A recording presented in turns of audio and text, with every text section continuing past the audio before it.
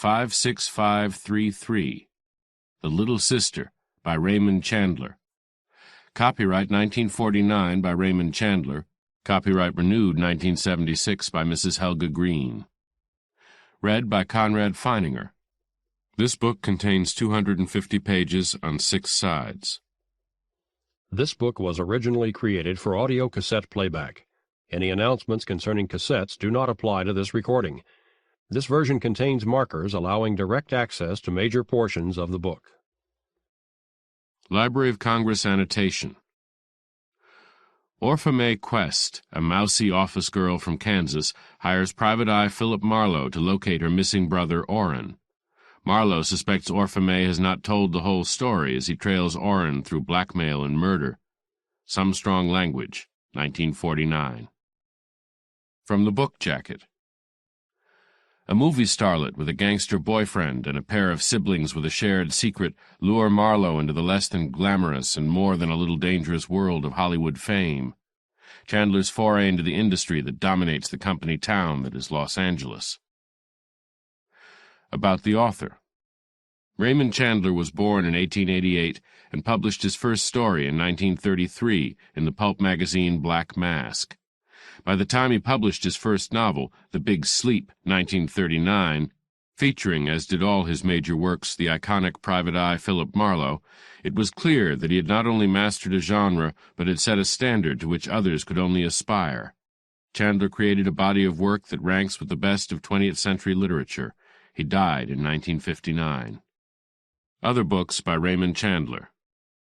Farewell, My Lovely, The High Window, The Lady in the Lake, The Simple Art of Murder, Trouble is My Business, The Long Goodbye, Playback. The Little Sister. 1. The pebbled glass door panel is lettered in flaked black paint. Philip Marlowe, Investigations. It is a reasonably shabby door at the end of a reasonably shabby corridor in the sort of building that was new about the year the all-tile bathroom became the basis of civilization. The door is locked, but next to it is another door with the same legend which is not locked. Come on in. There's nobody in here but me and a big blue-bottle fly, but not if you're from Manhattan, Kansas. It was one of those clear, bright summer mornings we get in the early spring in California before the high fog sets in. The rains are over. The hills are still green, and in the valley across the Hollywood Hills you can see snow on the high mountains. The fur stores are advertising their annual sales. The call houses that specialize in 16-year-old virgins are doing a land office business, and in Beverly Hills the jacaranda trees are beginning to bloom. I'd been stalking the blue-bottle fly for 5 minutes, waiting for him to sit down. He didn't want to sit down. He just wanted to do wing-overs and sing the prologue to Pagliacci. I had the fly swatter poised in mid-air, and I was all set. There was a patch of bright sunlight on the corner of the desk, and I knew that sooner or later that was where he was going to light. But when he did, I didn't even see him at first. The buzzing stopped, and there he was, and then the phone rang. I reached for it inch by inch with a slow and patient left hand. I lifted the phone slowly and spoke into it softly. "Hold the line a moment, please." I laid the phone down gently on the brown blotter. He was still there, shining and blue-green and full of sin. I took a deep breath and swung. What was left of him sailed halfway across the room and dropped to the carpet. I went over and picked him up by his good wing and dropped him into the wastebasket. "Thanks for waiting," I said into the phone. "Is this Mr. Marlowe, the detective?" It was a small, rather hurried, little girlish voice. I said it was Mr. Marlowe, the detective. "How much do you charge for your services, Mr. Marlowe?" "What was it you wanted done?" The voice sharpened a little. "I can't very well tell you that over the phone. It's very confidential. Before I'd waste time coming to your office, I'd have to have some idea—" $40 a day in expenses, unless it's the kind of job that can be done for a flat fee." "That's far too much," the little voice said. "Why, it might cost hundreds of dollars, and I only get a small salary, and—" "Where are you now?" "Why, I'm in a drugstore. It's right next to the building where your office is." "You could have saved a nickel. The elevator's free." I beg your pardon? I said it all over again. Come on up and let's have a look at you, I added. If you're in my kind of trouble, I can give you a pretty good idea. I have to know something about you, the small voice said very firmly. This is a very delicate matter, very personal. I couldn't talk to just anybody. If it's that delicate, I said, maybe you need a lady detective. Goodness, I didn't know there were any. Pause. But I don't think a lady detective would do at all. You see, Orrin was living in a very tough neighborhood, Mr. Marlowe. At least I thought it was tough. The manager of the rooming house is a most unpleasant person. He smelled of liquor. Do you drink, Mr. Marlowe? Well, now that you mention it, I don't think I'd care to employ a detective that uses liquor in any form. I don't even approve of tobacco. Would it be all right if I peeled an orange? I caught the sharp intake of breath at the far end of the line. You might at least talk like a gentleman, she said. Better try the university club, I told her. I heard they had a couple left over there, but I'm not sure they'll let you handle them. I hung up. It was a step in the right direction, but it didn't go far enough.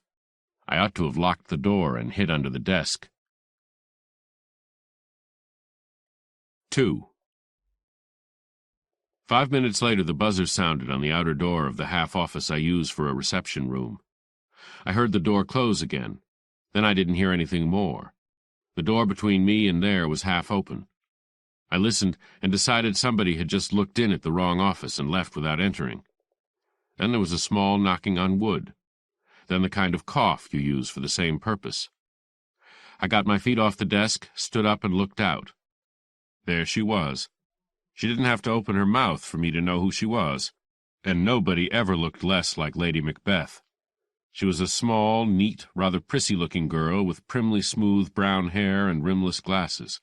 She was wearing a brown tailor-made, and from a strap over her shoulder hung one of those awkward-looking square bags that make you think of a Sister of Mercy taking first aid to the wounded. On the smooth brown hair was a hat that had been taken from its mother too young. She had no makeup, no lipstick, and no jewelry. The rimless glasses gave her that librarian's look. "That's no way to talk to people over the telephone," she said sharply. "You ought to be ashamed of yourself." "I'm just too proud to show it," I said. "Come on in." I held the door for her. Then I held the chair for her. She sat down on about 2 inches of the edge. "If I talked like that to one of Dr. Zugsmith's patients," she said, "I'd lose my position. He's most particular how I speak to the patients, even the difficult ones." "How is the old boy? I haven't seen him since that time I fell off the garage roof." She looked surprised and quite serious. "Why, surely you can't know Dr. Zugsmith."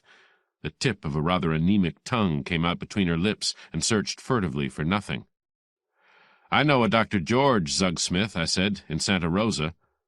"Oh, no, this is Dr. Alfred Zugsmith in Manhattan, Kansas.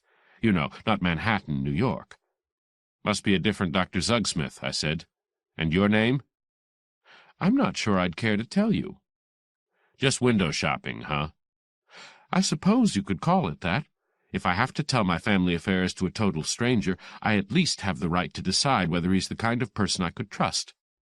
"Anybody ever tell you you're a cute little trick?" The eyes behind the rimless cheaters flashed.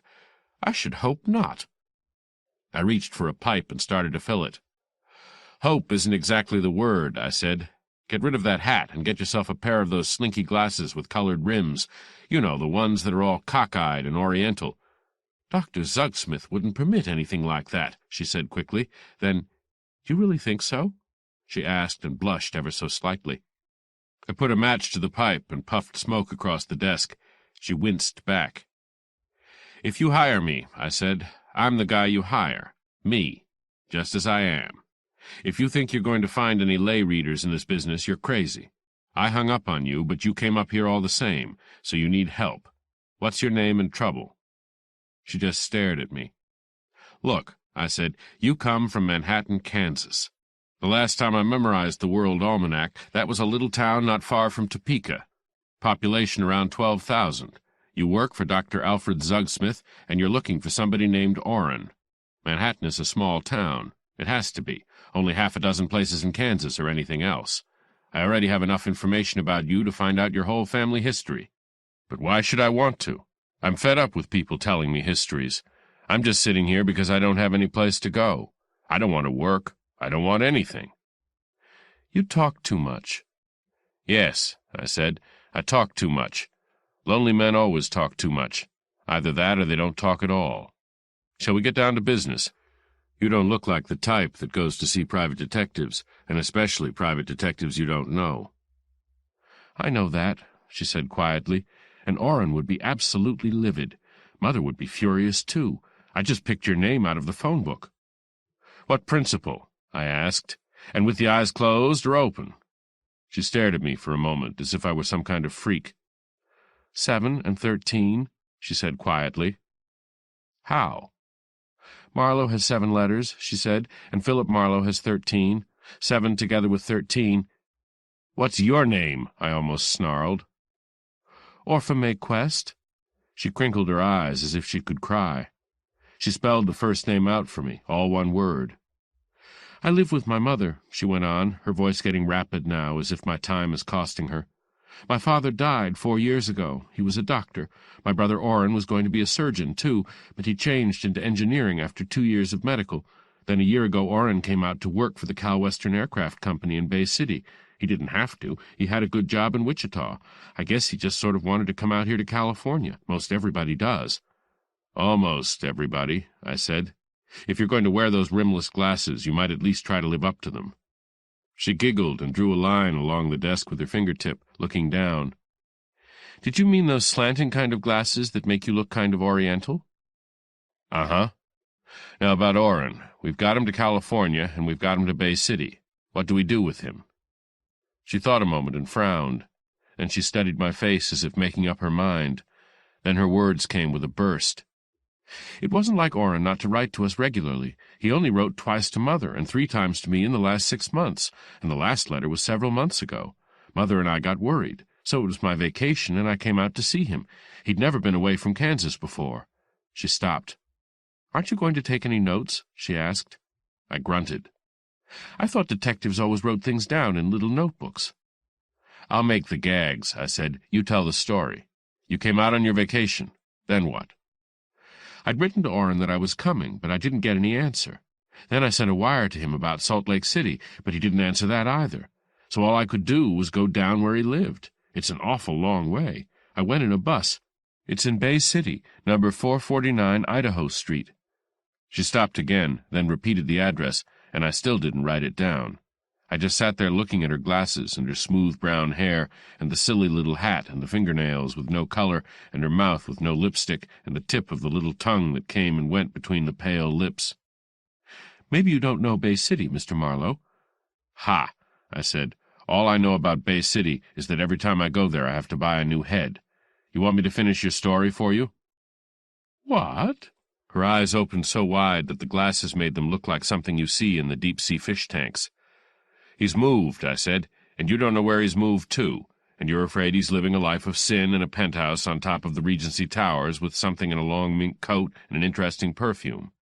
Well, for goodness sakes! Or am I being coarse? I asked. Please, Mr. Marlowe, she said at last, I don't think anything of the sort about Orrin, and if Orrin heard you say that, you'd be sorry. He can be awfully mean. But I know something has happened. It was just a cheap rooming house, and I didn't like the manager at all. A horrid kind of man. He said Orrin had moved away a couple of weeks before, and he didn't know where to, and he didn't care, and all he wanted was a good slug of gin. I don't know why Orrin would even live in a place like that. Did you say slug of gin? I asked. She blushed. That's what the manager said. I'm just telling you. All right, I said. Go on. Well, I called the place where he worked, the Cal Western Company, you know, and they said he'd been laid off like a lot of others, and that was all they knew. So then I went to the post office and asked if Orrin had put in a change of address to anywhere, and they said they couldn't give me any information. It was against the regulations. So I told them how it was, and the man said, well, if I was his sister, he'd go look. So he went and looked and came back and said no. Orrin hadn't put in any change of address. So then I began to get a little frightened. He might have had an accident or something. Did it occur to you to ask the police about that? I wouldn't dare ask the police. Orrin would never forgive me. He's difficult enough at the best of times. Our family— She hesitated, and there was something behind her eyes she tried not to have there. So she went on breathlessly, "Our family's not the kind of family—" "Look," I said wearily, "I'm not talking about the guy lifting a wallet. I'm talking about him getting knocked down by a car and losing his memory or being too badly hurt to talk." She gave me a level look that was not too admiring. "If it was anything like that, we'd know," she said. "Everybody has things in their pockets to tell who they are." "Sometimes all they have left is pockets." "Are you trying to scare me, Mr. Marlowe?"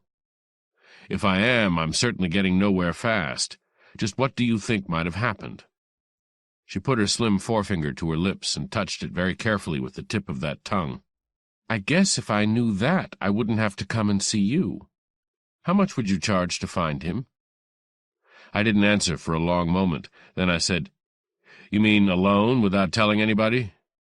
"Yes, I mean alone, without telling anybody." "Uh-huh. Well, that depends. I told you what my rates were." She clasped her hands on the edge of the desk and squeezed them together hard. She had about the most meaningless set of gestures I had ever laid eyes on. "I thought, you being a detective and all, you could find him right away," she said. "I couldn't possibly afford more than $20. I've got to buy my meals here, and my hotel, and the train going back, and you know the hotel is so terribly expensive, and the food on the train. Which one are you staying at?" I'd rather not tell you, if you don't mind." "Why?" "I'd just rather not. I'm terribly afraid of Orrin's temper, and, well, I can always call you up, can't I?" "Uh-huh. Just what is it you're scared of, besides Orrin's temper, Miss Quest?" I had let my pipe go out. I struck a match and held it to the bowl, watching her over it. "Isn't pipe-smoking a very dirty habit?" she asked. "Probably," I said, "but it would take more than $20 to have me drop it, and don't try to sidestep my questions." "You can't talk to me like that," she flared up. "Pipe-smoking is a dirty habit. Mother never let Father smoke in the house, even the last 2 years after he had his stroke. He used to sit with that empty pipe in his mouth sometimes, but she didn't like him to do that, really. We owed a lot of money, too, and she said she couldn't afford to give him money for useless things like tobacco. The church needed it much more than he did." "I'm beginning to get it," I said slowly. "Take a family like yours, and somebody in it has to be the dark meat." She stood up sharply and clasped the first-aid kit to her body. "I don't like you," she said. "I don't think I'm going to employ you. If you're insinuating that Orrin has done something wrong, well, I can assure you that it's not Orrin who's the black sheep of our family." I didn't move an eyelash. She swung around and marched to the door and put her hand on the knob, and then she swung around again and marched back and suddenly began to cry. I reacted to that just the way a stuffed fish reacts to cut bait. She got out her little handkerchief and tickled the corners of her eyes. "And now I suppose you'll call the police," she said with a catch in her voice, "and the Manhattan paper will hear about it, and they'll print something nasty about us." "You don't suppose anything of the sort. Stop chipping at my emotions. Let's see a photo of him." She put the handkerchief away in a hurry and dug something else out of her bag. She passed it across the desk. An envelope, thin, but there could be a couple of snapshots in it. I didn't look inside. "Describe him the way you see him," I said. She concentrated. That gave her a chance to do something with her eyebrows. "He was 28 years old last March. His light brown hair, much lighter than mine, and lighter blue eyes, and he brushes his hair straight back. He's very tall, over 6 feet, but he only weighs about 140 pounds. He's sort of bony. He used to wear a little blonde mustache, but Mother made him cut it off. She said, 'Don't tell me. The minister needed it to stuff a cushion.'" "You can't talk like that about my mother," she yelped, getting pale with rage. "Oh, stop being silly. There's a lot of things about you I don't know, but you can stop pretending to be an Easter lily right now. Does Orrin have any distinguishing marks on him, like moles or scars or a tattoo of the 23rd Psalm on his chest? And don't bother to blush." "Well, you don't have to yell at me. Why don't you look at the photograph?" "He probably has his clothes on. After all, you're his sister. You ought to know." "No, he hasn't," she said tightly. "He has a little scar on his left hand where he had a wen removed." "What about his habits? What does he do for fun, besides not smoking or drinking or going out with girls?" "Why, how did you know that?" "Your mother told me." She smiled. I was beginning to wonder if she had one in her. She had very white teeth, and she didn't wave her gums. That was something. "Aren't you silly?" she said. "He studies a lot, and he has a very expensive camera he likes to snap people with when they don't know. Sometimes it makes them mad, but Orrin says people ought to see themselves as they really are." "Let's hope it never happens to him," I said. "What kind of camera is it?" "One of those little cameras with a very fine lens. You can take snaps in almost any kind of light. A Leica." I opened the envelope and took out a couple of small prints, very clear. "These weren't taken with anything like that," I said. "Oh, no. Philip took those. Philip Anderson, a boy I was going with for a while." She paused and sighed. "And I guess that's really why I came here, Mr. Marlowe, just because your name's Philip, too." I just said, "Uh-huh," but I felt touched in some vague sort of way. "What happened to Philip Anderson?" "But it's about Orrin." "I know," I interrupted, "but what happened to Philip Anderson?" "He's still there in Manhattan." She looked away. "Mother doesn't like him very much. I guess you know how it is." "Yes," I said, "I know how it is. You can cry if you want to. I won't hold it against you. I'm just a big soft slob myself." I looked at the two prints. One of them was looking down and was no good to me. The other was a fairly good shot of a tall, angular bird with narrow-set eyes and a thin, straight mouth and a pointed chin. He had the expression I expected to see. If you forgot to wipe the mud off your shoes, he was the boy who would tell you. I laid the photos aside and looked at Orfamay Quest, trying to find something in her face even remotely like his. I couldn't. Not the slightest trace of family resemblance, which of course meant absolutely nothing. It never has. "All right," I said. "I'll go down there and take a look, but you ought to be able to guess what's happened. He's in a strange city. He's made good money for a while, more than he's ever made in his life, perhaps. He's meeting a kind of people he never met before, and it's not the kind of town, believe me it isn't, I know Bay City, that Manhattan, Kansas is. So he just broke training, and he doesn't want his family to know about it. He'll straighten out." She just stared at me for a moment in silence. Then she shook her head. "No, Orrin's not the type to do that, Mr. Marlowe." "Anyone is," I said, "especially a fellow like Orrin. The small-town sanctimonious type of guy who's lived his entire life with his mother on his neck and the minister holding his hand. Out here he's lonely. He's got dough. He'd like to buy a little sweetness and light, and not the kind that comes through the east window of a church. Not that I have anything against that. I mean, he already had enough of that, didn't he?" She nodded her head silently. "So he starts to play," I went on, "and he doesn't know how to play. That takes experience, too. He's got himself all jammed up with some floozy and a bottle of hooch, and what he's done looks to him as if he'd stolen the bishop's pants. After all, the guy's going on 29 years old, and if he wants to roll in the gutter, that's his business. He'll find somebody to blame it on after a while." "I hate to believe you, Mr. Marlowe," she said slowly. "I'd hate for Mother—" "Something was said about $20, I cut in. She looked shocked. "Do I have to pay you now?" "What would be the custom in Manhattan, Kansas?" "We don't have any private detectives in Manhattan, just the regular police. That is, I don't think we do." She probed in the inside of her toolkit again and dragged out a red change purse, and from that she took a number of bills, all neatly folded and separate, 3 5s and 5 1s. There didn't seem to be much left. She kind of held the purse so I could see how empty it was. Then she straightened the bills out on the desk and put one on top of the other and pushed them across, very slowly, very sadly, as if she was drowning a favorite kitten. "I'll give you a receipt," I said. "I don't need a receipt, Mr. Marlowe." "I do. You won't give me your name and address, so I want something with your name on it." "What for?" "To show I'm representing you." I got the receipt book out and made the receipt and held the book for her to sign the duplicate. She didn't want to. After a moment, reluctantly, she took the hard pencil and wrote Orfamay Quest in a neat secretary's writing across the face of the duplicate. "Still no address?" I asked. "I'd rather not." "Call me any time, then. My home number is in the phone book, too. Bristol Apartments, apartment 428. "I shan't be very likely to visit you," she said coldly. "I haven't asked you yet," I said. "Call me around 4, if you like. I might have something, and then again I might not." She stood up. "I hope Mother won't think I've done wrong," she said, picking at her lip now with the pale fingernail. "Coming here, I mean." "Just don't tell me any more of the things your mother won't like," I said. "Just leave that part out." "Well, really."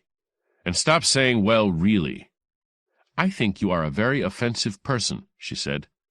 "No, you don't. You think I'm cute, and I think you're a fascinating little liar. You don't think I'm doing this for any $20, do you?"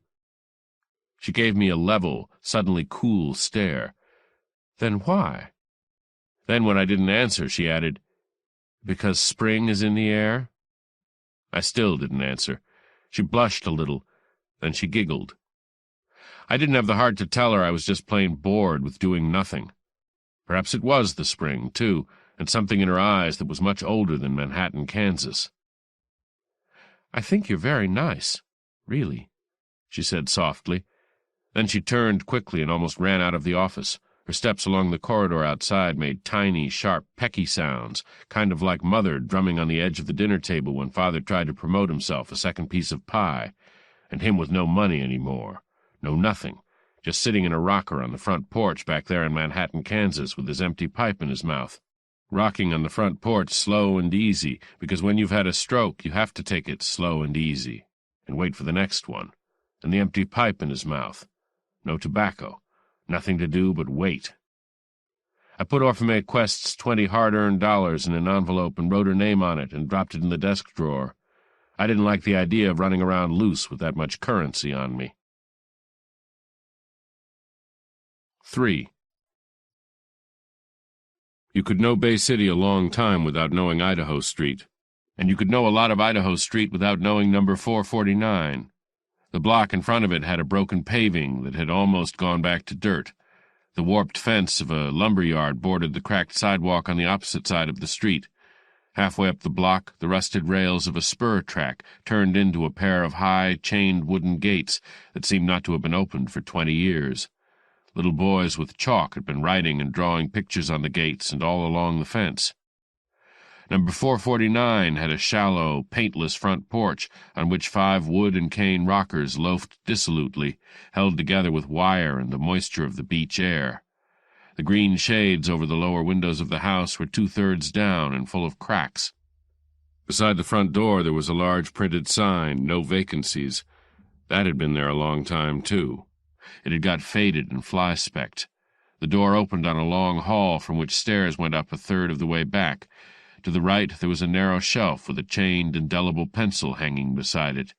There was a push-button and a yellow and black sign above which read "Manager" and was held up by 3 thumbtacks, no 2 of which matched. There was a payphone on the opposite wall. I pushed the bell. It rang somewhere nearby, but nothing happened. I rang it again. The same nothing happened. I prowled along to a door with a black and white metal sign on it, "Manager." I knocked on that. Then I kicked it. Nobody seemed to mind my kicking it. I went back out of the house and down around the side where a narrow concrete walk led to the service entrance. It looked as if it was in the right place to belong to the manager's apartment. The rest of the house would be just rooms. There was a dirty garbage pail on the small porch and a wooden box full of liquor bottles. Behind the screen, the back door of the house was open. It was gloomy inside. I put my face against the screen and peered in. Through the open inner door beyond the service porch I could see a straight chair with a man's coat hanging over it, and in the chair a man in shirt-sleeves with his hat on. He was a small man. I couldn't see what he was doing, but he seemed to be sitting at the end of the built-in breakfast table in the breakfast nook. I banged on the screen door. The man paid no attention. I banged again harder. This time he tilted his chair back and showed me a small pale face with a cigarette in it. "What you want?" he barked. "Manager." "Not in, bub." "Who are you?" "What's it to you?" "I want a room." "No vacancies, bub. Can't you read large print?" "I happen to have different information," I said. "Yeah?" He shook ash from his cigarette by flicking it with a nail without removing it from his small, sad mouth. "Go fry your head in it." He tilted his chair forward again and went on doing whatever it was he was doing. I made noise getting down off the porch, and none whatever coming back up on it. I felt the screen door carefully. It was hooked. With the open blade of a penknife I lifted the hook and eased it out of the eye. It made a small tinkle, but louder tinkling sounds were being made beyond, in the kitchen. I stepped into the house, crossed the service porch, went through the door into the kitchen. The little man was too busy to notice me. The kitchen had a 3-burner gas stove, a few shelves of greasy dishes, a chipped icebox, and the breakfast nook. The table in the breakfast nook was covered with money. Most of it was paper, but there was silver also, and all sizes up to dollars. The little man was counting and stacking it and making entries in a small book. He wetted his pencil without bothering the cigarette that lived in his face. There must have been several $100s on that table. "Rent day?" I asked genially. The small man turned very suddenly. For a moment he smiled and said nothing. It was the smile of a man whose mind is not smiling. He removed the stub of cigarette from his mouth, dropped it on the floor, and stepped on it. He reached a fresh one out of his shirt and put it in the same hole in his face and started fumbling for a match. "You came in nice," he said pleasantly. Finding no match, he turned casually in his chair and reached into a pocket of his coat. Something heavy knocked against the wood of the chair. I got hold of his wrist before the heavy thing came out of the pocket.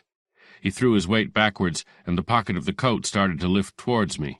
I yanked the chair out from under him. He sat down hard on the floor and knocked his head against the end of the breakfast table. That didn't keep him from trying to kick me in the groin.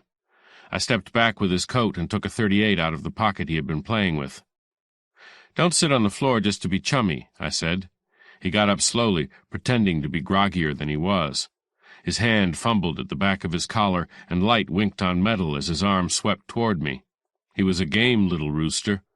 I sideswiped his jaw with his own gun, and he sat down on the floor again. I stepped on the hand that held the knife. His face twisted with pain, but he didn't make a sound. So I kicked the knife into a corner. It was a long, thin knife, and it looked very sharp. "You ought to be ashamed of yourself," I said, "pulling guns and knives on people that are just looking for a place to live. Even for these times, that's out of line." He held his hurt hand between his knees and squeezed it and began to whistle through his teeth. The slap on the jaw didn't seem to have hurt him. "Okay," he said. "Okay, I ain't supposed to be perfect. Take the dough and beat it. But don't ever think we won't catch up with you." I looked at the collection of small bills and medium bills and silver on the table. "You must meet a lot of sales resistance, the weapons you carry," I told him. I walked across to the inner door and tried it. It was not locked. I turned back. "I'll leave your gun in the mailbox," I said. "Next time, ask to see the buzzer." He was still whistling gently between his teeth and holding his hands. He gave me a narrow, thoughtful eye, then shoveled the money into a shabby briefcase and slipped its catch. He took his hat off, straightened it around, put it back jauntily on the back of his head, and gave me a quiet, efficient smile. "Never mind about the heater," he said. "The town's full of old iron. But you could leave the skiv with Clausen. I've done quite a bit of work on it to get it in shape." "And with it?" I said. "Could be." He flicked a finger at me airily. "Maybe we meet again some day soon, when I got a friend with me." "Tell him to wear a clean shirt," I said, "and lend you one." My, the little man said chidingly. "How tough we get, how quick, once we get that badge pinned on." He went softly past me and down the wooden steps from the back porch. His footsteps tapped to the street and faded. They sounded very much like Orfamay's heels clicking along the corridor in my office building, and for some reason I had that empty feeling of having miscounted the trumps. No reason for it at all. Maybe it was the steely quality about the little man. No whimper, no bluster, just the smile, the whistling between the teeth, the light voice, and the unforgetting eyes. I went over and picked up the knife. The blade was long and round and thin, like a rat-tailed file that has been ground smooth. The handle and guard were lightweight plastic and seemed all one piece. I held the knife by the handle and gave it a quick flip at the table. The blade came loose and quivered in the wood. I took a deep breath and slid the handle down over the end again and worked the blade loose from the table. A curious knife, with design and purpose in it, and neither of them agreeable.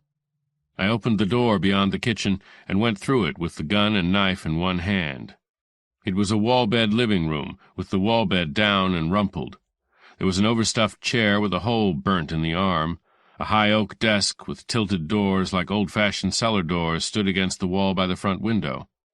Near this there was a studio couch, and on the studio couch lay a man. His feet hung over the end of the couch in knobby gray socks. His head had missed the pillow by 2 feet. It was nothing much to miss from the color of the slip on it. The upper part of him was contained in a colorless shirt and a threadbare gray coat sweater. His mouth was open and his face was shining with sweat, and he breathed like an old Ford with a leaky head gasket. On a table beside him was a plate full of cigarette stubs, some of which had a homemade look. On the floor a near-full gin bottle and a cup that seemed to have contained coffee, but not at all recently. The room was full mostly of gin and bad air, but there was also a reminiscence of marijuana smoke. I opened a window and leaned my forehead against the screen to get a little cleaner air into my lungs and looked out into the street. 2 kids were wheeling bicycles along the lumberyard fence, stopping from time to study the examples of restroom art on the boarding. Nothing else moved in the neighborhood, not even a dog. Down at the corner was dust in the air as though a car had passed that way. I went over to the desk. Inside it was the house register, so I leafed back until I came to the name Orrin Quest, written in a sharp, meticulous handwriting, and the number 214, added in pencil by another hand that was by no means sharp or meticulous. I followed on through to the end of the register, but found no new registration for room 214. A party named G.W. Hicks had room 215. I shut the register in the desk and crossed to the couch. The man stopped his snoring and bubbling and threw his right arm across his body, as if he thought he was making a speech. I leaned down and gripped his nose tight between my first and second fingers and stuffed a handful of his sweater into his mouth. He stopped snoring and jerked his eyes open. They were glazed and bloodshot. He struggled against my hand. When I was sure he was fully awake, I let go of him, picked the bottle full of gin off the floor, and poured some into a glass that lay on its side near the bottle. I showed the glass to the man. His hand came out to it with the beautiful anxiety of a mother welcoming a lost child. I moved it out of his reach and said, "You the manager?" He licked his lips stickily and said, "Grrr." He made a grab for the glass. I put it on the table in front of him. He grasped it carefully in both hands and poured the gin into his face. Then he laughed heartily and threw the glass at me. I managed to catch it and upend it on the table again. The man looked me over with a studied but unsuccessful attempt at sternness. "What gives?" he croaked in an annoyed tone. "Manager?" He nodded and almost fell off the couch. "Must be I'm drunky," he said. "Kind of a little bit drunky." "You're not bad," I said. "You're still breathing." He put his feet on the ground and pushed himself upright. He cackled with sudden amusement, took 3 uneven steps, went down on his hands and knees, and tried to bite the leg of a chair. I pulled him up on his feet again, set him down in the overstuffed chair with the burned arm, and poured him another slug of his medicine. He drank it, shuddered violently, and all at once his eyes seemed to get sane and cunning. Drunks of his type have a certain balanced moment of reality. You never know when it will come or how long it will last. "Who the hell are you?" he growled. "I'm looking for a man named Orrin Quest." "Huh?" I said it again.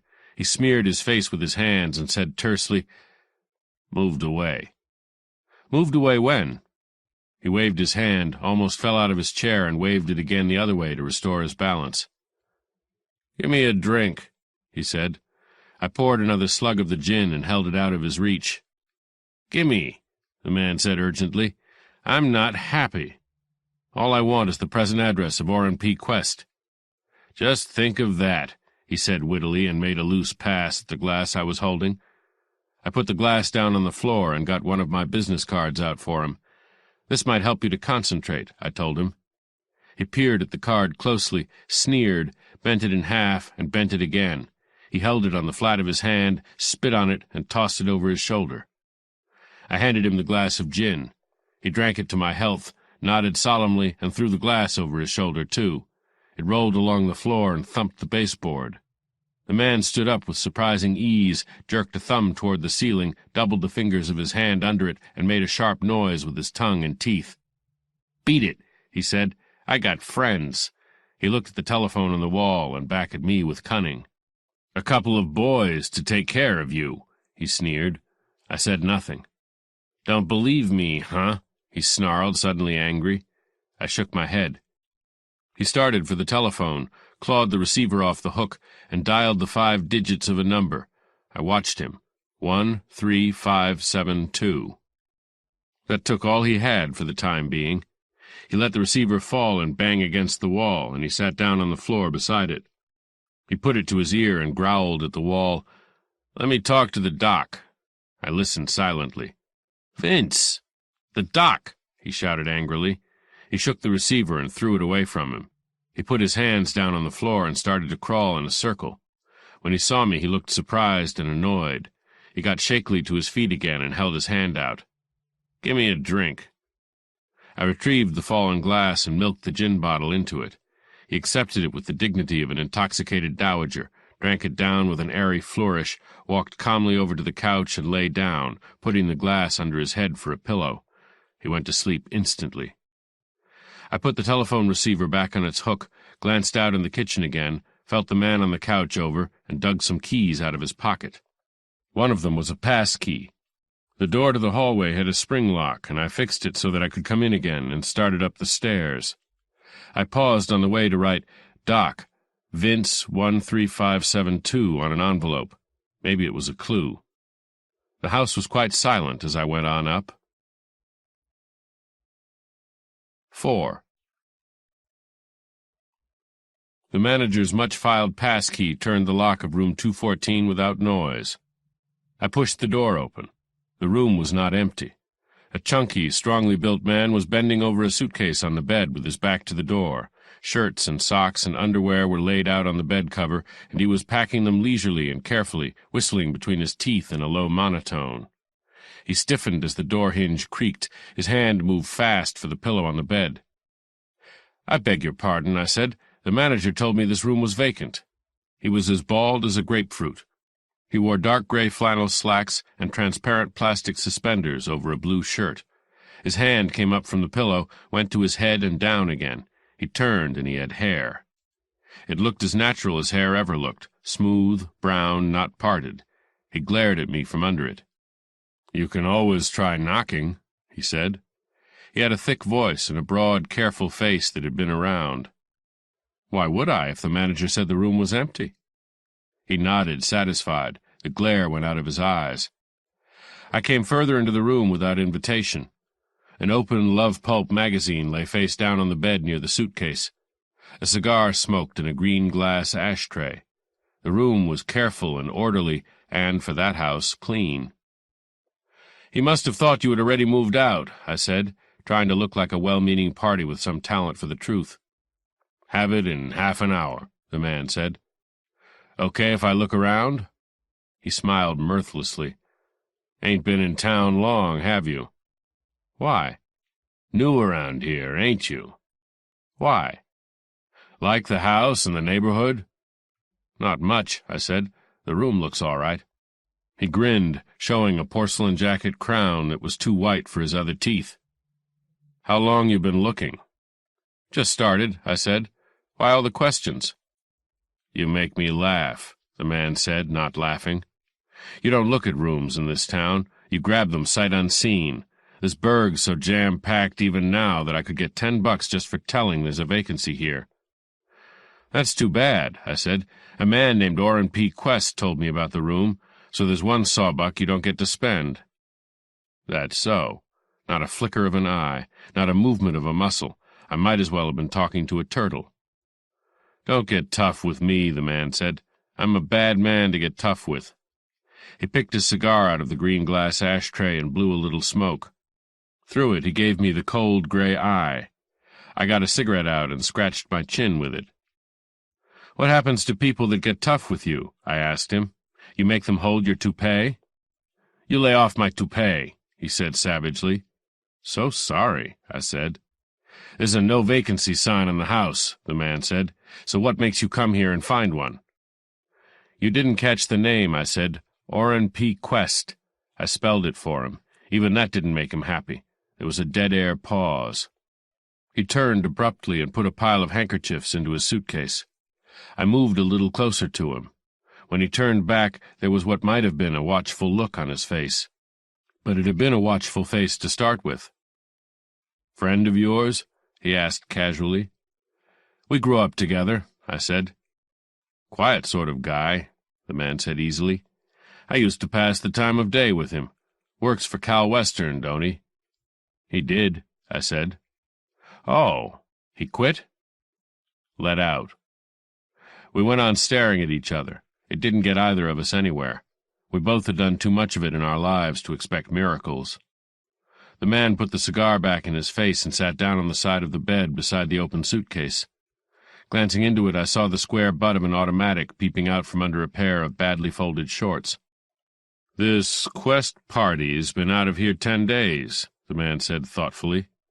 "So he still thinks the room is vacant, huh?" "According to the register, it is vacant," I said. He made a contemptuous noise. "That rummy downstairs probably ain't looked at the register in a month. Say, wait a minute."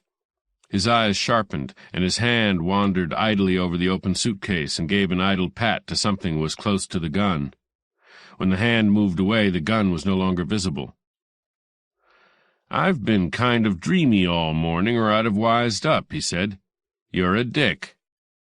"All right, say I'm a dick. What's the beef?"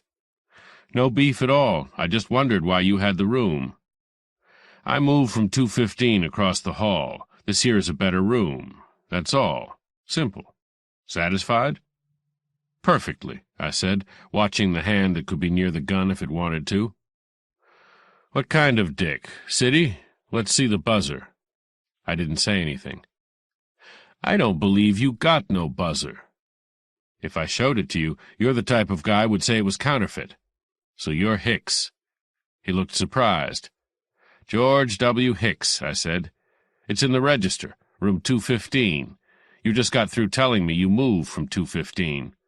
I glanced around the room. If you had a blackboard here, I'd write it out for you." "Strictly speaking, we don't have to get into no snarling match," he said. "Sure, I'm Hicks. Pleased to meet you. What's yours?" He held his hand out. I shook hands with him, but not as if I'd been longing for the moment to arrive. "My name's Marlowe," I said. "Philip Marlowe." "You know something," Hicks said politely. "You're a goddamn liar." I laughed in his face. "You ain't getting no place with that breezy manner, bub. What's your connection?" I got my wallet out and handed him one of my business cards. He read it thoughtfully and tapped the edge against his porcelain crown. "He could have went somewhere without telling me," he mused. "Your grammar," I said, "is almost as loose as your toupee." "You lay off my toupee if you know what's good for you," he shouted. "I wasn't going to eat it," I said. "I'm not that hungry." He took a step towards me and dropped his right shoulder. A scowl of fury dropped his lip almost as far. "Don't hit me. I'm insured," I told him. "Oh, hell, just another screwball." He shrugged and put his lip back up on his face. "What's the lay?" "I have to find this Orrin Quest," I said. "Why?" I didn't answer that. After a moment he said, "Okay, I'm a careful guy myself. That's why I'm moving out. Maybe you don't like the reefer smoke." "That," he said emptily, "and other things. That's why Quest left. Respectable type. Like me. I think a couple of hard boys threw a scare into him." "I see," I said. "That would be why he left no forwarding address. And why did they throw a scare into him?" "You just mentioned reefer smoke, didn't you? Wouldn't he be the type to go to headquarters about that?" "In Bay City?" I asked. "Why would he bother?" "Well, thanks a lot, Mr. Hicks. Going far?" "Not far," he said. "No, not very far. Just far enough." "What's your racket?" I asked him. "Racket?" He looked hurt. "Sure. What do you shake them for? How do you make your dibs?" "You got me wrong, brother. I'm a retired optometrist." "That why you have the .45 gun in there?" I pointed to the suitcase. "Nothing to get cute about," he said sourly. "It's been in the family for years." He looked down at the card again. "Private investigator, huh?" he said thoughtfully. "What kind of work do you do mostly?" "Anything that's reasonably honest," I said. He nodded. "Reasonably is a word you could stretch. So is honest." I gave him a shady leer. "You're so right," I agreed. "Let's get together some quiet afternoon and stretch them." I reached out and slipped the card from between his fingers and dropped it into my pocket. "Thanks for the time," I said. I went out and closed the door, then stood against it listening. I don't know what I expected to hear. Whatever it was, I didn't hear it. I had a feeling he was standing exactly where I had left him and looking at the spot where I had made my exit. I made noise going along the hall and stood at the head of the stairs. A car drove away from in front of the house. Somewhere a door closed. I went quietly back to room 215 and used the passkey to enter. I closed and locked its door silently and waited just inside. 5. Not more than 2 minutes passed before Mr. George W. Hicks was on his way. He came out so quietly that I wouldn't have heard him if I hadn't been listening for precisely that kind of movement. I heard the slight metallic sound of the doorknob turning, the slow steps. Then very gently the door was closed, the steps moved off, the faint distant creak of the stairs, then nothing. I waited for the sound of the front door. It didn't come. I opened the door of 215 and moved along the hall to the stairhead again. Below there was the careful sound of a door being tried. I looked down to see Hicks going into the manager's apartment. The door closed behind him. I waited for the sound of voices. No voices. I shrugged and went back to 215. The room showed signs of occupancy. There was a small radio on a night table, an unmade bed with shoes under it, and an old bathrobe hung over the cracked, pull-down green shade to keep the glare out. I looked at all this as if it meant something, then stepped back into the hall and relocked the door. Then I made another pilgrimage into room 214. Its door was now unlocked. I searched the room with care and patience and found nothing that connected it in any way with Orrin Quest. I didn't expect to. There was no reason why I should, but you always have to look. I went downstairs, listened outside the manager's door, heard nothing, went in, and crossed to put the keys on the desk. Lester B. Clausen lay on his side on the couch, with his face to the wall, dead to the world. I went through the desk, found an old account book that seemed to be concerned with rent taken in and expenses paid out and nothing else. I looked at the register again. It wasn't up to date, but the party on the couch seemed enough explanation for that. Orrin Quest had moved away. Somebody had taken over his room. Somebody else had the room registered to Hicks. The little man counting money in the kitchen went nicely with the neighborhood. The fact that he carried a gun and a knife was a social eccentricity that would cause no comment at all on Idaho Street. I reached the small Bay City telephone book off the hook beside the desk. I didn't think it would be much of a job to sift out the party that went by the name of Doc or Vince and the phone number 13572. First of all, I leafed back through the register, something which I ought to have done first. The page with Orrin Quest's registration had been torn out. A careful man, Mr. George W. Hicks. Very careful. I closed the register, glanced over at Lester B. Clausen again, wrinkled my nose at the stale air and the sickly Swedish smell of gin and of something else, and started back to the entrance door. As I reached it, something for the first time penetrated my mind. A drunk like Clausen ought to be snoring very loudly. He ought to be snoring his head off with a nice assortment of checks and gurgles and snorts. He wasn't making any sound at all. A brown army blanket was pulled up around his shoulders and the lower part of his head. He looked very comfortable, very calm. I stood over him and looked down. Something which was not an accidental fold held the army blanket away from the back of his neck. I moved it. A square yellow wooden handle was attached to the back of Lester B. Clausen's neck. On the side of the yellow handle were printed the words, "Compliments of the Crumpson Hardware Company." The position of the handle was just below the occipital bulge.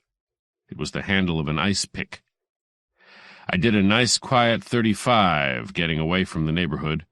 On the edge of the city, a frog's jump from the line, I shut myself in an outdoor telephone booth and called the police department. "Bay City Police, Moot talking," a furry voice said. I said, "Number 449 Idaho Street, in the apartment of the manager. His name's Clausen." "Yeah," the voice said. "What do we do?" "I don't know," I said. "It's a bit of a puzzle to me, but the man's name is Lester B. Clausen. Got that?" "What makes it important?" the furry voice said without suspicion. "The coroner will want to know," I said, and hung up. 6. I drove back to Hollywood and locked myself in the office with the Bay City telephone book. It took me a quarter-hour to find out that the party who went with the telephone number 13572 in Bay City was a Dr. Vincent Lagarde, who called himself a neurologist, had his home and offices on Wyoming Street, which according to my map was not quite in the best residential neighborhood and not quite out of it. I locked the Bay City telephone book up in my desk and went down to the corner drugstore for a sandwich and a cup of coffee and used a pay booth to call Dr. Vincent Lagarde. A woman answered, and I had some trouble getting through to Dr. Lagarde himself. When I did, his voice was impatient. He was very busy, in the middle of an examination, he said. I never knew a doctor who wasn't. Did he know Lester B. Clausen? He never heard of him. What was the purpose of my inquiry? "Mr. Clausen tried to telephone you this morning," I said. "He was too drunk to talk properly." "But I don't know Mr. Clausen," the doctor's cool voice answered. He didn't seem to be in quite such a hurry now. "Well, that's all right, then," I said. "Just wanted to make sure. Somebody stuck an ice pick into the back of his neck." There was a quiet pause. Dr. Lagarde's voice was now almost unctuously polite. "Has this been reported to the police?" "Naturally," I said. "But it shouldn't bother you, unless, of course, it was your ice pick." He passed that one up. "And who is this speaking?" he inquired suavely. "The name is Hicks," I said. "George W. Hicks. I just moved out of there. I don't want to get mixed up with that sort of thing. I just figured when Clausen tried to call you, this was before he was dead, you understand, that you might be interested." "I'm sorry, Mr. Hicks," Dr. Lagarde's voice said, "but I don't know Mr. Clausen. I have never heard of Mr. Clausen or had any contact with him whatsoever, and I have an excellent memory for names." "Well, that's fine," I said, "and you won't meet him now. But somebody may want to know why he tried to telephone you, unless I forget to pass the information along." There was a dead pause. Dr. Lagarde said, "I can't think of any comment to make on that." I said, "Neither can I. I may call you again. Don't get me wrong, Dr. Lagarde. This isn't any kind of a shake. I'm just a mixed-up little man who needs a friend. I kind of felt that a doctor, like a clergyman—" "I'm at your entire disposal," Dr. Lagarde said. "Please feel free to consult me." "Thank you, Doctor," I said fervently. "Thank you very, very much." I hung up. If Dr. Vincent Lagarde was on the level, he would now telephone the Bay City Police Department and tell them the story. If he didn't telephone the police, he wasn't on the level, which might or might not be useful to know. 7. The phone on my desk rang at 4 o'clock sharp. "Did you find Orrin yet, Mr. Marlowe?" "Not yet. Where are you?" "Why, I'm in the drugstore next to—" "Come on up and stop acting like Matahari," I said. "Aren't you ever polite to anybody?" she snapped. I hung up and fed myself a slug of Old Forester to brace my nerves for the interview. As I was inhaling it, I heard her steps tripping along the corridor.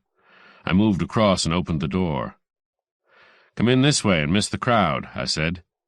She seated herself demurely and waited. "All I could find out," I told her, "is that the dump on Idaho Street is peddling reefers. That's marijuana cigarettes." "Why, how disgusting," she said. "We have to take the bad with the good in this life," I said. "Orrin must have got wise and threatened to report it to the police." "You mean," she said in her little girl manner, "that they might hurt him for doing that?" "Well, most likely they just throw a scare into him first." "Oh, they couldn't scare Orrin, Mr. Marlowe," she said decisively. "He just gets mean when people try to run him." "Yeah," I said, "but we're not talking about the same things. You can scare anybody, with the right technique." She set her mouth stubbornly. "No, Mr. Marlowe, they couldn't scare Orrin." "Okay," I said, "so they didn't scare him. Say they just cut off one of his legs and beat him over the head with it. What would he do then? Write to the Better Business Bureau?" "You're making fun of me," she said politely. Her voice was as cool as boarding-house soup. "Is that all you did all day? Just find Orrin had moved and it was a bad neighborhood?" "Why, I found that out for myself, Mr. Marlowe. I thought you being a detective and all—" She trailed off, leaving the rest of it in the air. "I did a little more than that," I said. "I gave the landlord a little gin and went through the register and talked to a man named Hicks, George W. Hicks. He wears a toupee. I guess maybe you didn't meet him. He has, or had, Orrin's room. So I thought maybe—" It was my turn to do a little trailing in the air. She fixed me with her pale blue eyes enlarged by the glasses. Her mouth was small and firm and tight, her hands clasped on the desk in front of her over her large square bag, her whole body stiff and erect and formal and disapproving. "I paid you $20, Mr. Marlowe," she said coldly. "I understood that was in payment of a day's work. It doesn't seem to me that you've done a day's work." "No," I said, "that's true, but the day isn't over yet. And don't bother about the $20. You can have it back if you like. I didn't even bruise it." I opened the desk drawer and got out her money. I pushed it across the desk. She looked at it but didn't touch it. Her eyes came up slowly to meet mine. "I didn't mean it like that. I know you're doing the best you can, Mr. Marlowe, with the facts I have. But I've told you all I know." "I don't think so," I said. "Well, I'm sure I can't help what you think," she said tartly. "After all, if I knew what I wanted to know already, I wouldn't have come here and asked you to find it out, would I?" "I'm not saying you know all you want to know," I answered. "The point is, I don't know all I want to know in order to do a job for you, and what you tell me doesn't add up." "What doesn't add up? I've told you the truth. I'm Orrin's sister. I guess I know what kind of person he is." "How long did he work for Cal Western?" "I've told you that. He came out to California just about a year ago. He got work right away because he practically had the job before he left." "He wrote home how often, before he stopped writing?" "Every week, sometimes oftener. He'd take turns writing to Mother and me. Of course, the letters were for both of us." "About what?" "You mean, what did he write about?" "What did you think I meant?" "Well, you don't have to snap at me. He wrote about his work and the plant and the people there, and sometimes about a show he'd been to, or it was about California. He'd write about church, too." "Nothing about girls?" "I don't think Orrin cared much for girls." "And lived at the same address all this time?" She nodded, looking puzzled. "And he stopped writing how long ago?" That took thought. She pressed her lips and pushed a fingertip around the middle of the lower one. "About 3 or 4 months," she said at last. "What was the date of his last letter?" I'm afraid I can't tell you exactly the date, but it was, like I said, 3 or 4... I waved a hand at her. "Anything out of the ordinary in it? Anything unusual said or anything unusual unsaid?" "Why, no. It seemed just like all the rest." "Don't you have any friends or relatives in this part of the country?" She gave me a funny stare, started to say something, then shook her head sharply. "No." "Okay, now I'll tell you what's wrong. I'll skip over your not telling me where you're staying, because it might be just that you're afraid I'll show up with a quart of hooch under my arm and make a pass at you." "That's not a very nice way to talk," she said. "Nothing I say is nice. I'm not nice. By your standards, nobody with less than 3 prayer books could be nice, but I am inquisitive. What's wrong with this picture is that you're not scared, neither you personally nor your mother, and you ought to be scared as hell." She clutched her bag to her bosom with tight little fingers. "You mean something has happened to him?" Her voice faded off into a sort of sad whisper, like a mortician asking for a down payment. "I don't know that anything has, but in your position, knowing the kind of guy Orrin was, the way his letters came through and then didn't, I can't see myself waiting for my summer vacation to come around before I start asking questions. I can't see myself bypassing the police, who have an organization for finding people, and going to a lone wolf operator you never heard of, asking him to root around for you in the rubble. And I can't see your dear old mother just sitting there in Manhattan, Kansas, week after week, darning the minister's winter underwear.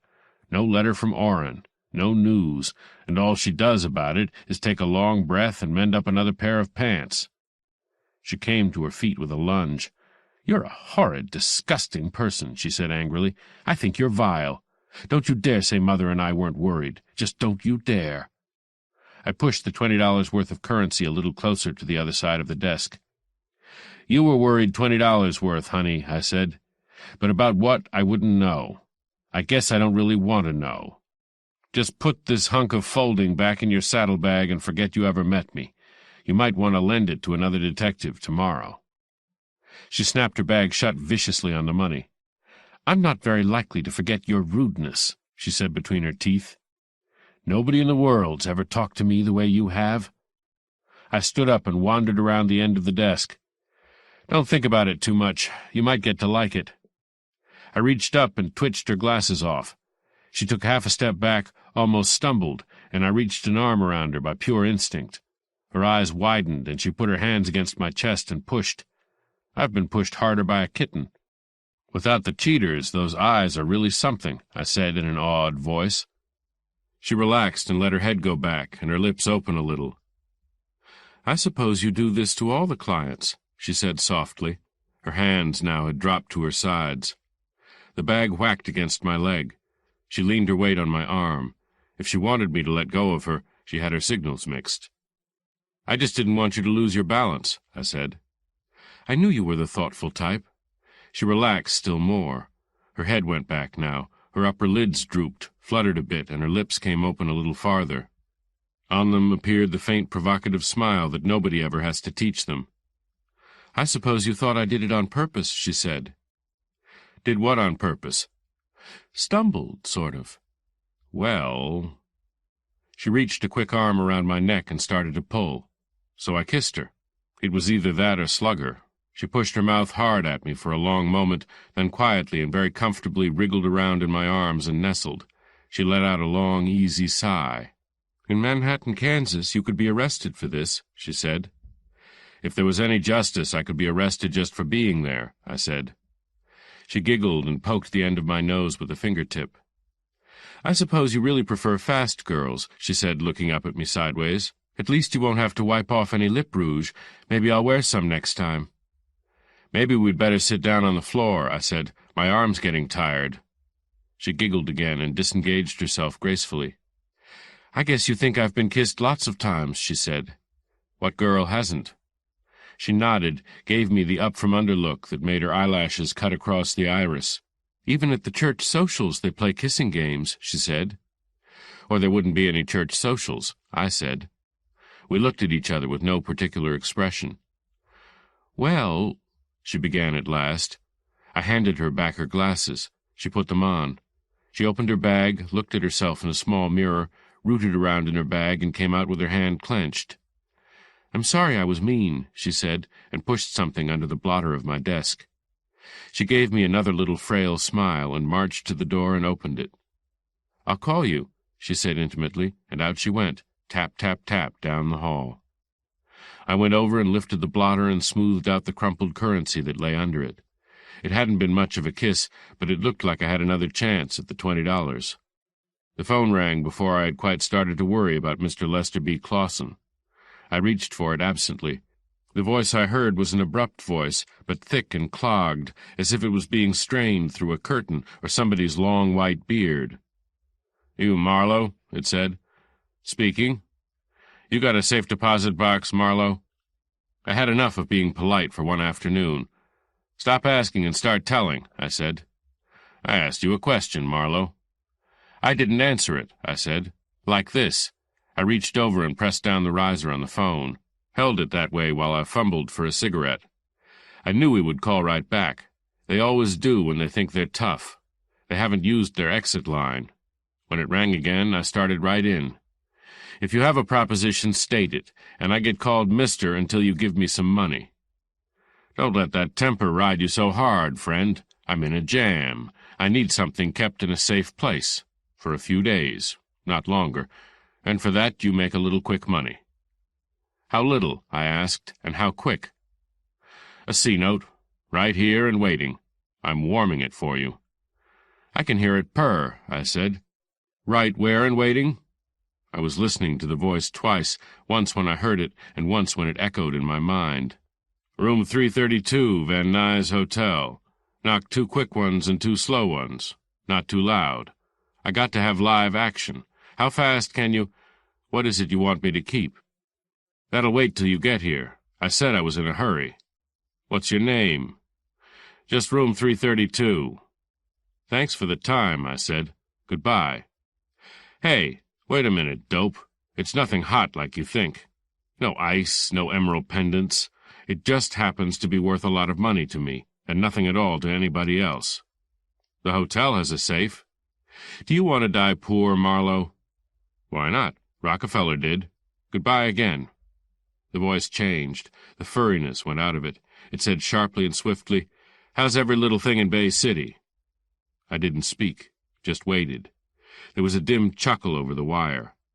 "Thought that might interest you, Marlowe. Room 332 it is. Tramp on it, friend. Make speed." The phone clicked in my ear. I hung up.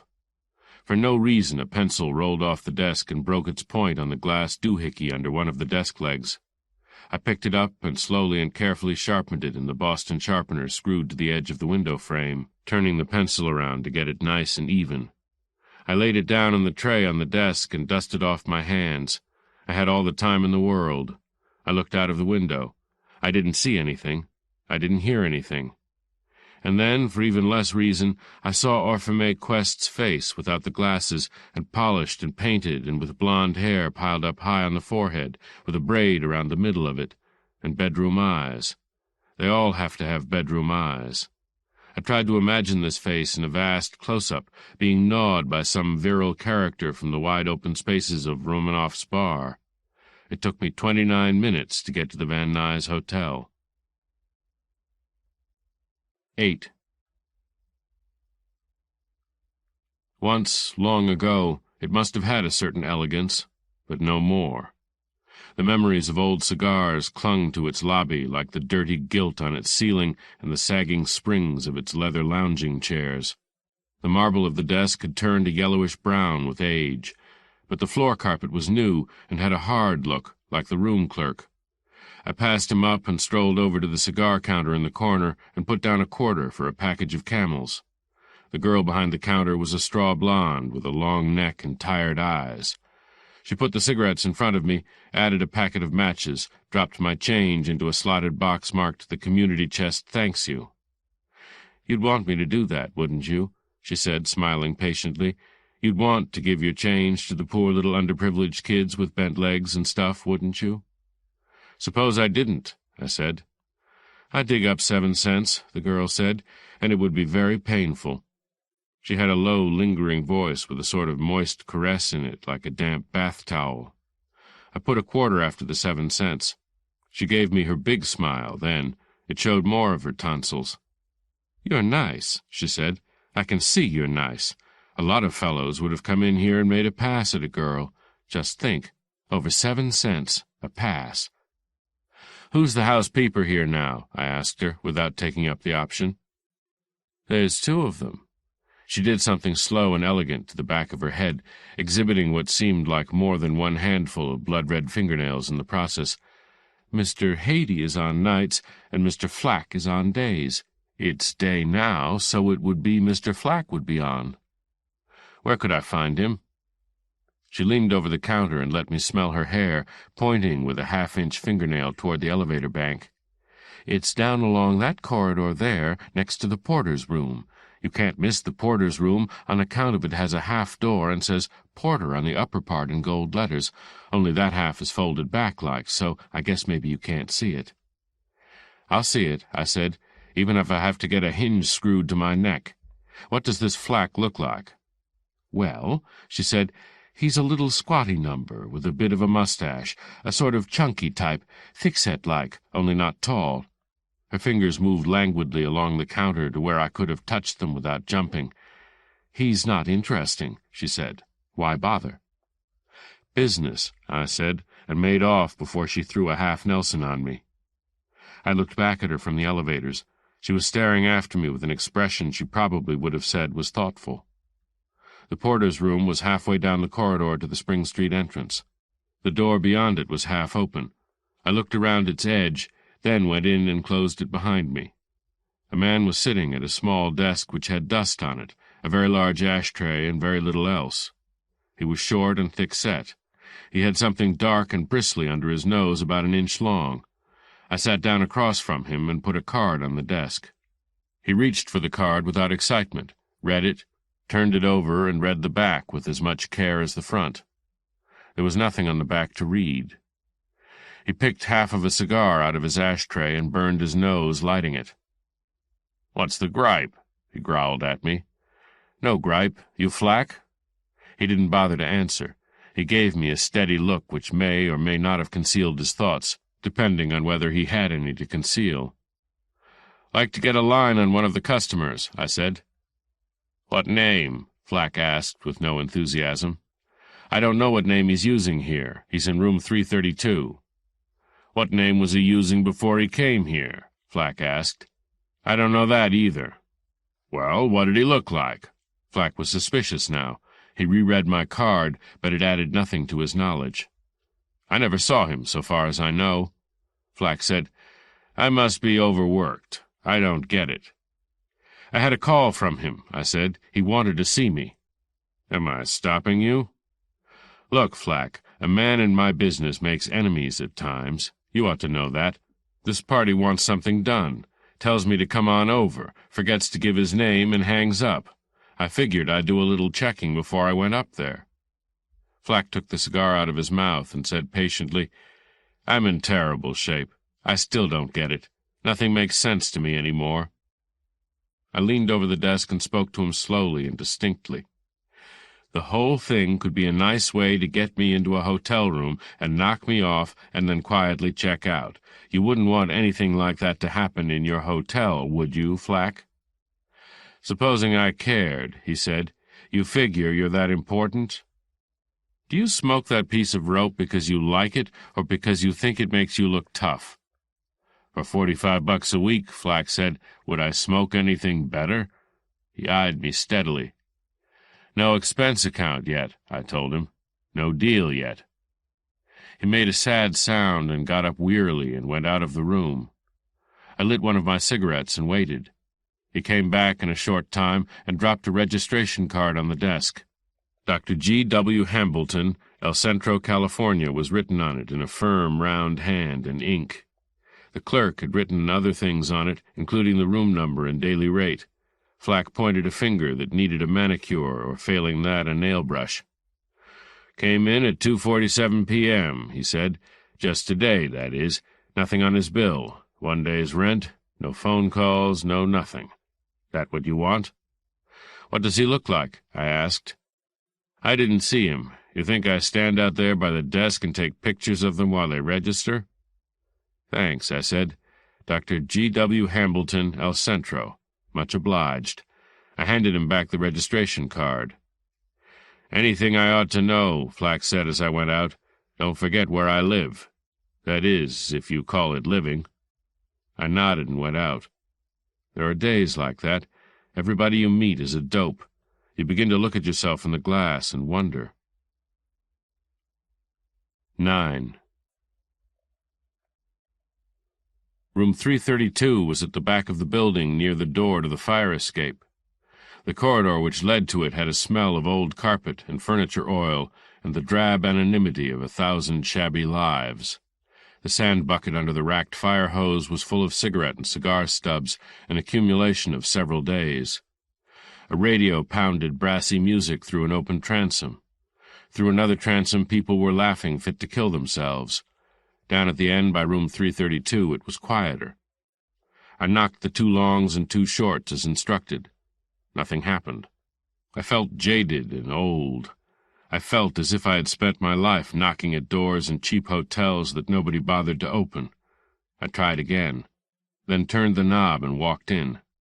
A key with a red fiber tab hung on the inside keyhole. There was a short hall with a bathroom on the right.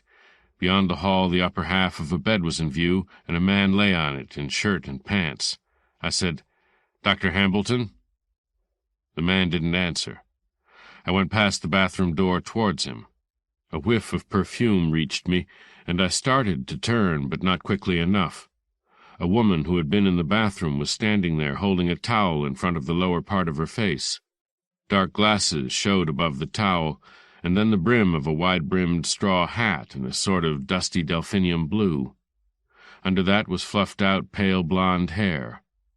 Blue ear buttons lurked somewhere back in the shadows.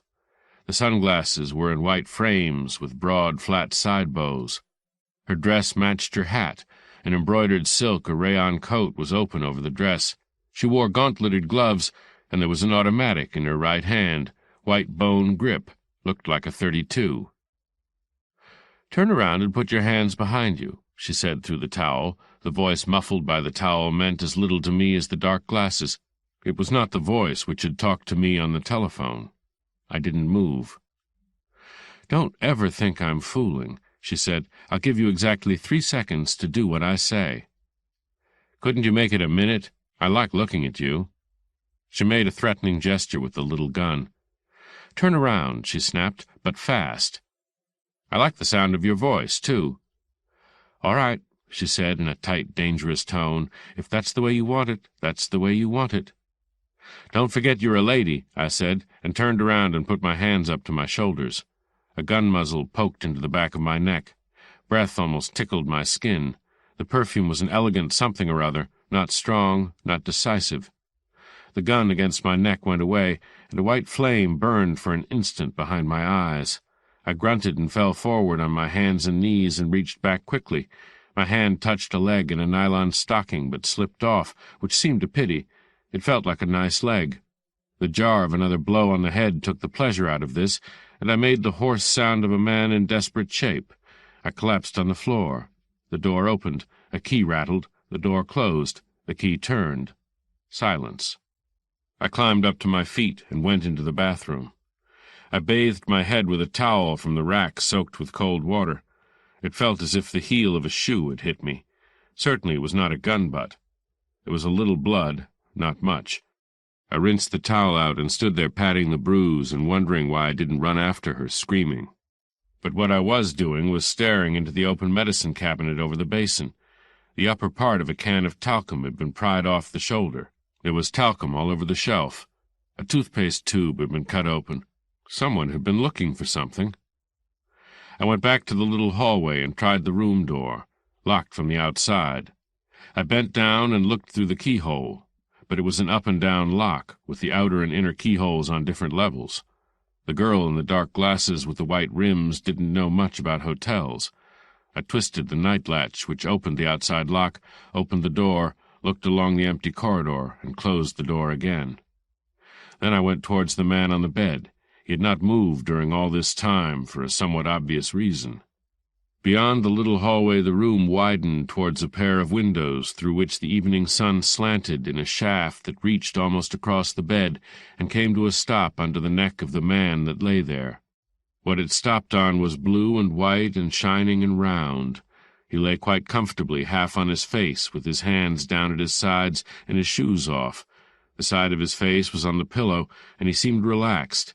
He was wearing a toupee. The last time I had talked to him, his name had been George W. Hicks. Now it was Dr. G. W. Hambleton. Same initials. Not that it mattered any more. I wasn't going to be talking to him again.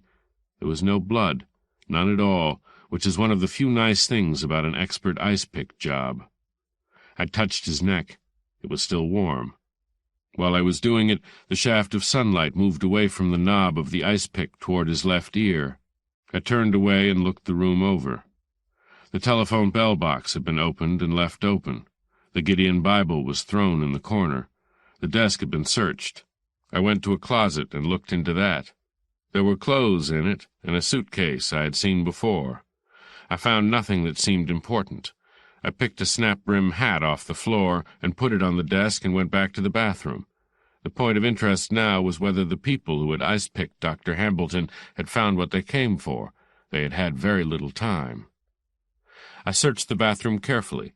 I moved the top of the toilet tank and drained it. There was nothing in it. I peered down the overflow pipe.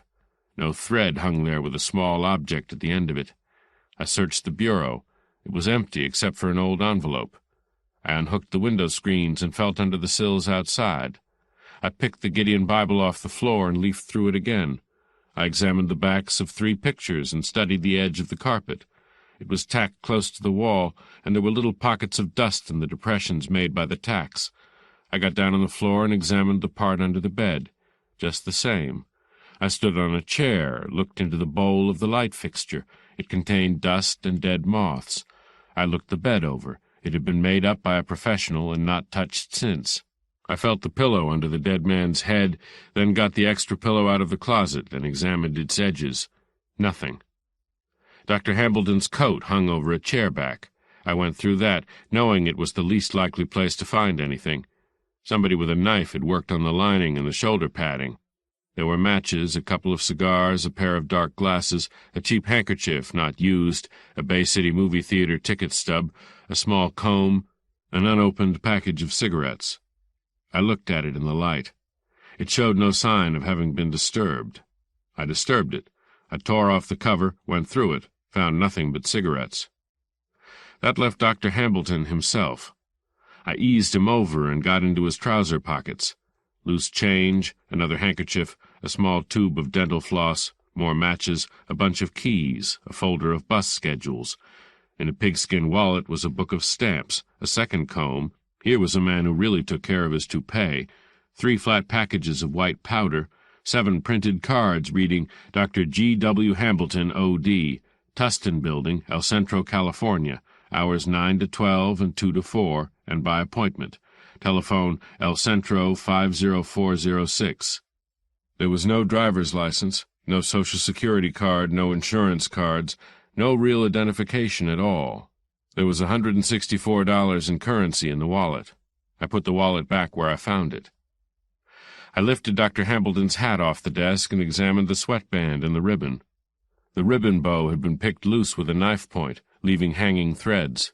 There was nothing hidden inside the bow, no evidence of any previous ripping and restitching. This was the take. If the killers knew what they were looking for, it was something that could be hidden in a book, a telephone box, a tube of toothpaste, or a hatband. I went back into the bathroom and looked at my head again. It was still oozing a tiny trickle of blood. I gave it more cold water and dried the cut with toilet paper and flushed that down the bowl. I went back and stood a moment looking down on Dr. Hambleton, wondering what his mistake had been. He had seemed a fairly wise bird. The sunlight had moved over to the far edge of the room now, off the bed and down into a sad, dusty corner. I grinned suddenly, bent over and quickly, and with the grin still on my face, out of place as it was, pulled off Dr. Hambleton's toupee and turned it inside out. As simple as all that. To the lining of the toupee, a piece of orange-colored paper was fastened by Scotch tape, protected by a square of cellophane. I pulled it loose, turned it over, and saw that it was a numbered claim check belonging to the Bay City camera shop. I put it in my wallet and put the toupee carefully back on the dead, egg-balled head. I left the room unlocked because I had no way to lock it. Down the hall, the radio still blared through the transom, and the exaggerated alcoholic laughter accompanied it from across the corridor. 10. Over the telephone, the Bay City camera shop man said, "Yes, Mr. Hicks, we have them for you. 6 enlarged prints on glossy from your negative." "What time do you close?" I asked. "Oh, in about 5 minutes. We open at 9 in the morning." "I'll pick them up in the morning, thanks." I hung up, reached mechanically into the slot, and found somebody else's nickel. I walked over to the lunch counter and bought myself a cup of coffee with it, and sat there sipping and listening to the auto horns complaining on the street outside. It was time to go home. Whistles blew, motors raced, old brake linings squeaked. There was a dull, steady mutter of feet on the sidewalk outside. It was just after 5:30. I finished the coffee, stuffed a pipe, and strolled a half-block back to the Van Nuys Hotel. In the writing room, I folded the orange camera shop check into a sheet of hotel stationery and addressed an envelope to myself. I put a special delivery stamp on it and dropped it in the mail chute by the elevator bank. Then I went along to Flack's office again. Again I closed his door and sat down across from him. Flack didn't seem to have moved an inch. He was chewing morosely on the same cigar butt, and his eyes were still full of nothing. I relit my pipe by striking a match on the side of his desk. He frowned. "Dr. Hambleton doesn't answer his door," I said. "Huh?" Flack looked at me vacantly. Party in 332, remember? He doesn't answer his door." "What should I do? Bust my girdle?" Flack asked. "I knocked several times," I said. "No answer. Thought he might be taking a bath or something, although I couldn't hear anything. Went away for a while, then tried again. Same no answer again." Flack looked at a turnip watch he got from his vest. "I'm off at 7, he said. "Jesus, a whole hour to go, and more. Boy, am I hungry." "Working the way you do," I said. "You must be. You have to keep your strength up. Do I interest you at all in room 332? "You said he wasn't in," Flack said irritably. "So what? He wasn't in." "I didn't say he wasn't in. I said he didn't answer his door." Flack leaned forward. Very slowly he removed the debris of the cigar from his mouth and put it in the glass tray. "Go on. Make me like it," he said carefully. "Maybe you'd like to run up and look," I said. "Maybe you didn't see a first-class ice-pick job lately." Flack put his hands on the arms of his chair and squeezed the wood hard. "Aw," he said painfully. "Aw." He got to his feet and opened the desk drawer. He took out a large black gun, flicked the gate open, studied the cartridges, squinted down the barrel, snapped the cylinder back into place. He unbuttoned his vest and tucked the gun down inside his waistband. In an emergency, he could probably have got to it in less than a minute. He put his hat on firmly and jerked a thumb at the door. We went up to the 3rd floor in silence. We went down the corridor. Nothing had changed. No sound had increased or diminished. Flack hurried along to 332 and knocked from force of habit, then tried the door. He looked back at me with a twisted mouth. "You said the door wasn't locked," he complained. "I didn't exactly say that. It was unlocked, though." "It ain't now," Flack said, and unshipped a key on a long chain. He unlocked the door and glanced up and down the hall. He twisted the knob slowly without sound and eased the door a couple of inches. He listened. No sounds came from within. Flack stepped back, took the black gun out of his waistband. He removed the key from the door, kicked it wide open, and brought the gun up hard and straight, like the wicked foreman of the Lazy Q. "Let's go," he said out of the corner of his mouth. Over his shoulder I could see that Dr. Hambleton lay exactly as before, but the ice-pick handle didn't show from the entrance. Flack leaned forward and edged cautiously into the room. He reached the bathroom door and put his eye to the crack, then pushed the door open until it bounded against the tub. He went in and came out, stepped down into the room, a tense and wary man who was taking no chances.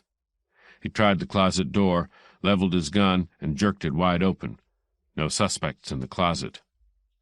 "Look under the bed," I said. Flack bent swiftly and looked under the bed. "Look under the carpet," I said. "You kidding me?" Flack asked nastily. "I just like to watch you work."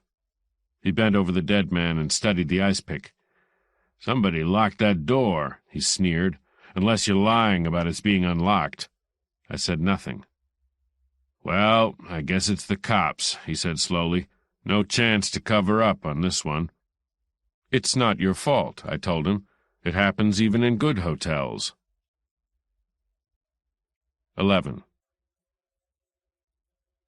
The red-headed intern filled out a DOA form and clipped his stylus to the outside pocket of his white jacket. He snapped the book shut with a faint grin on his face. "Punctured spinal cord just below the occipital bulge, I'd say," he said carelessly. "A very vulnerable spot, if you know how to find it, and I suppose you do." Detective Lieutenant Christy French growled, "Think it's the first time I've seen one?" "No, I guess not," the intern said. He gave a last quick look at the dead man, turned, and walked out of the room. "I'll call the coroner," he said over his shoulder. The door closed behind him. "What a stiff means to those birds is what a plate of warmed-up cabbage means to me," Christy French said sourly to the closed door. His partner, a cop named Fred Bifus, was down on one knee by the telephone box. He had dusted it for fingerprints and blown off the loose powder. He was looking at the smudge through a small magnifying glass. He shook his head, then picked something off the screw with which the box had been fastened shut. "Gray cotton undertaker's gloves," he said disgustedly. "Cost about 4 cents a pair wholesale. Fat lot of good printing this joint. They were looking for something in the telephone box, huh? Evidently something that could be there, French said. I didn't expect prints. These ice-pick jobs are a specialty. We'll get the experts after a while. This is just a quick-over. He was stripping the dead man's pockets and laying what had been in them out on the bed beside the quiet and already waxy corpse. Flack was sitting in a chair by the window looking out morosely. The assistant manager had been up, said nothing with a worried expression, and gone away. I was leaning against the bathroom wall and sorting out my fingers. Flack said suddenly, I figure an ice-pick job's a dame's work. You can buy them anywhere, 10 cents. If you want one fast, you can slip it down inside a garter and let it hang there. Christy French gave him a brief glance which had a kind of wonder in it. Bifus said, What kind of dames you been running around with, honey? The way stockings cost nowadays, a dame would as soon stick a saw down her sock. I never thought of that, Flack said. Bifus said, Leave us do the thinking, sweetheart. It takes equipment. No need to get tough, Flack said. Bifus took his hat off and bowed. You mustn't deny us our little pleasures, Mr. Flack.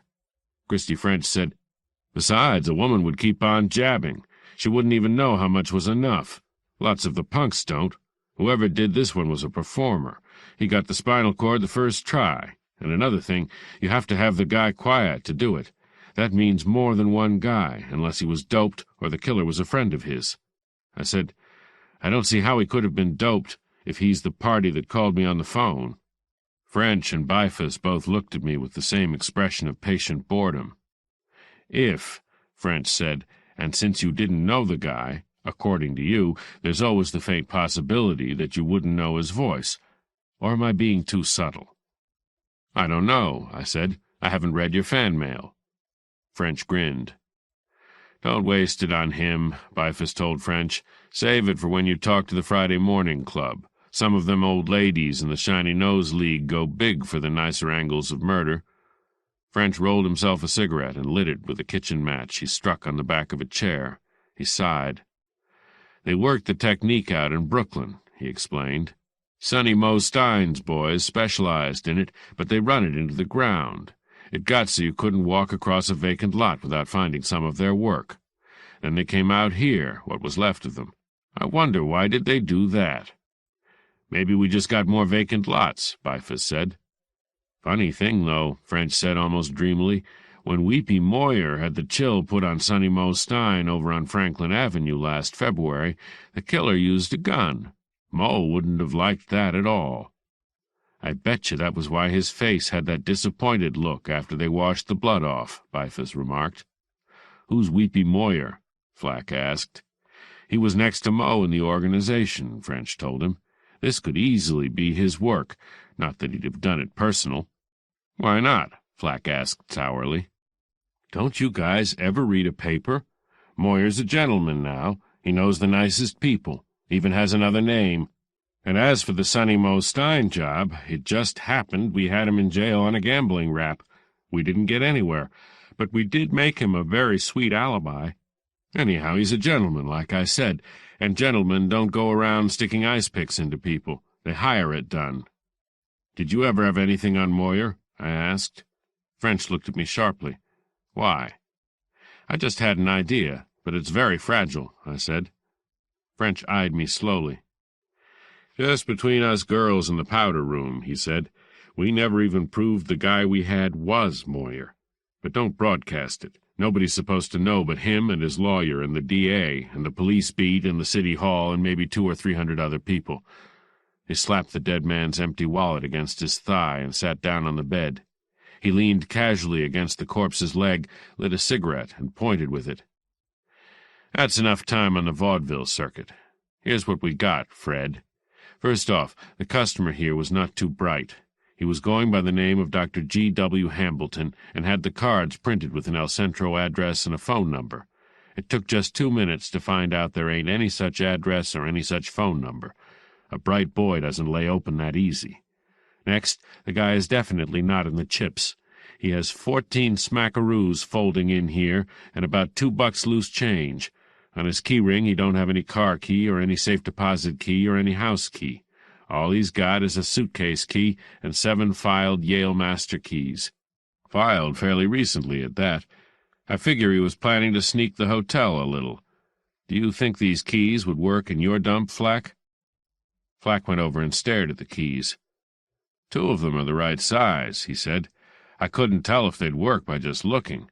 If I want a master key, I have to get it from the office. All I carry is a pass key. I can only use that if the guest is out." He took a key out of his pocket, a key on a long chain, and compared it. He shook his head. "They're no good without more work," he said. "Far too much metal on them." French flicked ash into the palm of his hand and blew it off as dust. Flack went back to his chair by the window. "Next point," Christy French announced. "He don't have a driver's license or any identification.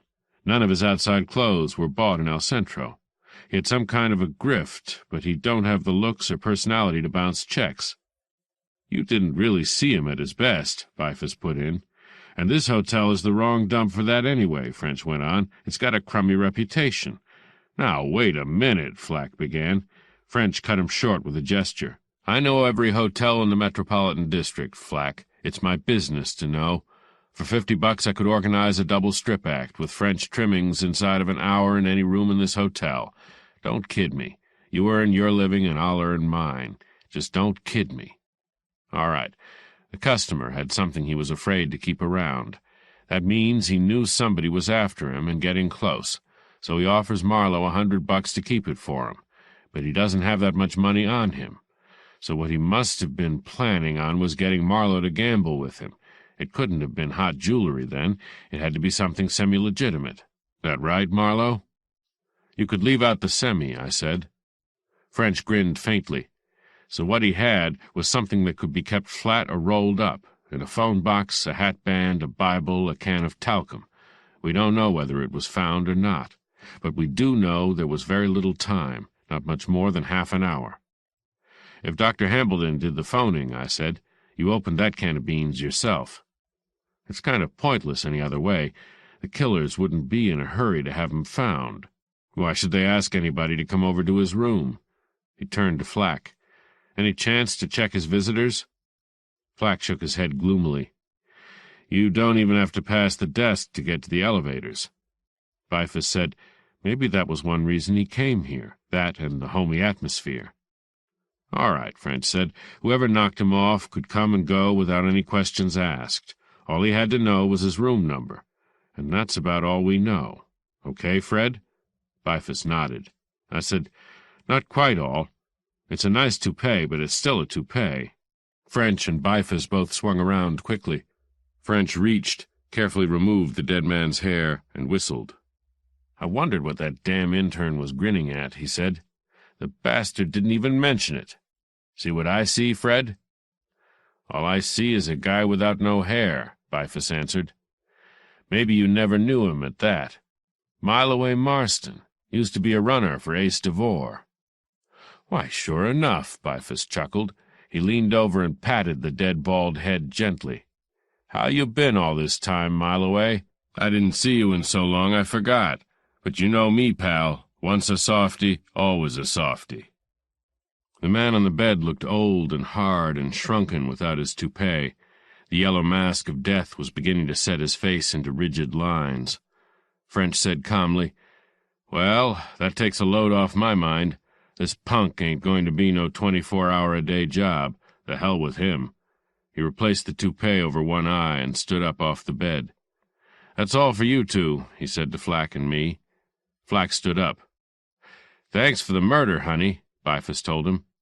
"You get any more in your nice hotel, don't forget our service. Even when it ain't good, it's quick."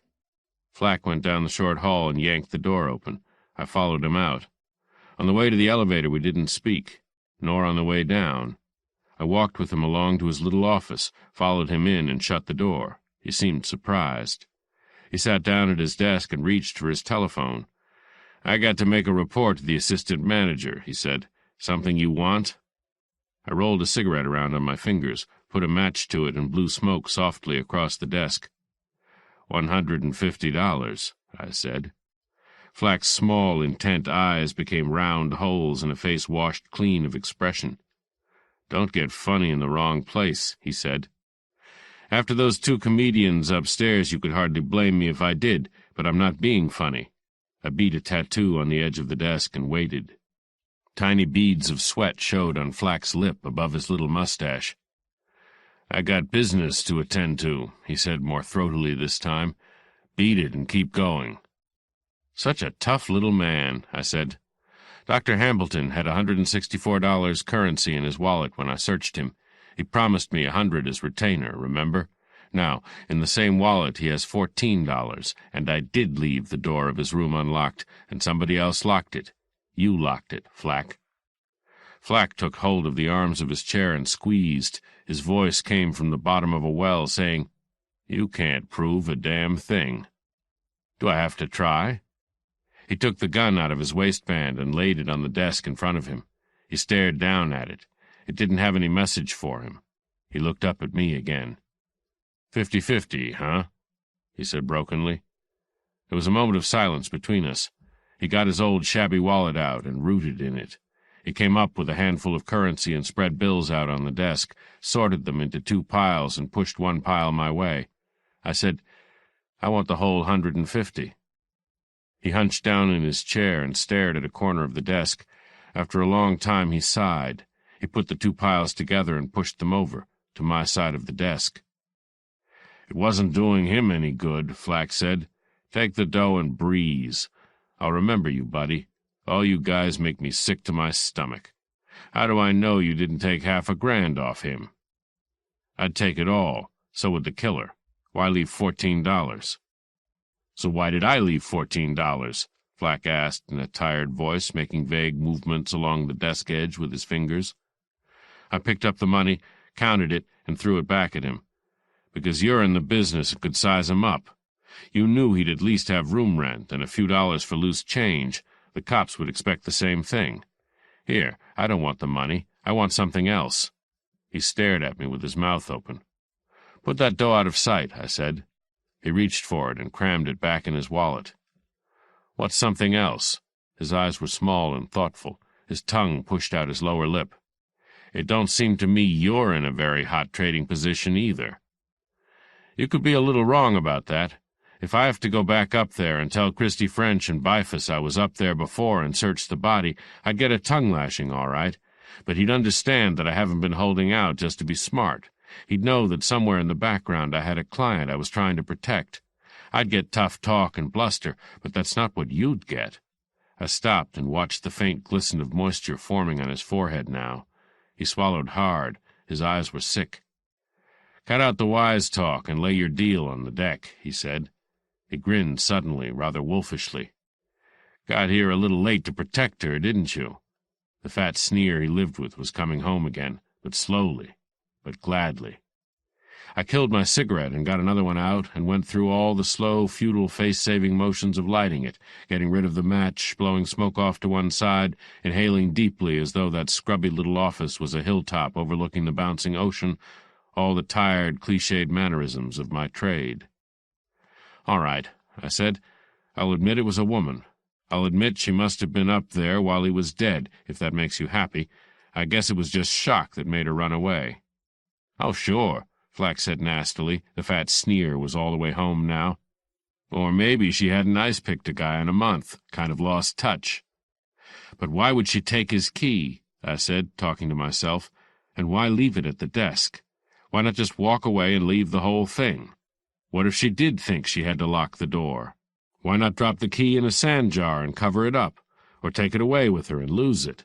Why do anything with that key that would connect her with that room?" I brought my eyes down and gave Flack a thick leaden stare.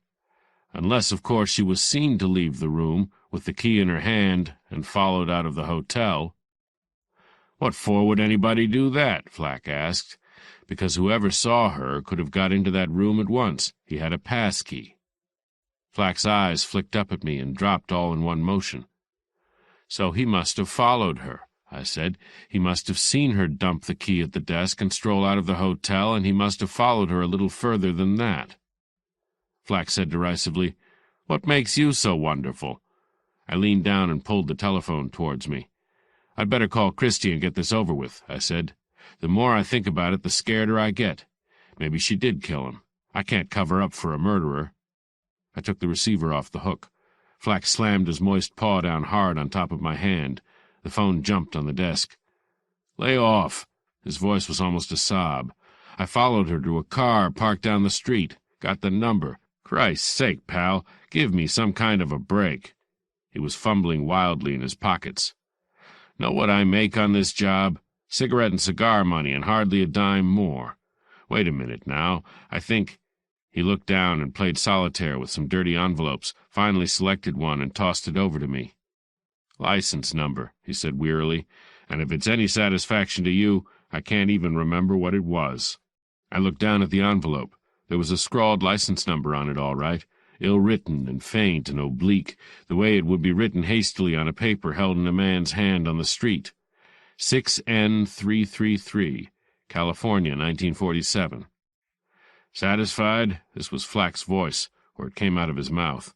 I tore the number off and tossed the envelope back to him. 4P327, I said, watching his eyes. Nothing flicked in them. No trace of derision or concealment. "But how do I know this isn't just some license number you had already?" "You just got to take my word for it." "Describe the car," I said. "Caddy convertible, not new, top up, about 1942 model, sort of dusty blue color." "Describe the woman." "Want a lot for your dough, don't you, peeper?" "Dr. Hambledon's dough." He winced. "All right, blonde, white coat with some colored stitching on it, wide blue straw hat, dark glasses, height about 5'2", built like a Conover model." "Would you know her again, without the glasses?" I asked carefully. He pretended to think, then shook his head no. "What was that license number again, Flacky?" I caught him off guard. "Which one?" he said. I leaned across the desk and dropped some cigarette ash on his gun. I did some more staring into his eyes, but I knew he was licked now. He seemed to know, too. He reached for his gun, blew off the ash, and put it back in the drawer of his desk. "Go on, beat it," he said between his teeth. "Tell the cops I frisked the stiff. So what? Maybe I lose a job. Maybe I get tossed in the fishbowl. So what? When I come out, I'm solid. Little Flacky don't have to worry about coffee and crullers. Don't think for a minute those dark cheaters fool little Flacky. I've seen too many movies to miss that lovely puss, and if you ask me, that babe'll be around for a long time. She's a comer, and who knows?" He leered at me triumphantly. "She'd need a bodyguard one of these days. A guy to have around, watch things, keep her out of jams. Somebody that knows the ropes and ain't unreasonable about dough. What's the matter?" I had put my head on one side and was leaning forward. I was listening. "I thought I heard a church bell," I said. "There ain't any church around here," he said contemptuously. "It's that platinum brain of yours getting cracks in it." "Just one bell," I said. "Very slow. Tolling is the word, I believe." Flack listened with me. "I don't hear anything," he said sharply. "Oh, you wouldn't hear it," I said. "You'd be the one guy in the whole world who wouldn't hear it." He sat there and stared at me with his nasty little eyes half closed and his nasty little mustache shining. One of his hands twitched on the desk, an aimless movement. I left him to his thoughts, which were probably as small, ugly, and frightened as the man himself. 12. The apartment house was over on Doheny Drive, just down the hill from the Strip. It was really two buildings, one behind the other, loosely connected by a floored patio with a fountain and a room built over the arch. There were mailboxes and bells in the imitation marble foyer. 3 out of the 16 had no names over them. The names that I read meant nothing to me. The job needed a little more work. I tried the front door, found it unlocked, and the job still needed more work. Outside stood 2 Cadillacs, a Lincoln Continental and a Packard Clipper. Neither of the Cadillacs had the right color or license. Across the way, a guy in riding breeches was sprawled with his legs over the door of a low-cut Lancia. He was smoking and looking up at the pale stars which know enough to keep their distance from Hollywood. I walked up the steep hill to the boulevard and a block east and smothered myself in an outdoor sweatbox phone booth. I dialed a man named Peoria Smith, who was so called because he stuttered, another little mystery I hadn't had time to work out. "Mavis Weld," I said. Phone number. This is Marlowe. Sure, he said. Mavis Weld, huh? You want her phone number? How much? 10 bucks, he said. Just forget I called, I said. Wait a minute. I ain't supposed to give out with them babes' phone numbers. An assistant prop man is taking a hell of a chance. I waited and breathed back my own breath. The address goes with it naturally, Peoria whined, forgetting to stutter. $5, I said. I've got the address already. And don't haggle. If you think you're the only studio grifter in the business of selling unlisted telephone numbers— Hold it, he said wearily, and went to get his little red book. A left-handed stutterer. He only stuttered when he wasn't excited. He came back and gave it to me. A Crestview number, of course. If you don't have a Crestview number in Hollywood, you're a bum. I opened up the steel and glass cell to let in some air while I dialed again. After 2 rings, a drawling, sexy voice answered. I pulled the door shut. "Yes," the voice cooed. "Miss Weld, please." "And who is calling, Miss Weld, if you please?" "I have some stills Whitey wants me to deliver tonight." "Whitey? And who is Whitey, amigo?" "The head still photographer at the studio," I said. "Don't you know that much? I'll come up if you'll tell me which apartment. I'm only a couple of blocks away." "Miss Weld is taking a bath." She laughed. I guess it was a silvery tinkle where she was. It sounded like somebody putting away saucepans where I was. "But of course bring up the photographs. I'm sure she is dying to see them. The apartment number is 14. "Will you be there, too?" "But of course. But naturally. Why do you ask that?" I hung up and staggered out into the fresh air. I went down the hill. The guy in the riding breeches was still hanging out of the Lancia, but one of the Cadillacs was gone, and 2 Buick convertibles had joined the cars in front. I pushed the bell to number 14, went on through the patio where scarlet Chinese honeysuckle was lit by a peanut spotlight. Another light glowed down on the big ornamental pool full of fat goldfish and silent lily pads, the lilies folded tight for the night. There were a couple of stone seats and a lawn swing. The place didn't look very expensive, except that every place was expensive that year. The apartment was on the 2nd floor, one of 2 doors facing across a wide landing. The bell chimed, and a tall, dark girl in jodhpurs opened the door. Sexy was very faint praise for her. The jodhpurs, like her hair, were coal black. She wore a white silk shirt with a scarlet scarf loose around her throat. It was not as vivid as her mouth. She held a long brown cigarette in a pair of tiny golden tweezers.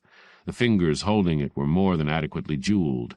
Her black hair was parted in the middle, and a line of scalp as white as snow went over the top of her head and dropped out of sight behind. 2 thick braids of her shining black hair lay one on each side of her slim brown neck. Each was tied with a small scarlet bow, but it was a long time since she was a little girl. She looked sharply down at my empty hands. Studio stills are usually a little too big to put in your pocket. I said, "Miss Weld, please." "You can give me the stills." The voice was cool, drawling, and insolent, but the eyes were something else. She looked almost as hard to get as a haircut. "For Miss Weld personally. Sorry." "I told you she was taking a bath." "I'll wait." "Are you quite sure you have the stills, amigo?" "As sure as I'll ever be. Why?" "Your name?" Her voice froze on the second word like a feather taking off in a sudden draft. Then it cooed and hovered and soared and eddied, and the silent invitation of a smile picked delicately at the corners of her lips, very slowly, like a child trying to pick up a snowflake. "Your last picture was wonderful, Miss Gonzalez." The smile flashed like lightning and changed her whole face. The body came erect and vibrant with delight. "But it was stinking," she glowed. "Positively goddamned stinking, you sweet, lovely man. You know, but positively goddamn well it was stinking. Nothing with you in it stinks for me, Miss Gonzalez." She stood away from the door and waved me in. "We will have a drink," she said. "The goddamnedest drink we will have. I adore flattery, however dishonest." I went in. A gun in the kidney wouldn't have surprised me a bit. She stood so that I had to practically push her memories out of the way to get through the door. She smelled the way the Taj Mahal looks by moonlight, She closed the door and danced over to a small portable bar. "Scotch? Or would you prefer a mixed drink? I mix a perfectly loathsome martini," she said. "Scotch is fine, thanks." She made a couple of drinks and a couple of glasses you could almost have stood umbrellas in. I sat down in a chintz chair and looked around. The place was old-fashioned. It had a false fireplace with gas logs and a marble mantel, cracks in the plaster, a couple of vigorously colored daubs on the walls that looked lousy enough to have cost money, an old black chipped Steinway, and for once no Spanish shawl on it. There were a lot of new-looking books and bright jackets scattered around, and a double-barreled shotgun with a handsomely carved stock stood in the corner with a white satin bow tied around the barrels. Hollywood wit. The dark lady in the jodhpurs handed me a glass and perched on the arm of my chair. "You may call me Dolores if you wish," she said, taking a hearty swig out of her own tumbler. "Thanks. And what may I call you?" I grinned. "Of course," she said, "I am most fully aware that you are a goddamn liar and that you have no stills in your pockets. Not that I wish to inquire into your no doubt very private business." "Yeah?" I inhaled a couple of inches of my liquor. "Just what kind of bath is Miss Weld taking? An old-fashioned soap or something with Arabian spices in it?" She waved the remains of the brown cigarette in the small gold clasp. "Perhaps you would like to help her. The bathroom is over there, through the arch and to the right. Most probably the door is not locked." "Not if it's that easy," I said. "Oh," she gave me the brilliant smile again. "You like to do the difficult things in life. I must remember to be less approachable, must I not?" She removed herself elegantly from the arm of my chair and ditched her cigarette, bending over enough so that I could trace the outline of her hips. "Don't bother, Miss Gonzales. I'm just a guy who came here on business. I don't have any idea of raping anybody." "No?" The smile became soft, lazy, and, if you can't think of a better word, provocative. "But I'm sure as hell working up to it," I said. "You are an amusing son of a bitch," she said with a shrug, and went off through the arch, carrying her half-quart of scotch and water with her. I heard a gentle tapping on a door, and her voice, "Darling, there's a man here who says he has some stills from the studio. He says, muy simpático, muy guapo también, con cojones." A voice I had heard before said sharply, "Shut up, you little bitch. I'll be out in a second." The Gonzales came back through the archway humming. Her glass was empty. She went to the bar again. "But you are not drinking," she cried, looking at my glass. "I ate dinner. I only have a 2-quart stomach, anyway. I understand a little Spanish." She tossed her head. "You are shocked?" Her eyes rolled. Her shoulders did a fan dance. "I'm pretty hard to shock. But you heard what I said. Madre de Dios, I'm so terribly sorry." "I'll bet," I said. She finished making herself another highball. "Yes, I am so sorry," she sighed. "That is, I think I am. Sometimes I am not sure. Sometimes I do not give a good goddamn. It is so confusing. All my friends tell me I am far too outspoken. I do shock you, don't I?" She was on the arm of my chair again. "No, but if I wanted to be shocked, I'd know right where to come." She reached her glass behind her indolently and leaned towards me. "But I do not live here," she said. "I live at the Chateau Bercy." "Alone?" She slapped me delicately across the tip of my nose. The next thing I knew, I had her in my lap, and she was trying to bite a piece off my tongue. "You are a very sweet son of a bitch," she said. Her mouth was as hot as ever a mouth was. Her lips burned like dry ice. Her tongue was driving hard against my teeth. Her eyes looked enormous and black, and the whites showed under them. "I'm so tired," she whispered into my mouth. "I'm so worn, so incredibly tired." I felt her hand in my breast pocket. I shoved her off hard, but she had my wallet. She danced away with it laughing, flicked it open, and went through it with fingers that darted like little snakes. "So glad you two got acquainted," a voice off to one side said coolly. Mavis Weld stood in the archway. Her hair was fluffed out carelessly, and she hadn't bothered with makeup. She wore a hostess gown and very little else. Her legs ended in little green and silver slippers. Her eyes were empty, her lips contemptuous, but she was the same girl, all right, dark glasses on or off. The Gonzales gave her a quick darting glance, closed my wallet and tossed it. I caught it and put it away. She strolled to a table and picked up a black bag with a long strap, hooked it over her shoulder, and moved towards the door. Mavis Weld didn't move, didn't look at her. She looked at me, but there was no emotion of any kind in her face. The Gonzales opened the door and glanced outside and almost closed it and turned. "The name is Philip Marlowe," she said to Mavis Weld. "Nice, don't you think?"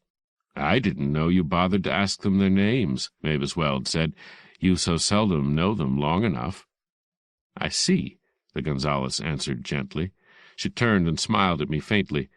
"Such a charming way to call a girl a whore, don't you think?" Mavis Weld said nothing. Her face had no expression. "At least," the Gonzales said smoothly as she pulled the door open again, "I haven't been sleeping with any gunmen lately." "Are you sure you can remember?" Mavis Weld asked her in exactly the same tone. "Open the door, honey. This is the day we put the garbage out." The Gonzales looked back at her slowly, levelly, and with a knife in her eyes. Then she made a faint sound with her lips and teeth and yanked the door wide. It closed behind her with a jarring smash. The noise didn't even flicker the steady dark blue glare in Mavis Weld's eyes. "Now, suppose you do the same, but more quietly," she said. I got out a handkerchief and scrubbed the lipstick over my face. It looked exactly the color of blood, fresh blood. "That could happen to anybody," I said. "I wasn't petting her. She was petting me." She marched to the door and heaved it open. "On your way, dreamboat. Make with the feet." "I came here on business, Miss Weld." "Yes, I can imagine. Out. I don't know you. I don't want to know you, and if I did, this wouldn't be either the day or the hour. Never the time and place and the loved one all together," I said. "What's that?" She tried to throw me out with the point of her chin, but even she wasn't that good. "Browning, the poet, not the automatic. I feel sure you'd prefer the automatic." "Look, little man, do I have to call the manager to bounce you downstairs like a basketball?" I went over and pushed the door shut. She held on to the last moment. She didn't quite kick me, but it cost her an effort not to. I tried to ease her away from the door without appearing to. She didn't ease worth a darn. She stood her ground, one hand still reaching for the doorknob, her eyes full of dark blue rage. "If you're going to stand that close to me," I said, "maybe you'd better put some clothes on." She took her hand back and swung it hard. The slap sounded like Miss Gonzales slamming the door, but it stung, and it reminded me of the sore place on the back of my head. "Did I hurt you?" she said softly. I nodded. "That's fine." She hauled off and slapped me again, harder, if anything. "I think you'd better kiss me," she breathed. Her eyes were clear and limpid and melting. I glanced down casually. Her right hand was balled into a very businesslike fist. It wasn't too small to work with, either. "Believe me," I said, "there's only one reason I don't. Even if you had your little black gun with you, or the brass knuckles you probably keep on your night table." She smiled politely. "I might just happen to be working for you," I said, "and I don't go whoring around after every pair of legs I see." I looked down at hers. I could see them all right, and the flag that marked the goal line was no larger than it had to be. She pulled the hostess gown together and turned and walked over to the little bar, shaking her head. "I'm free, white, and 21, she said. "I've seen all the approaches there are. I think I have. If I can't scare you, lick you, or seduce you, what the hell can I buy you with?" "Well—" "Don't tell me," she interrupted sharply and turned with a glass in her hand. She drank and tossed the loose hair around and smiled a thin little smile. "Money, of course. How damned stupid of me to overlook that." "Money would help," I said. Her mouth twisted in wry disgust, but the voice was almost affectionate. "How much money?" "Oh, $100 would do to start with." "You're cheap. It's a cheap little bastard, isn't it? $100, it says. Is $100 money in your circle, darling?" "Make it 200, then. I could retire on that." "Still cheap. Every week, of course, in a nice clean envelope. You could skip the envelope. I'd only get it dirty. And just what would I get for this money, my charming little gumshoe? I'm quite sure of what you are, of course. You'd get a receipt. Who told you I was a gumshoe?" She stared out of her own eyes for a brief instant before the act dropped over her again. "It must have been the smell." She sipped her drink and stared at me over it with a faint smile of contempt. "I'm beginning to think you write your own dialogue," I said. "I've been wondering just what was the matter with it." I ducked. A few drops splattered me. The glass splintered on the wall behind me. The broken pieces fell soundlessly. "And with that," she said, completely calm, "I believe I must have used up my entire stock of girlish charm." I went over and picked up my hat. "I never thought you killed him," I said, "but it would help to have some sort of reason for not telling you were there. It's a help to have enough money for a retainer just to establish myself, and enough information to justify my accepting the retainer." She picked a cigarette out of a box, tossed it in the air, caught it between her lips effortlessly, and lit it with a match that came from nowhere. "My goodness, am I supposed to have killed somebody?" she asked. I was still holding the hat. It made me feel foolish. I don't know why. I put it on and started for the door. "I trust you have car fare home," the contemptuous voice said behind me. I didn't answer. I just kept going. When I had the door ready to open, she said, "I also trust Miss Gonzalez gave you her address and phone number. You should be able to get almost anything out of her, including, I am told, money." I let go of the doorknob and went back across the room fast. She stood her ground, and the smile on her lips didn't slip a millimeter. "Look," I said, "you're going to find this hard to believe, but I came over here with the quaint idea that you might be a girl who needed some help and would find it rather hard to get anyone you could bank on.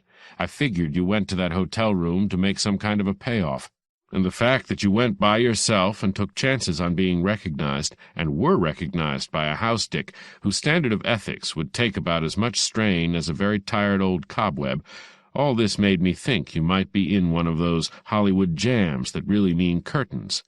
But you're not in any jam. You're right up front under the baby spot, pulling every tired ham gesture you ever used in the most tired bee picture you ever acted in, if acting is the word." "Shut up," she said between teeth so tight they grated. "Shut up, you slimy, blackmailing keyhole peeper." "You don't need me," I said. "You don't need anybody.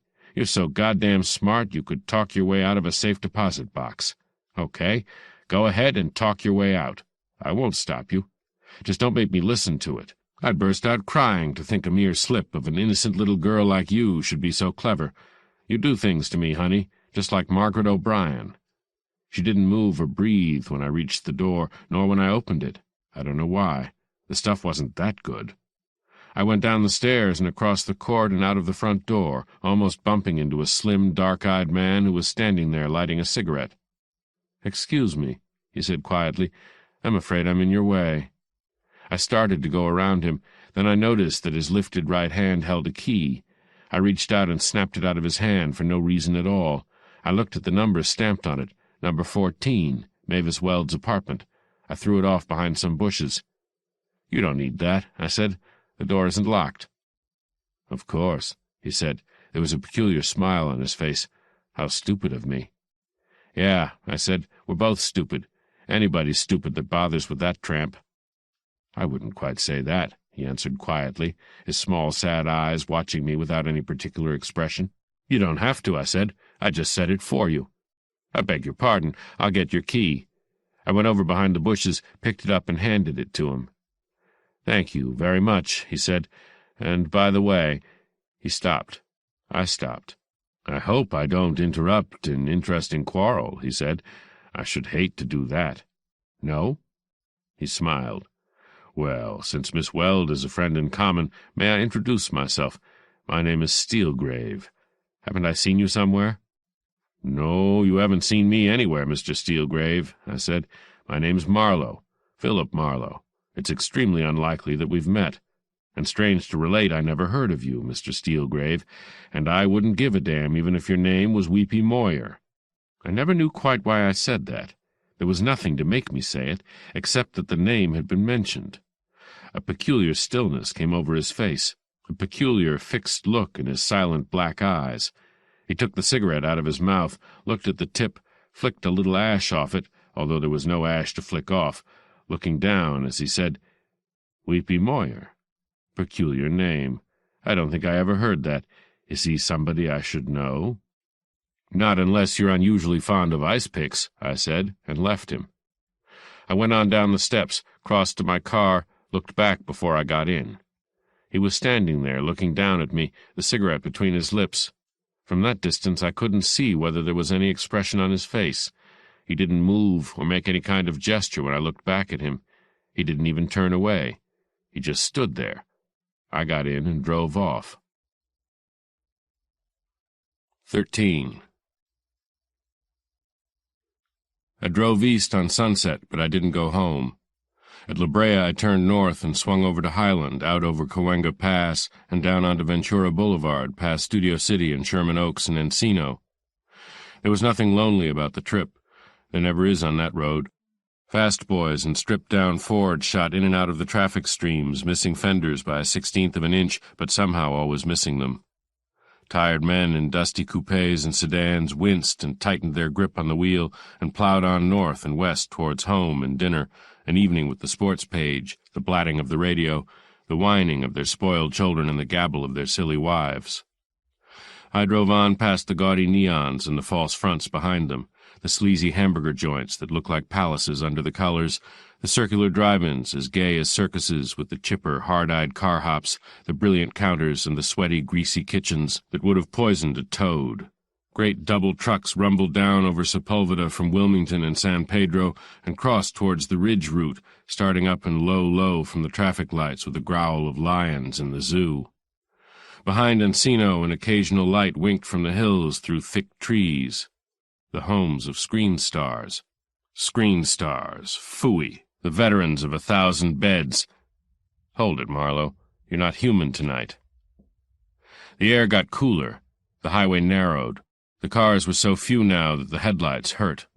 The grade rose against chalk walls, and at the top a breeze, unbroken from the ocean, danced casually across the night. I ate dinner at a place near Thousand Oaks. Bad but quick. Feed 'em and throw 'em out. Lots of business. We can't bother with you sitting over your second cup of coffee, mister. You're using money space. See those people over there behind the rope? They want to eat. Anyway, they think they have to. God knows why they want to eat here. They could do better home out of a can. They're just restless, like you. They have to get the car out and go somewhere. Sucker bait for the racketeers that have taken over the restaurants. Here we go again. You're not human tonight, Marlowe. I paid off and stopped in a bar to drop a brandy on top of the New York cut. Why New York? I thought. It was Detroit where they made machine tools. I stepped out into the night air that nobody had yet found out how to option, but a lot of people were probably trying. They'd get around to it. I drove onto the Oxnard cutoff and turned back along the ocean. The big 8-wheelers and 16-wheelers were streaming north, all hung over with orange lights. On the right, the great, fat, solid Pacific, trudging into shore like a scrub woman going home.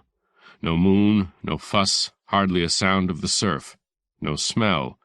None of the harsh, wild smell of the sea. A California ocean. California, the department store state. The most of everything and the best of nothing. Here we go again. You're not human tonight, Marlowe. All right. Why would I be? I'm sitting in that office, playing with a dead fly, and in pops this dowdy little item from Manhattan, Kansas, and chisels me down to a shop-worn 20 to find her brother. He sounds like a creep, but she wants to find him. So with this fortune clasped to my chest, I trundle down to Bay City, and the routine I go through is so tired I'm half asleep on my feet. I meet nice people, with and without ice picks in their necks. I leave, and I leave myself wide open, too. Then she comes in and takes the 20 away from me, and gives me a kiss, and gives it back to me because I didn't do a full day's work. So I go see Dr. Hambleton, retired, and Howe, optometrist from El Centro, and meet again the new style in neckwear. And I don't tell the cops. I just frisk the customer's toupee and put on an act. Why? Who am I cutting my throat for this time? A blonde with sexy eyes and too many door keys? A girl from Manhattan, Kansas? I don't know. All I know is that something isn't what it seems, and the old tired but always reliable hunch tells me that if the hand is played the way it is dealt, the wrong person is going to lose the pot. Is that my business?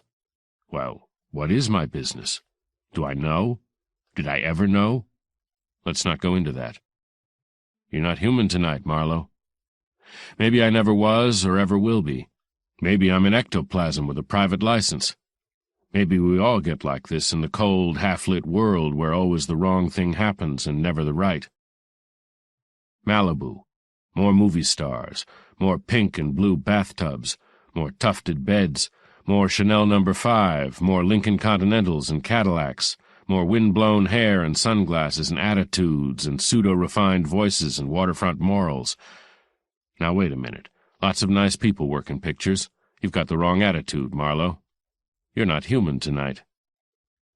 I smelled Los Angeles before I got to it. It smelled stale and old like a living room that had been closed too long. But the colored lights fooled you. The lights were wonderful. There ought to be a monument to the man who invented neon lights. 15 stories high, solid marble. There's a boy who really made something out of nothing.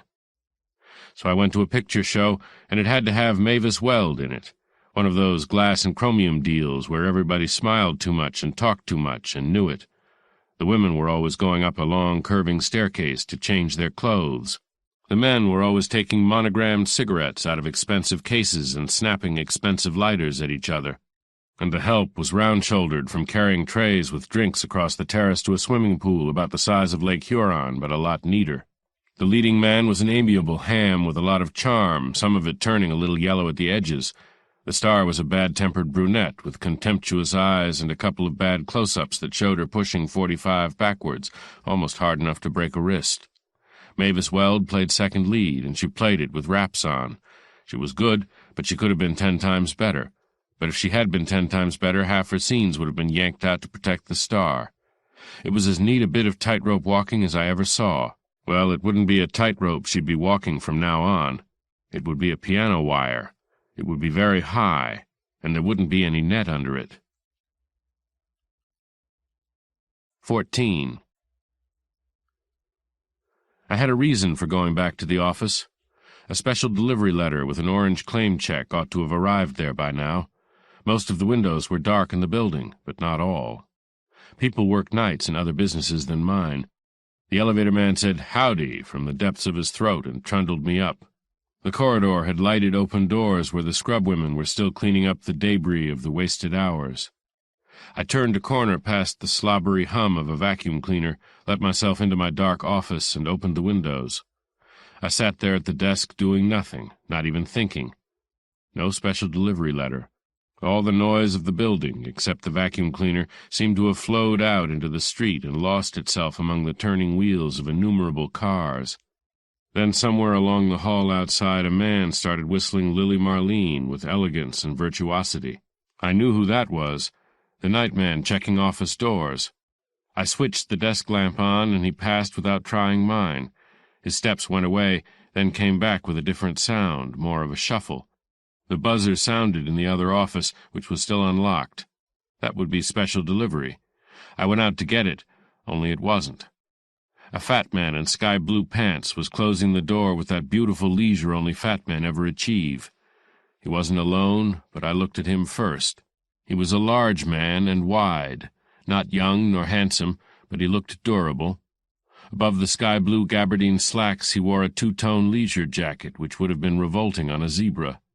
The neck of his canary-yellow shirt was open wide, which it had to be if his neck was going to get out. He was hatless, and his large head was decorated with a reasonable amount of pale salmon-colored hair. His nose had been broken but well set, and it hadn't been a collector's item in the first place. The creature with him was a weedy number with red eyes and sniffles, age about 20, 5'9", thin as a broom straw. His nose twitched, and his mouth twitched, and his hands twitched, and he looked very unhappy. The big man smiled genially. "Mr. Marlowe, no doubt?" I said, "Who else?" "It's a little late for a business call," the big man said, and hid half the office by spreading out his hands. "I hope you don't mind. Or do you already have all the business you can handle?" "Don't kid me. My nerves are frayed," I said. "Who's the junkie?" "Come along, Alfred," the big man said to his companion, "and stop acting girlish." "In a pig's valise," Alfred told him. The big man turned to me placidly. "Why do all these punks keep saying that? It isn't funny. It isn't witty. It doesn't mean anything." "Quite a problem, this Alfred. I got him off the stuff, you know, temporarily at least. Say how do you do to Mr. Marlowe, Alfred." "Screw him," Alfred said. The big man sighed. "My name's Toad," he said. "Joseph P. Toad." I didn't say anything. "Go ahead and laugh," the big man said. "I'm used to it. Had the name all my life." He came towards me with his hand out. I took it. The big man smiled pleasantly into my eyes. "Okay, Alfred," he said without looking back. Alfred made what seemed to be a very slight and unimportant movement, at the end of which a heavy automatic was pointing at me. "Careful, Alfred," the big man said, holding my hand with a grip that would have bent a girder. "Not yet." "In a pig's valise," Alfred said. The gun pointed at my chest. His finger tightened around the trigger. I watched it tighten. I knew at precisely what moment that tightening would release the hammer. It didn't seem to make any difference. This was happening somewhere else, in a cheesy program picture. It wasn't happening to me. The hammer of the automatic clicked dryly on nothing. Alfred lowered the gun with a grunt of annoyance, and it disappeared whence it had come. He started to twitch again. There was nothing nervous about his movements with the gun. I wondered just what junk he was off of. The big man let go of my hand, the genial smile still over his large, healthy face. He patted a pocket. "I got the magazine," he said. "Alfred ain't reliable lately. The little bastard might have shot you." Alfred sat down in a chair and tilted it against the wall and breathed through his mouth. I let my heels down on the floor again. "I bet he scared you," Joseph P. Toad said. I tasted salt on my tongue. "You ain't so tough," Toad said, poking me in the stomach with a fat finger. I stepped away from the finger and watched his eyes. "What does it cost?" he asked almost gently. "Let's go into my parlor," I said. I turned my back on him and walked through the door into the other office. It was hard work, but I made it. I sweated all the way.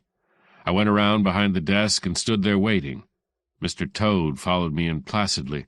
The junkie came twitching in behind him. "You don't have a comic book around, do you?" Toad asked. "Keeps him quiet."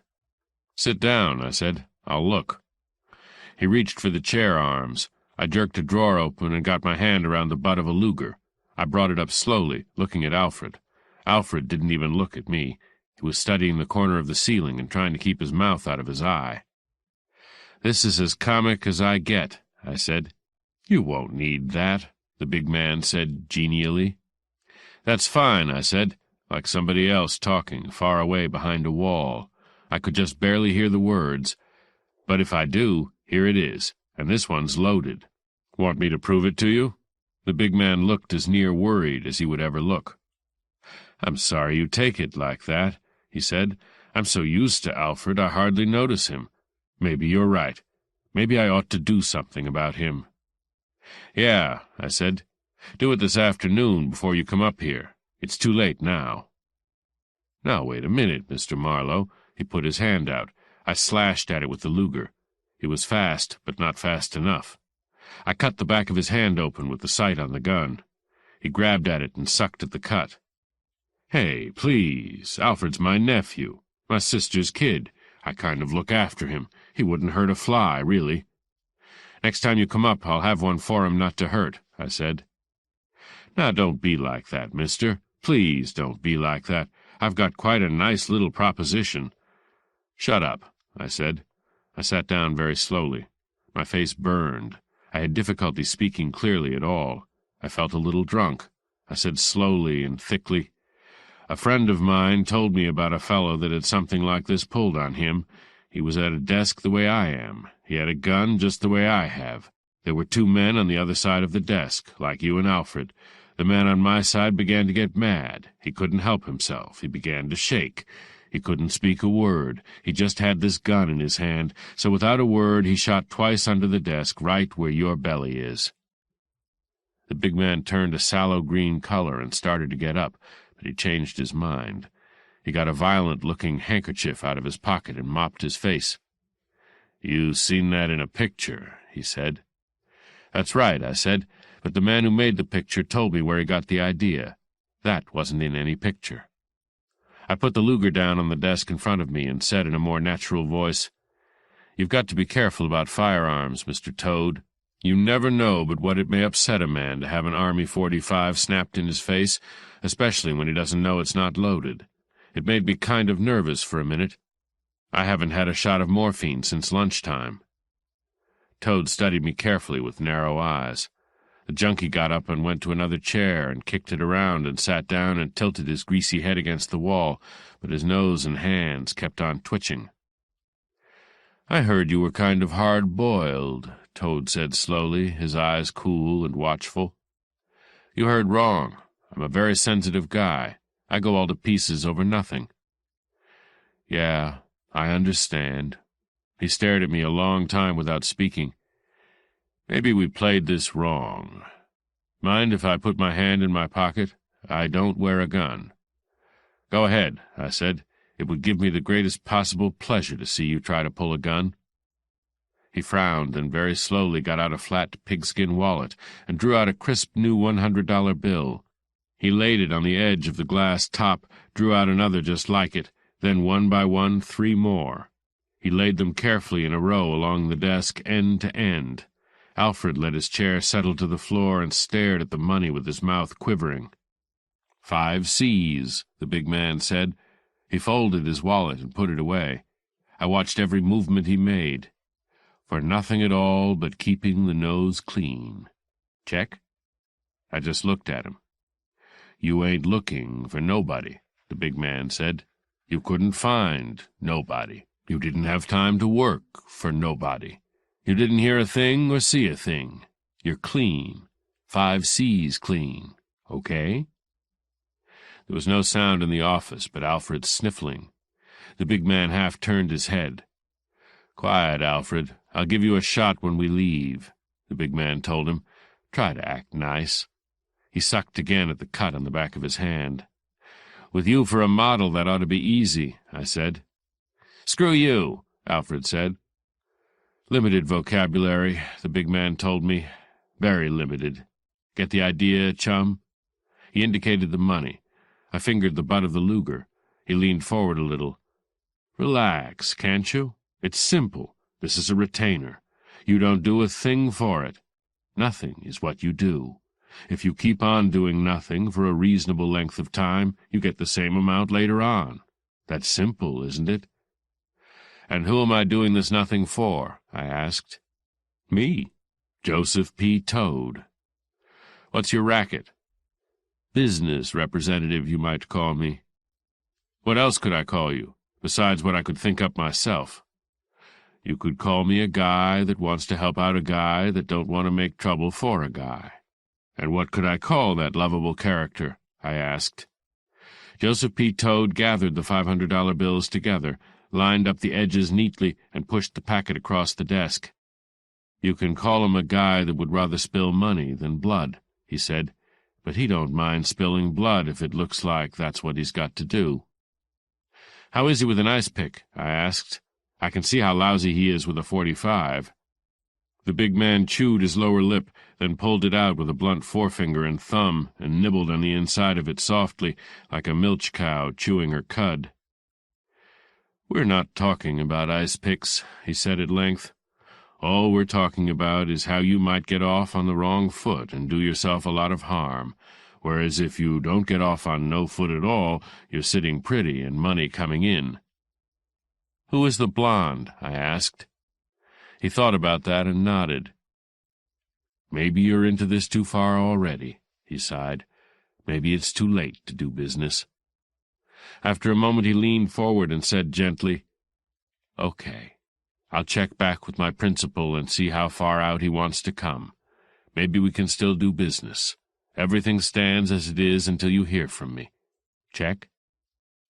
I let him have that one. He put his hands on the desk and very slowly stood up, watching the gun I was pushing around on the blotter. "You can keep the dough," he said. "Come on, Alfred." He turned and walked solidly out of the office. Alfred's eyes crawled sideways, watching him, then jerked to the money on the desk. The big automatic appeared with the same magic in his thin right hand. Dartingly as an eel, he moved over to the desk. He kept the gun on me and reached for the money with his left hand. It disappeared into his pocket. He gave me a smooth, cool, empty grin, nodded, and moved away. apparently not realizing for a moment that I was holding a gun, too. "Come on, Alfred," the big man called sharply from outside the door. Alfred slipped through the door and was gone. The outer door opened and closed. Steps went along the hall, then silence.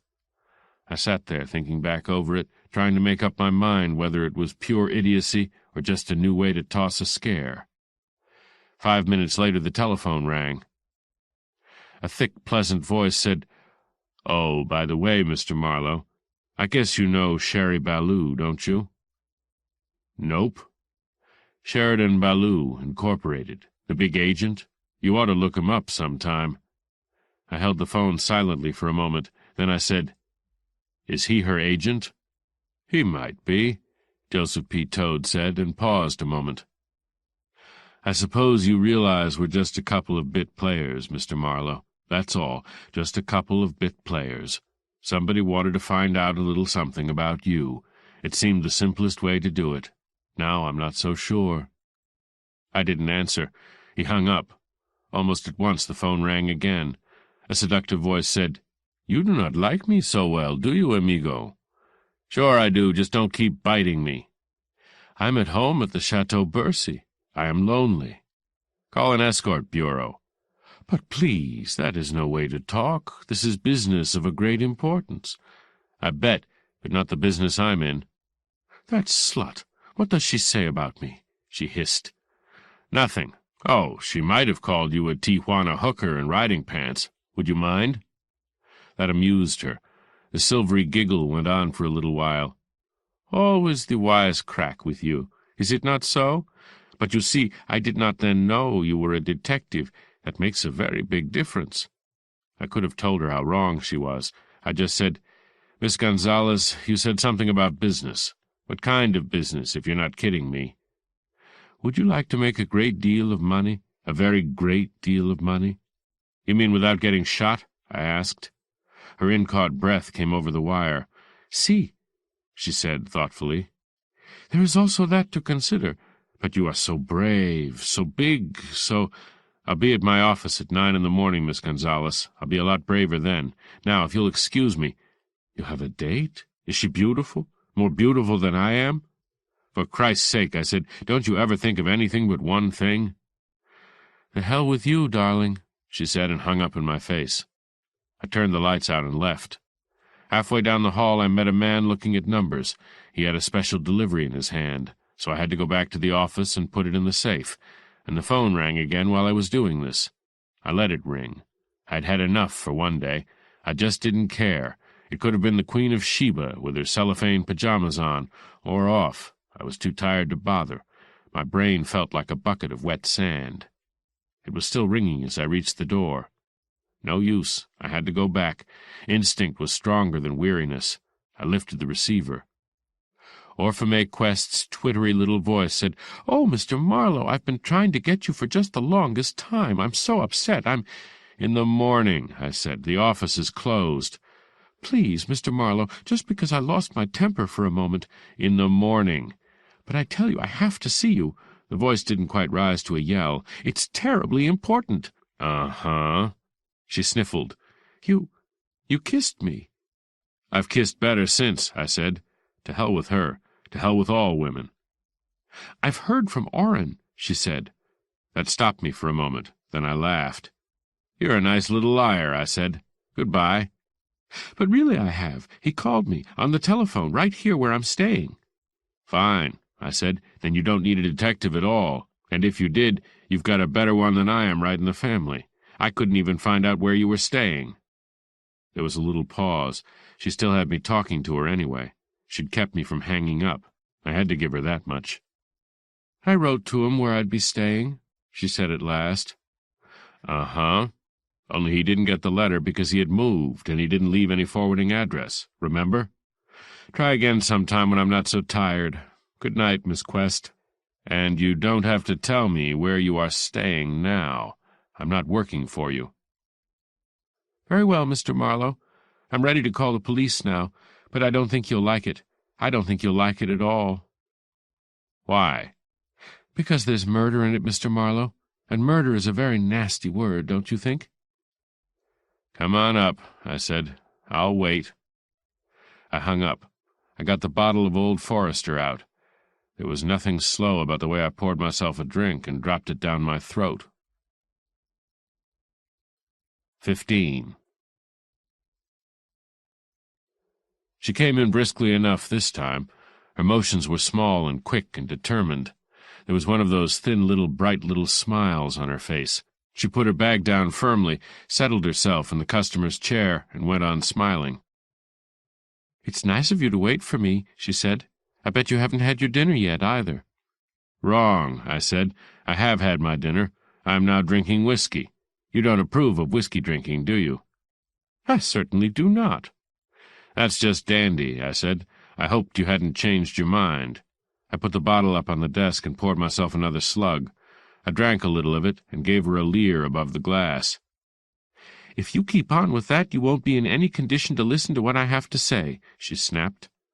"About this murder," I said. "Anybody I know? I can see you're not murdered. Yet." "Please don't be unnecessarily horrid. It's not my fault. You doubted me over the telephone, so I had to convince you. Orrin did call me up, but he wouldn't tell me where he was or what he was doing. I don't know why." "He wanted you to find out for yourself," I said. "He's building your character." "That's not funny. It's not even smart." "But you've got to admit it's nasty," I said. "Who was murdered, or is that a secret, too?" She fiddled a little with her bag, not enough to overcome her embarrassment, because she wasn't embarrassed, but enough to needle me into taking another drink. "That horrid man in the rooming house was murdered. Mr. I forget his name." "Let's both forget it," I said. "Let's do something together for once." I dropped the whiskey bottle into the desk drawer and stood up. "Look, Orfamay, I'm not asking you how you know all this, or rather how Orrin knows it all, or if he does know it. You found him. That's what you wanted me to do, or he's found you, which comes to the same thing." "It's not the same thing," she cried. "I haven't really found him. He wouldn't tell me where he was living." "Well, if it is anything like the last place, I don't blame him." She set her lips in a firm line of distaste. "He wouldn't tell me anything, really." "Just about murders," I said. "Trifles like that." She laughed bubblingly.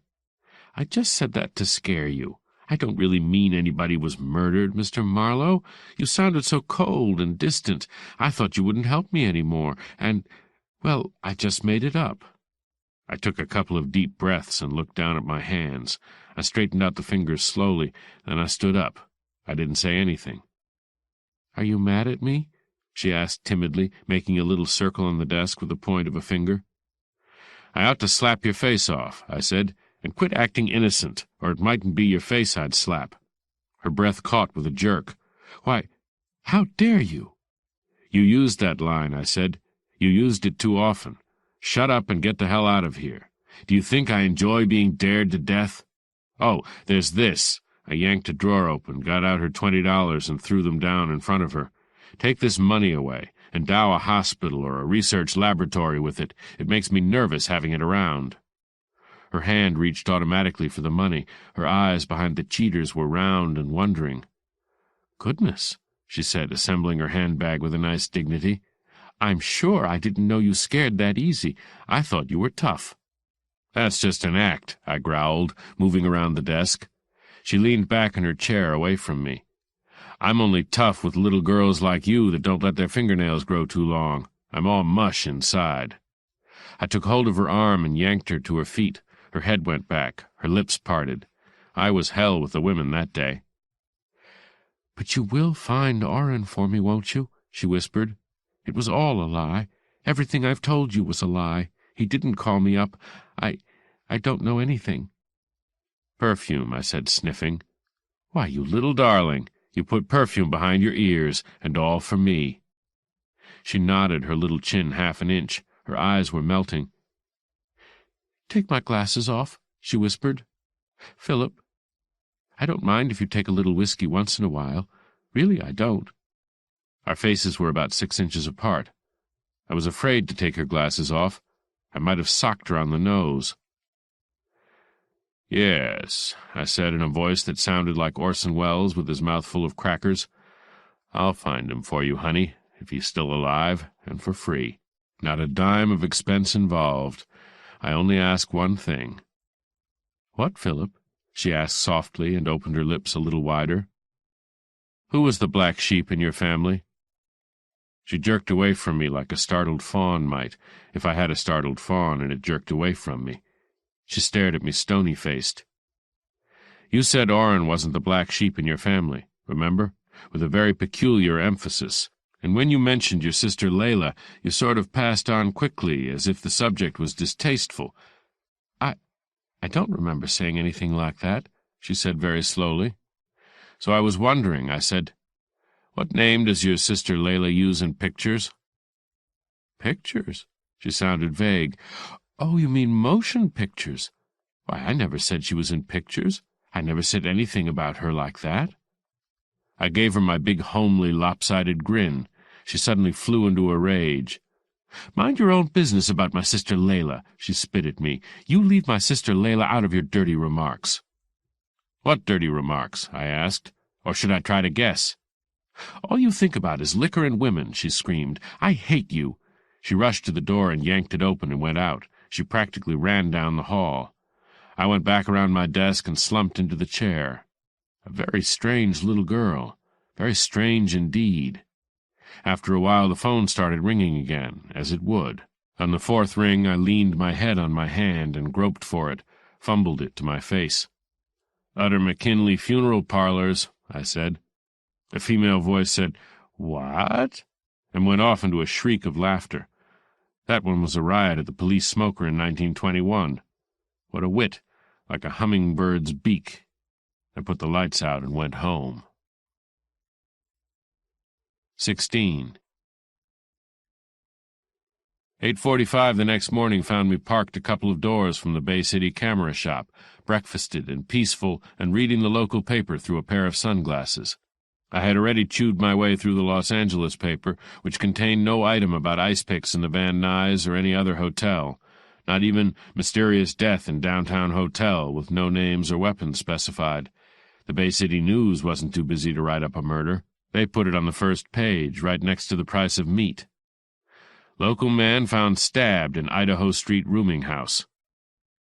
An anonymous telephone call late yesterday sent police speeding to an address on Idaho Street opposite the Siemens and Jansing Company's lumber yard. Entering the unlocked door of his apartment, officers found Lester B. Clausen, 45, manager of the rooming house, dead on the couch. Clausen had been stabbed in the neck with an ice pick, which was still in his body. After a preliminary examination, Coroner Frank L. Crowdy announced that Clausen had been drinking heavily and may have been unconscious at the time of his death. No signs of struggle were observed by the police. Detective Lieutenant Moses McGlashan immediately took charge and questioned tenants of the rooming house on their return from work, but no light has so far been thrown on the circumstances of the crime. Interviewed by this reporter, Coroner Crowdy stated that Clausen's death might have been suicide, but that the position of the wound made this unlikely. Examination of the rooming house register disclosed that a page had recently been torn out. Lieutenant McGlashan, after questioning the tenants at length, stated that a thick-set middle-aged man with brown hair and heavy features had been noticed in the hallway of the rooming house on several occasions, but that none of the tenants knew his name or occupation. After carefully checking all rooms, McGlashan further gave it as his opinion that one of the roomers had left recently and in some haste. The mutilation of the register, however, the character of the neighborhood, the lack of an accurate description of the missing man, made the job of tracing him extremely difficult.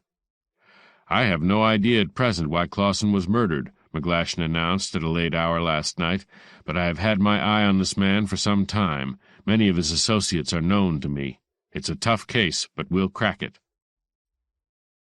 It was a nice piece, and only mentioned McGlashan's name 12 times in the text and twice more in picture captions. There was a photo of him on page 3 holding an ice pick and looking at it with profound thought wrinkling his brows.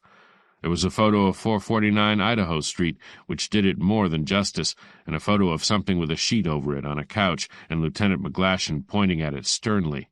There was also a close-up of the mayor looking as executive as hell behind his official desk and an interview with him on the subject of post-war crime. He said just what you would expect a mayor to say, a watered-down shot of J. Edgar Hoover with some extra bad grammar thrown in.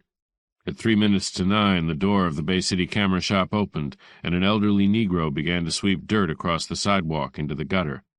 At 9 a.m., a neat-appearing young guy in glasses fixed the lock on the door, and I went in there with the black and orange check Dr. G.W. Hambleton had pasted to the inside of his toupee. The neat-appearing young man gave me a searching glance as I exchanged the check and some money for an envelope containing a tiny negative and half a dozen shiny prints blown up to 8 times the size of the negative. He didn't say anything, but the way he looked at me gave me the impression that he remembered I was not the man who had left the negative. I went out and sat in my car and looked over the catch. The prints showed a man and a blonde girl sitting in a rounded booth in a restaurant with food in front of them. They were looking up as though their attention had suddenly been attracted, and they had only just had time to react before the camera had clicked. It was clear from the lighting that no flashbulb had been used. The girl was Mavis Weld. The man was rather small, rather dark, rather expressionless. I didn't recognize him. There was no reason why I should. The padded leather seat was covered with tiny figures of dancing couples. That made the restaurant The Dancers. This added to the confusion. Any amateur camera hound that tried to flash a lens in there without getting an okay from the management would have been thrown out so hard that he would have bounced all the way down to Hollywood and Vine. I figured it must have been the hidden camera trick, the way they took Ruth Snyder in the electric chair. He would have the little camera up hanging by a strap under his coat collar, the lens just peeping out from his open jacket, and he would have rigged a bulb release that he could hold in his pocket. It wasn't too hard for me to guess who had taken the picture. Mr. Orrin P. Quest must have moved fast and smooth to get out of there with his face still in front of his head. I put the pictures in my vest pocket, and my fingers touched a crumpled piece of paper. I got it out and read, Dr. Vincent Lagarde, 965 Wyoming Street, Bay City. That was the Vince I'd talked to on the phone, the one Lester B. Clausen might have been trying to call. An elderly flatfoot was strolling down the line of parked cars, marking tires with yellow chalk.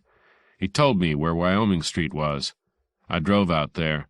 It was a crosstown street, well out beyond the business district, parallel with 2 numbered streets. Number 965, a gray-white frame house, was on a corner. On its door, a brass plate said, Vincent Lagarde, M.D., hours 10 o'clock to 12 o'clock and 2:30 to 4 o'clock. The house looked quiet and decent. A woman with an unwilling small boy was going up the steps. She read the plate, looked at a watch pinned to her lapel, and chewed irresolutely on her lip. The small boy looked around carefully, then kicked her on the ankle. She winced, but her voice was patient. "Now, Johnny, you mustn't do that to Auntie Fern," she said mildly. She opened the door and dragged the little ape in with her.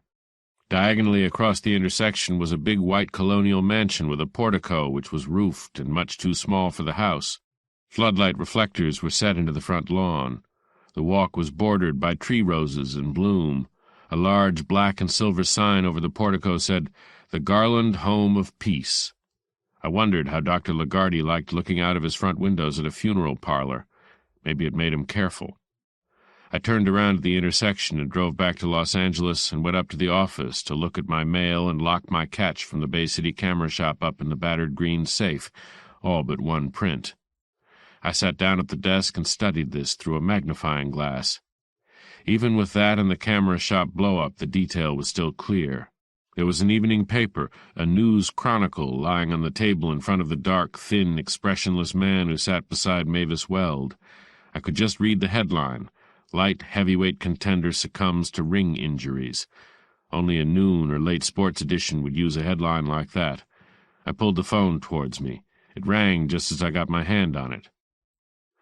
"Marlowe, this is Christy French downtown. Any ideas this morning?" "Not if your teletype's working. I've seen a Bay City paper." "Yeah, we got that," he said casually. "Sounds like the same guy, don't it? Same initials, same description, same method of murder, and the time element seems to check. I hope to Christ this doesn't mean Sonny Mo Stein's mob have started in business again." "If they have, they've changed their technique," I said. "I was reading up on it last night. The Stein mob used to jab their victims full of holes. One of them had over 100 stab wounds in him." "They could learn better," French said a little evasively, as if he didn't want to talk about it. "What I called you about was Flack. Seen anything of him since yesterday afternoon?" "No." He skipped out, didn't come to work. Hotel called his landlady. Packed up and left last night. Destination unknown. I haven't seen him or heard from him, I said. Didn't it strike you as kind of funny our stiff only had $14 in his kick? It did a little. You answered that yourself. I was just talking. I don't buy that any more. Flack's either scared out or come into money. Either he saw something he didn't tell and got paid to breeze, or else he lifted the customer's case-dough, leaving the $14 to make it look better. I said, I'll buy either one, or both at the same time. Whoever searched that room so thoroughly wasn't looking for money. Why not? Because when this Dr. Hambledon called me up, I suggested the hotel safe to him. He wasn't interested. A type like that wouldn't have hired you to hold his dough anyway, French said. He wouldn't have hired you to keep anything for him. He wanted protection, or he wanted a sidekick, or maybe just a messenger. Sorry, I said. He told me just what I told you. And seeing he was dead when you got over there, French said with a too casual drawl, you couldn't hardly have given him one of your business cards. I held the phone too tight and thought back rapidly over my talk with Hicks in the Idaho Street rooming house. I saw him holding my card between his fingers, looking down at it, and then I saw myself taking it out of his hand quickly before he froze to it. I took a deep breath and let it out slowly. Hardly, I said, and stopped trying to scare me to death. He had one, chum, folded twice across in his pants watch pocket. We missed it the first time. I gave Flack a card, I said, stiff-lipped. There was silence. I could hear voices in the background and the clack of a typewriter. Finally, French said dryly, Fair enough. See you later. He hung up abruptly. I put the phone down very slowly in its cradle and flexed my cramped fingers. I stared down at the photo lying on the desk in front of me.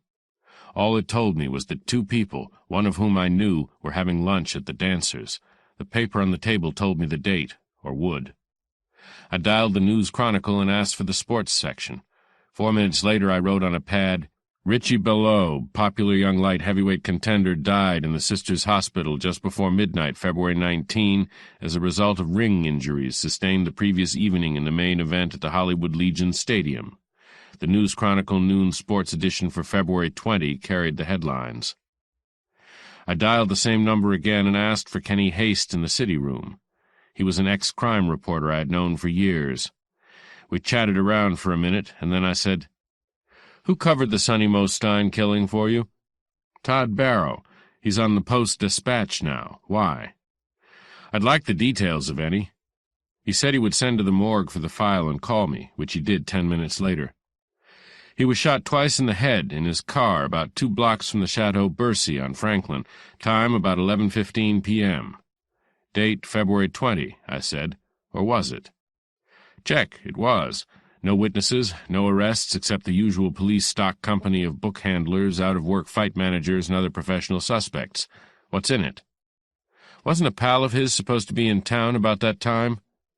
Nothing here says so. What name? Weepy Moyer. A cop friend of mine said something about a Hollywood money man being held on suspicion and then released for lack of evidence. Kenny said, Wait a minute. Something's coming back to me. Yeah. Fellow named Steelgrave owns the Dancers, supposed to be a gambler and so on. Nice guy. I've met him. That was a bust. How do you mean, a bust? Some smart monkey tipped the cops he was Weepy Moyer, and they held him for 10 days on an open charge for Cleveland. Cleveland brushed it off. That didn't have anything to do with the Stein killing. Steelgrave was under glass all that week. No connection at all. Your cop friend has been reading pulp magazines. They all do, I said. That's why they talk so tough. Thanks, Kenny. We said goodbye and hung up, and I sat leaning back in my chair and looking at my photograph. After a while I took scissors and cut out the piece that contained the folded newspaper with the headline. I put the 2 pieces in separate envelopes and put them in my pocket with the sheet from the pad. I dialed Miss Mavis Weld's Crestview number. A woman's voice answered after several rings. It was a remote and formal voice that I might or might not have heard before. All it said was, Hello? This is Philip Marlowe. Is Miss Weld in? Miss Weld will not be in until late this evening. Do you care to leave a message? Very important. Where could I reach her? I'm sorry, I have no information. Would her agent know? Possibly. You're quite sure you're not Miss Weld? Miss Weld is not in. She hung up. I sat there and listened to the voice. At first I thought yes, then I thought no. The longer I thought, the less I knew. I went down to the parking lot and got my car out. 17. On the terrace at the dancers, a few early birds were getting ready to drink their lunch. The glass-fronted upstairs room had the awning let down in front of it. I drove on past the curve that goes down into the strip and stopped across the street from a square building of 2 stories of rose-red brick with small white leaded bay windows and a Greek porch over the front door and what looked from across the street like an antique pewter doorknob. Over the door was a fanlight and the name Sheridan Ballou, Inc. in black wooden letters severely stylized. I locked my car and crossed to the front door. It was white and tall and wide and had a keyhole big enough for a mouse to crawl through. Inside this keyhole was the real lock. I went for the knocker, but they had thought of that too. It was all in one piece and didn't knock. So I patted one of the slim, fluted white pillars and opened the door and walked directly into the reception room, which filled the entire front of the building. It was furnished in dark, antique-looking furniture, and many chairs and settees of quilted, chintz-like material. There were lace curtains at the windows and chintz boxes around them that matched the chintz of the furniture. There was a flowered carpet and a lot of people waiting to see Mr. Sheridan Ballou. Some of them were bright and cheerful and full of hope. Some looked as if they had been there for days. One small dark girl was sniffling into her handkerchief in the corner. Nobody paid any attention to her. I got a couple of profiles at nice angles before the company decided I wasn't buying anything and didn't work there. A dangerous-looking redhead sat languidly at an atom desk, talking into a pure white telephone. I went over there, and she put a couple of cold blue bullets into me with her eyes, and then stared at the cornice that ran around the room. "No," she said into the phone. "No. So sorry. I'm afraid it's no use. Far, far too busy." She hung up and ticked off something on a list and gave me some more of her steely glance. "Good morning. I'd like to see Mr. Ballou," I said. I put my plain card on her desk. She lifted it by one corner, smiled at it amusedly. "Today?" she inquired amiably. "This week?" "How long does it usually take?" "It has taken 6 months," she said cheerfully. "Can't somebody else help you?" "No." "So sorry. Not a chance. Drop in again, won't you? Somewhere about Thanksgiving." She was wearing a white wool skirt, a burgundy silk blouse, and a black velvet overjacket with short sleeves. Her hair was a hot sunset. She wore a golden topaz bracelet and topaz earrings and a topaz dinner ring in the shape of a shield. Her fingernails matched her blouse exactly. She looked as if it would take a couple of weeks to get her dressed. "I've got to see him," I said. She read my card again. She smiled beautifully. "Everyone has," she said. "Why, Mr. Marlowe, look at all these lovely people. Every one of them has been here since the office opened 2 hours ago." "This is important." "No doubt. In what way, if I may ask?" "I want to peddle a little dirt." She picked a cigarette out of a crystal box and lit it with a crystal lighter. "Peddle? You mean for money? In Hollywood?" "Could be." "What kind of dirt? Don't be afraid to shock me." "It's a bit obscene, Miss... I screwed my head around to read the plaque on her desk. "Helen Grady," she said. "Well, a little well-bred obscenity never did any harm, did it?" "I didn't say it was well-bred." She leaned back carefully and puffed smoke in my face. "Blackmail, in short," she sighed. "Why the hell don't you lamb out of here, Bud, before I throw a handful of fat coppers in your lap?" I sat on the corner of her desk, grabbed a double handful of her cigarette smoke and blew it into her hair. She dodged angrily. "Beat it, lug," she said in a voice that could have been used for paint remover. "Uh-oh, what happened to the Bryn Mawr accent?" Without turning her head, she said sharply, "Miss Vane." A tall, slim, elegant, dark girl with supercilious eyebrows looked up. She had just come through an inner door camouflaged as a stained-glass window. The dark girl came over. Miss Grady handed her my card. "Spink." Miss Vane went back through the stained-glass window with the card. "Sit down and rest your ankles, big stuff," Miss Grady informed me. "You may be here all week." I sat down in a chintz-winged chair, the back of which came 8 inches above my head. It made me feel shrunken. Miss Grady gave me her smile again, the one with the hand-honed edge, and bent to the telephone once more. I looked around. The little girl in the corner had stopped crying and was making up her face with calm unconcern. A very tall, distinguished-looking party swung up a graceful arm to stare at his elegant wristwatch and oozed gently to his feet. He set a pearl-gray Homburg at a rakish angle on the side of his head, checked his yellow chamois gloves and his silver-knobbed cane, and strolled languidly over to the red-headed receptionist. "I have been waiting 2 hours to see Mr. Baloo," he said icily in a rich, sweet voice that had been modulated by a lot of training. "I'm not accustomed to waiting 2 hours to see anybody." "So sorry, Mr. Fortescue. Mr. Baloo is just too busy for words this a.m." "I'm sorry I cannot leave him a check," the elegant tall party remarked with a weary contempt. "Probably the only thing that would interest him, but in default of that—" "Just a minute, kid." The redhead picked up a phone and said into it, "Yes? Who says so besides Goldwyn? Can't you reach somebody that's not crazy?" "Well, try again." She slammed the telephone down. The tall party had not moved. "In default of that," he resumed, as if he had never stopped speaking, "I should like to leave a short personal message." "Please do," Miss Grady told him. "I'll get it to him somehow." "Tell him, with my love, that he is a dirty polecat." "Make it skunk, darling," she said. "He doesn't know any English words."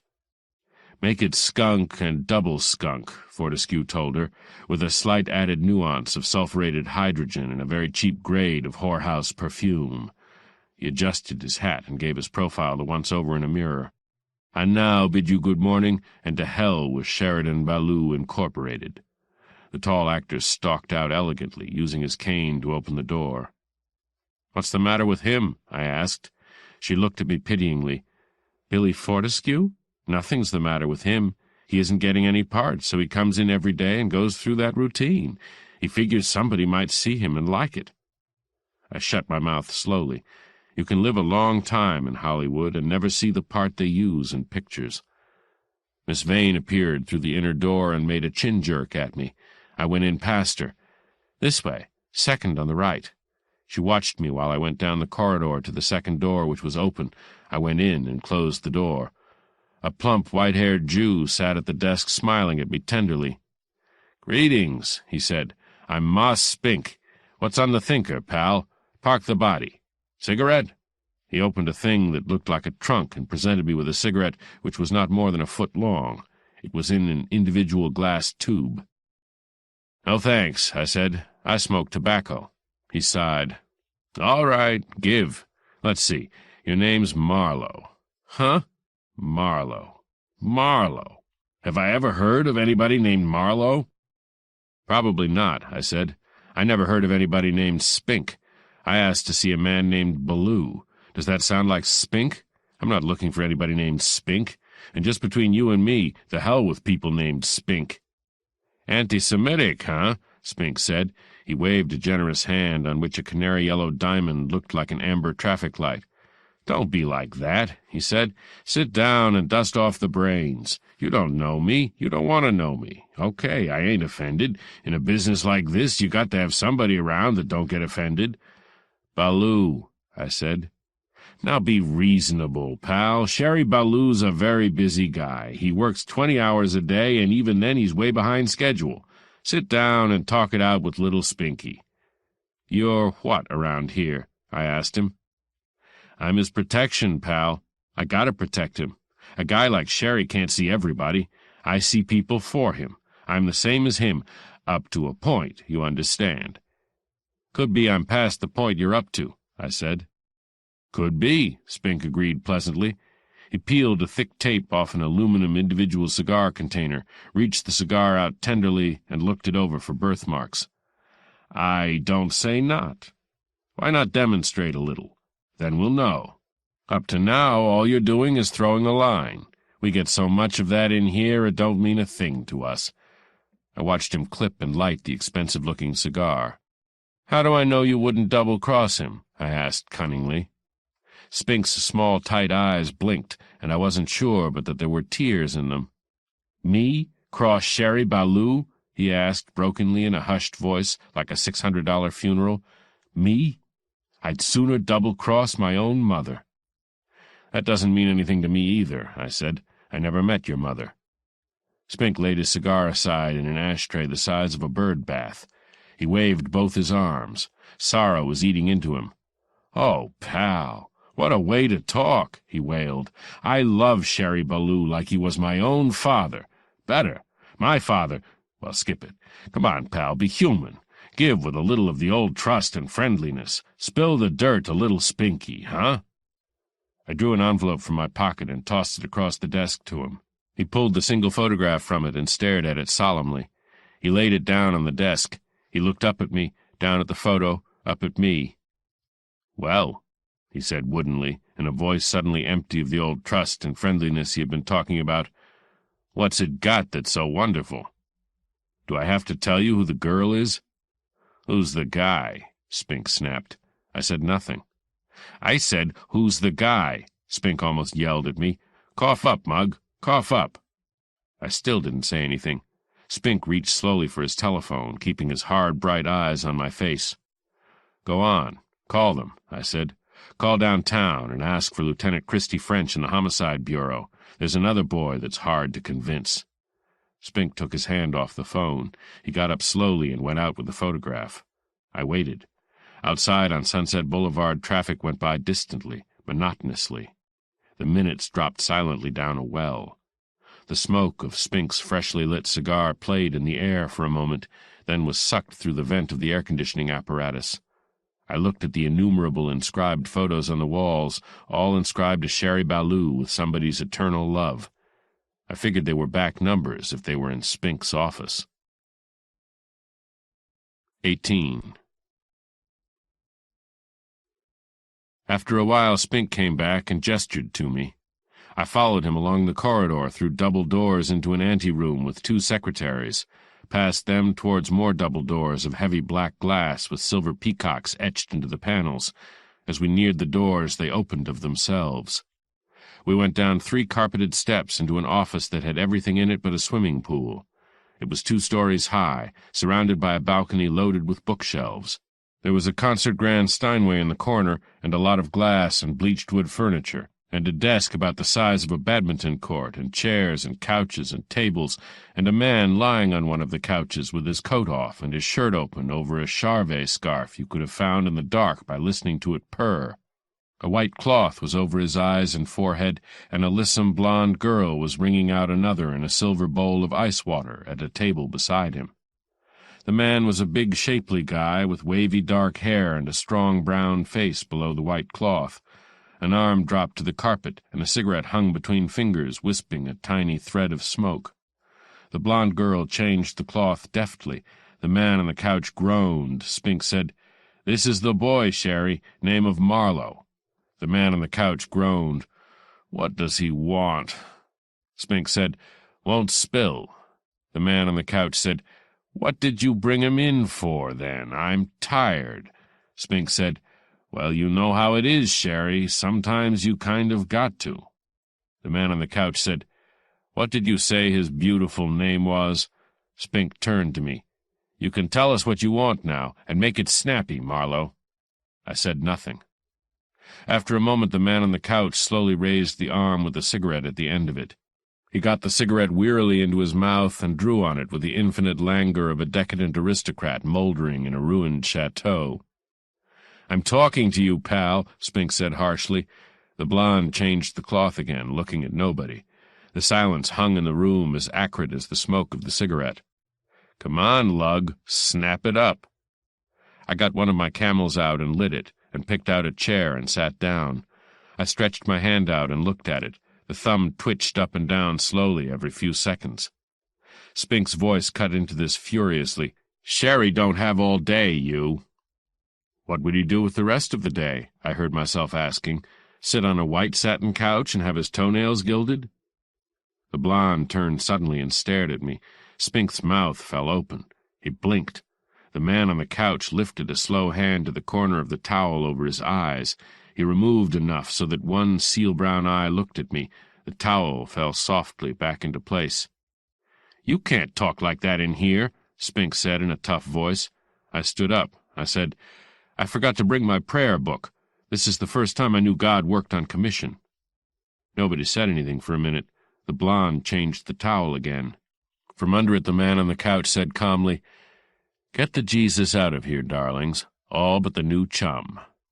Spink gave me a narrow glare of hate. The blonde left silently. Spink said, "Why don't I just toss him out on his can?" The tired voice under the towel said, "I've been wondering about that so long I've lost interest in the problem. Beat it." "Okay, boss," Spink said. He withdrew reluctantly. He paused at the door, gave me one more silent snarl, and disappeared. The man on the couch listened to the door close and then said, "How much?" "You don't want to buy anything." He pushed the towel off his head, tossed it to one side, and sat up slowly. He put his bench-made pebble-grain brogues on the carpet and passed a hand across his forehead. He looked tired but not dissipated. He fumbled another cigarette from somewhere, lit it, and stared morosely through the smoke at the floor. "Go on," he said. "I don't know why you wasted all the build-up on me," I said, "but I credit you with enough brains to know you couldn't buy anything and know it would stay bought." Ballou picked up the photo that Spink had put down near him on a long, low table. He reached out a languid hand. "The piece that's cut out would be the punchline, no doubt," he said. I got the envelope out of my pocket and gave him the cut-out corner, watched him fit the two pieces together. "With a glass you can read the headline," I said. "There's one on my desk. Please." I went over and got the magnifying glass off his desk. "You're used to a lot of service, aren't you, Mr. Ballou?" "I pay for it." He studied the photograph through the glass and sighed. "Seems to me I saw that fight. They ought to take more care of these boys." "Like you do of your clients," I said. He laid down the magnifying glass and leaned back to stare at me with cool, untroubled eyes. "That's the chap that owns the dancers. Name's Steelgrave. The girl is a client of mine, of course." He made a vague gesture towards a chair. I sat down in it. "What were you thinking of asking, Mr. Marlowe?" "For what?" "All the prints and the negative, the works." "10 grand, I said, and watched his mouth. The mouth smiled rather pleasantly. "It needs a little more explanation, doesn't it? All I see is two people having lunch in a public place, hardly disastrous to the reputation of my client. I assumed that was what you had in mind." I grinned. "You can't buy anything, Mr. Ballou. I could have had a positive made from the negative and another negative from the positive. If that snap is evidence of something, you could never know you had suppressed it." "Not much of a sales talk for a blackmailer," he said, still smiling. "I always wonder why people pay blackmailers. They can't buy anything, yet they do pay them, sometimes over and over and over again, and in the end are just where they started." "The fear of today," he said, "always overrides the fear of tomorrow. It's a basic fact of the dramatic emotions that the part is greater than the whole. If you see a glamour star on the screen in a position of great danger, you fear for her with one part of your mind, the emotional part. Notwithstanding that your reasoning mind knows that she is the star of the picture and nothing very bad is going to happen to her. If suspense and menace didn't defeat reason, there would be very little drama." I said, "Very true, I guess," and puffed some of my Camel smoke around. His eyes narrowed a little. "As to really being able to buy anything, if I paid you a substantial price and didn't get what I bought, I'd have you taken care of, beaten to a pulp. And when you got out of the hospital, if you felt aggressive enough, you could try to get me arrested." "It's happened to me," I said. "I'm a private eye. I know what you mean. Why are you talking to me?" He laughed. He had a deep, pleasant, effortless laugh. "I'm an agent, Sonny. I always tend to think traders have a little something in reserve. But we won't talk about any 10 grand. She hasn't got it. She only makes $1 grand a week so far. I admit she's very close to the big money, though." "That would stop her cold," I said, pointing to the photo. "No big money, no swimming pool with underwater lights, no platinum mink, no name in neons, no nothing. All blown away like dust." He laughed contemptuously. "Okay if I show this to the Johns downtown, then?" I said. He stopped laughing. His eyes narrowed. Very quietly he asked, "Why would they be interested?" I stood up. "I don't think we're going to do any business, Mr. Ballou, and you're a busy man. I'll take myself off." He got up off the couch and stretched, all 6'2" of him. He was a very fine hunk of man.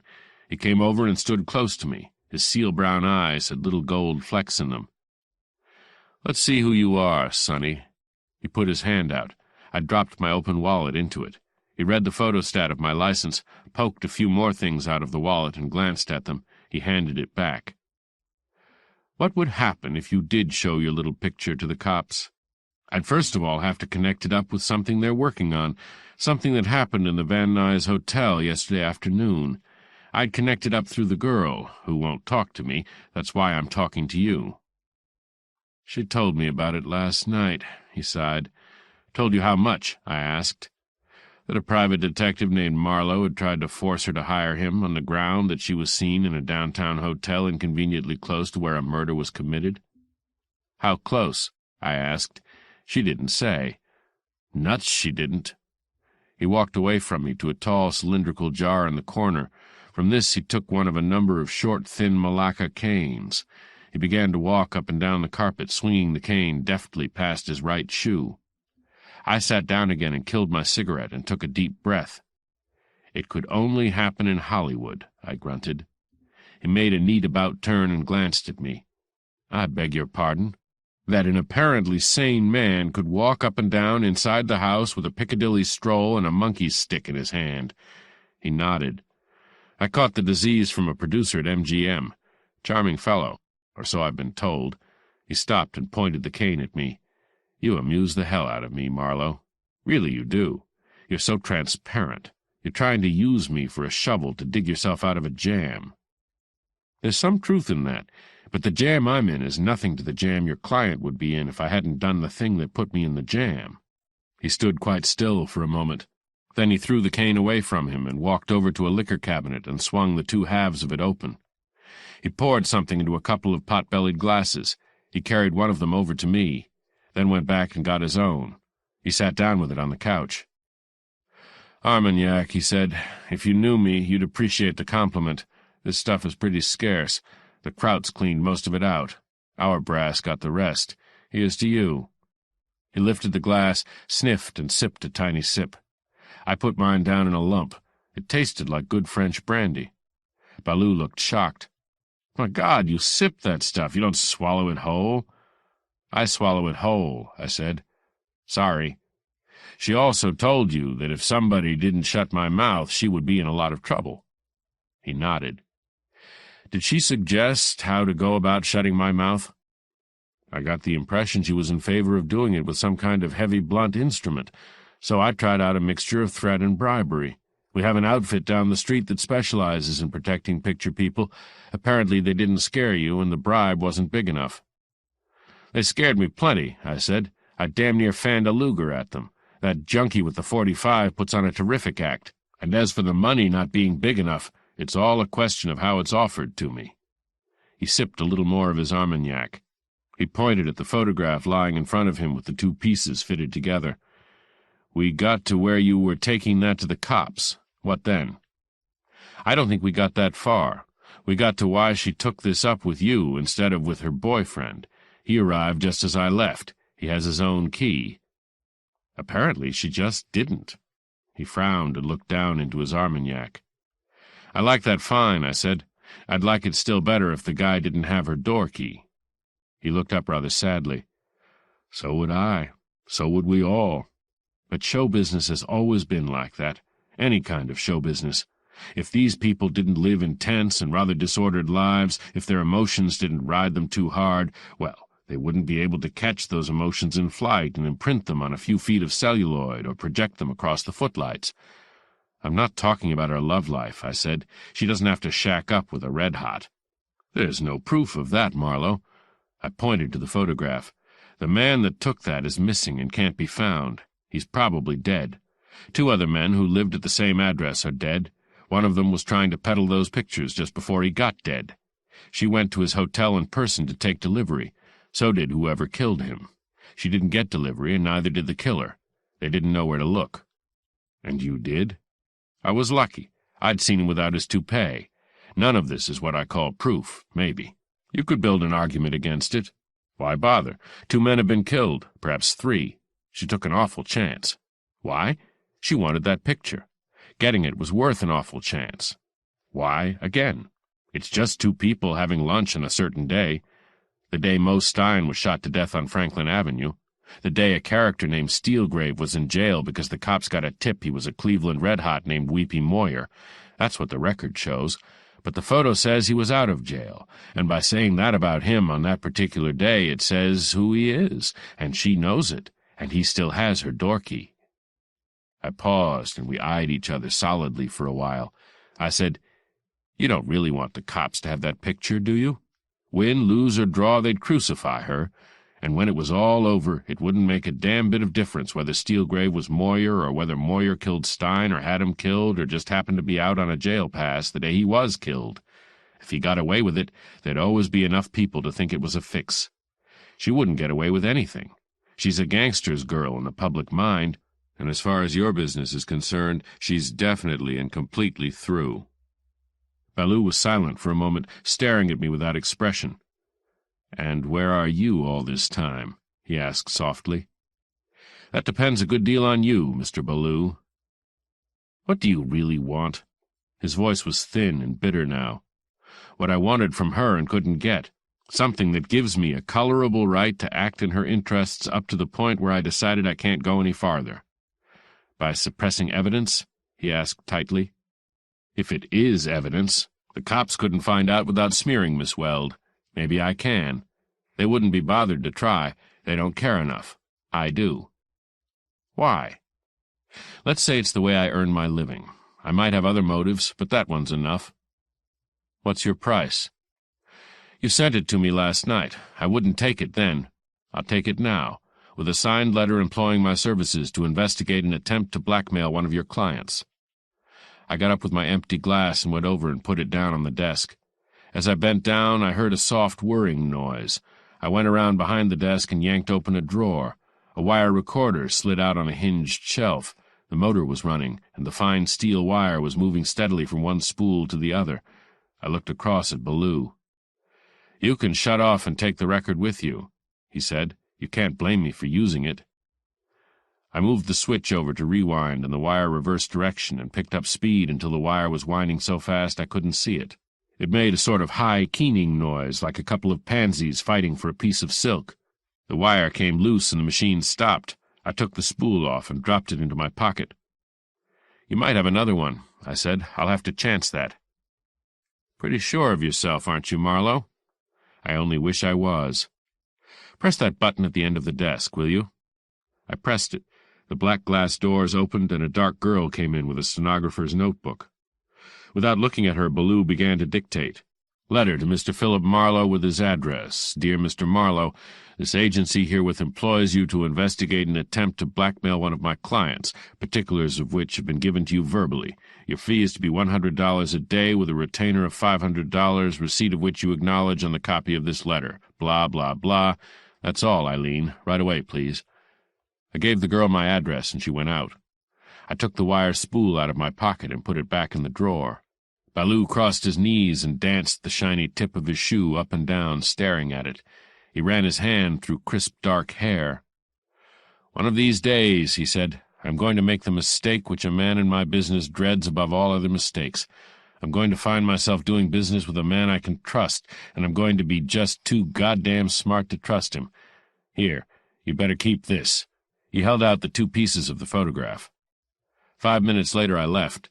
The glass doors opened when I was 3 feet from them. I went past the 2 secretaries and down the corridor past the open door of Spink's office. There was no sound in there, but I could smell his cigar smoke. In the reception room, exactly the same people seemed to be sitting around in the chintzy chairs. Miss Helen Grady gave me her Saturday night smile. Miss Vane beamed at me. I had been 40 minutes with the boss. That made me as gaudy as a chiropractor's chart. 19. The studio cop at the semicircular glassed-in desk put down his telephone and scribbled on a pad. He tore off the sheet and pushed it through the narrow slit not more than 3/4 of an inch wide, where the glass did not quite meet the top of his desk. His voice, coming through the speaking device set into the glass panel, had a metallic ring. "Straight through to the end of the corridor," he said. "You'll find a drinking fountain in the middle of the patio. George Wilson will pick up there." I said, "Thanks. Is this bulletproof glass?" "Sure. Why?" "I just wondered," I said. "I never heard of anybody shooting his way into the picture business." Behind me somebody snickered. I turned to look at a girl in slacks with a red carnation behind her ear. She was grinning. Oh, brother, if a gun was all it took. I went over to an olive-green door that didn't have any handle. It made a buzzing sound and let me push it open. Beyond was an olive-green corridor with bare walls and a door at the far end. A rat trap. If you got into that and something was wrong, they could still stop you. The far door made the same buzz and click. I wondered how the cop knew I was at it. So I looked up and found his eyes staring at me in a tilted mirror. As I touched the door, the mirror went blank. They thought of everything. Outside in the hot midday sun, flowers rioted in a small patio with tiled walks and a pool in the middle and a marble seat. The drinking fountain was beside the marble seat. An elderly and beautifully dressed man was lounging on the marble seat, watching 3 tan-colored boxers root up some tea-rose begonias. There was an expression of intense but quiet satisfaction on his face. He didn't glance at me as I came up. One of the boxers, the biggest one, came over and made a wet on the marble seat beside his pants leg. He leaned down and patted the dog's hard, short-haired head. "You Mr. Wilson?" I asked. He looked up at me vaguely. The middle-sized boxer trotted up and sniffed and wet after the first one. "Wilson?" He had a lazy voice with a touch of drawl to it. "Oh, no. My name's not Wilson. Should it be?" "Sorry." I went over to the drinking fountain and hit myself in the face with a stream of water. While I was wiping it off with a handkerchief, the smallest boxer did his duty on the marble bench. The man whose name was not Wilson said lovingly, "Always do it in the exact same order. Fascinates me." "Do what?" I asked. "Pee," he said. "Question of seniority, it seems. Very orderly. First Maisie, she's the mother. Then Mac, year older than Jock, the baby. Always the same, even in my office." "In your office," I said, and nobody ever looked stupider saying anything. He lifted his whitish eyebrows at me, took a plain brown cigar out of his mouth, bit the end off, and spit it into the pool. "That won't do the fish any good," I said. He gave me an up-from-under look. "I raise boxers. The hell with fish." I figured it was just Hollywood. I lit a cigarette and sat down on the bench. "In your office," I said. "Well, every day has its new idea, hasn't it?" "Up against the corner of the desk. Do it all the time. Drives my secretaries crazy. Gets into the carpet, they say. What's the matter with women nowadays? Never bothers me. Rather like it. You get fond of dogs, you even like to watch them pee." One of the dogs heaved a full-blown begonia plant into the middle of the tiled walk at his feet. He picked it up and threw it into the pool. "Bothers the gardeners, I suppose," he remarked as he sat down again. "Oh, well, if they're not satisfied, they can always—" He stopped dead and watched a slim male girl in yellow slacks deliberately detour in order to pass through the patio. She gave him a quick side glance and went off making music with her hips. "You know what's the matter with this business?" he asked me.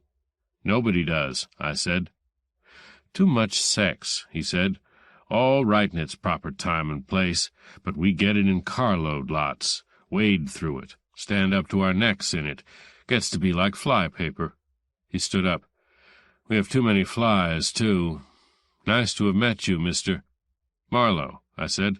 "I'm afraid you don't know me." "Don't know anybody," he said. "Memory's going. Meet too many people. Name's Oppenheimer." "Jules Oppenheimer?" He nodded. "Right. Have a cigar." He held one out to me. I showed my cigarette. He threw the cigar into the pool, then frowned. "Memory's going," he said sadly. "Wasted 50 cents. Oughtn't to do that." "You run this studio," I said. He nodded absently. "Ought to have saved that cigar. Save 50 cents, and what have you got?" 50 cents, I said, wondering what the hell he was talking about. Not in this business. Save 50 cents in this business, and all you have is $5 worth of bookkeeping." He paused and made a motion to the three boxers. They stopped whatever they were rooting at and watched him. "Just run the financial end," he said. "That's easy. Come on, children, back to the brothel." He sighed. 1,500 theaters, he added. I must have been wearing my stupid expression again. He waved a hand around the patio. 1,500 theaters is all you need. A damn sight easier than raising purebred boxers. The motion picture business is the only business in the world in which you can make all the mistakes there are and still make money. Must be the only business in the world where you can have 3 dogs pee up against your office desk, I said. You have to have the 1,500 theaters. That makes it a little harder to get a start, I said. He looked pleased. Yes, that is the hard part. He looked across the green-clipped lawn at a 4-story building which made one side of the open square. All offices over there, he said. I never go there. Always redecorating. Makes me sick to look at the stuff some of these people put in their suites. Most expensive talent in the world. Give them anything they like, all the money they want. Why? No reason at all, just habit. Doesn't matter a damn what they do or how they do it. Just give me 1,500 theaters. You wouldn't want to be quoted on that, Mr. Oppenheimer. You a newspaper man? No. Too bad. Just for the hell of it, I'd like to see somebody try to get that simple elementary fact of life into the papers. He paused and snorted. Nobody'd print it. Afraid to. Come on, children. The big one, Maisie, came over and stood beside him. The middle-sized one paused to ruin another begonia, and then trotted up beside Maisie. The little one, Jock, lined up in order, then, with a sudden inspiration, lifted a hind leg at the cuff of Oppenheimer's pants. Maisie blocked him off casually. See that? Oppenheimer beamed. Jock tried to get out of turn. Maisie wouldn't stand for it. He leaned down and patted Maisie's head. She looked up at him adoringly. The eyes of your dog, Oppenheimer mused, the most unforgettable thing in the world. He strolled off down the tiled path toward the executive building, the 3 boxers trotting sedately beside him. Mr. Marlowe? I turned to find that a tall, sandy-haired man with a nose like a strap-hanger's elbow had sneaked up on me. I'm George Wilson. Glad to know you. I see you know Mr. Oppenheimer. Been talking to him. He told me how to run the picture business. Seems all it takes is 1,500 theaters. I've been working here 5 years. I've never even spoken to him. You just don't get peed on by the right dogs. You could be right. Just what can I do for you, Mr. Marlowe? I want to see Mavis Weld. She's on the set. She's in a picture that's shooting. Could I see her on the set for a minute? He looked doubtful. What kind of pass did they give you? Just a pass, I guess. I held it out to him. He looked it over. Ballou sent you. He's her agent. I guess we can manage. Stage 12. Want to go over there now? If you have time. I'm the unit publicity man. That's what my time is for. We walked along the tiled path towards the corners of 2 buildings. A concrete roadway went between them towards the back lot and the stages. You in Ballou's office? Wilson asked. Just came from there. Quite an organization, I hear. I've thought of trying that business myself. There's nothing in this but a lot of grief. We passed a couple of uniformed cops, then turned into a narrow alley between 2 stages. A red wigwag was swinging in the middle of the alley, a red light was on over a door marked 12, and a bell was ringing steadily above the red light. Wilson stopped beside the door. Another cop in a tilted-back chair nodded to him and looked me over with that dead gray expression that grows on them like scum on a water tank. The bell and the wigwag stopped, and the red light went off. Wilson pulled a heavy door open, and I went in past him. Inside was another door. Inside that, what seemed after the sunlight to be pitch darkness. Then I saw a concentration of lights in the far corner. The rest of the enormous sound stage seemed to be empty. We went towards the lights. As we drew near, the floor seemed to be covered with thick black cables. There were rows of folding chairs, a cluster of portable dressing rooms with names on the doors. We were wrong way on to the set, and all I could see was the wooden backing and on either side a big screen. A couple of back projection machines sizzled off to the side. A voice shouted, "Roll 'em!" A bell rang loudly. The two screens came alive with tossing waves. Another calmer voice said, "Watch your positions, please. We may have to end up matching this little vignette. All right. Action." Wilson stopped dead and touched my arm. The voices of the actors came out of nowhere, neither loud nor distinct, an unimportant murmur with no meaning. One of the screens suddenly went blank. The smooth voice, without changing of tone, said, "Cut." The bell rang again, and there was a general sound of movement. Wilson and I went on. He whispered in my ear, "If Ned Gammon doesn't get this take before lunch, he'll bust Torrance on the nose." Oh, Torrance in this.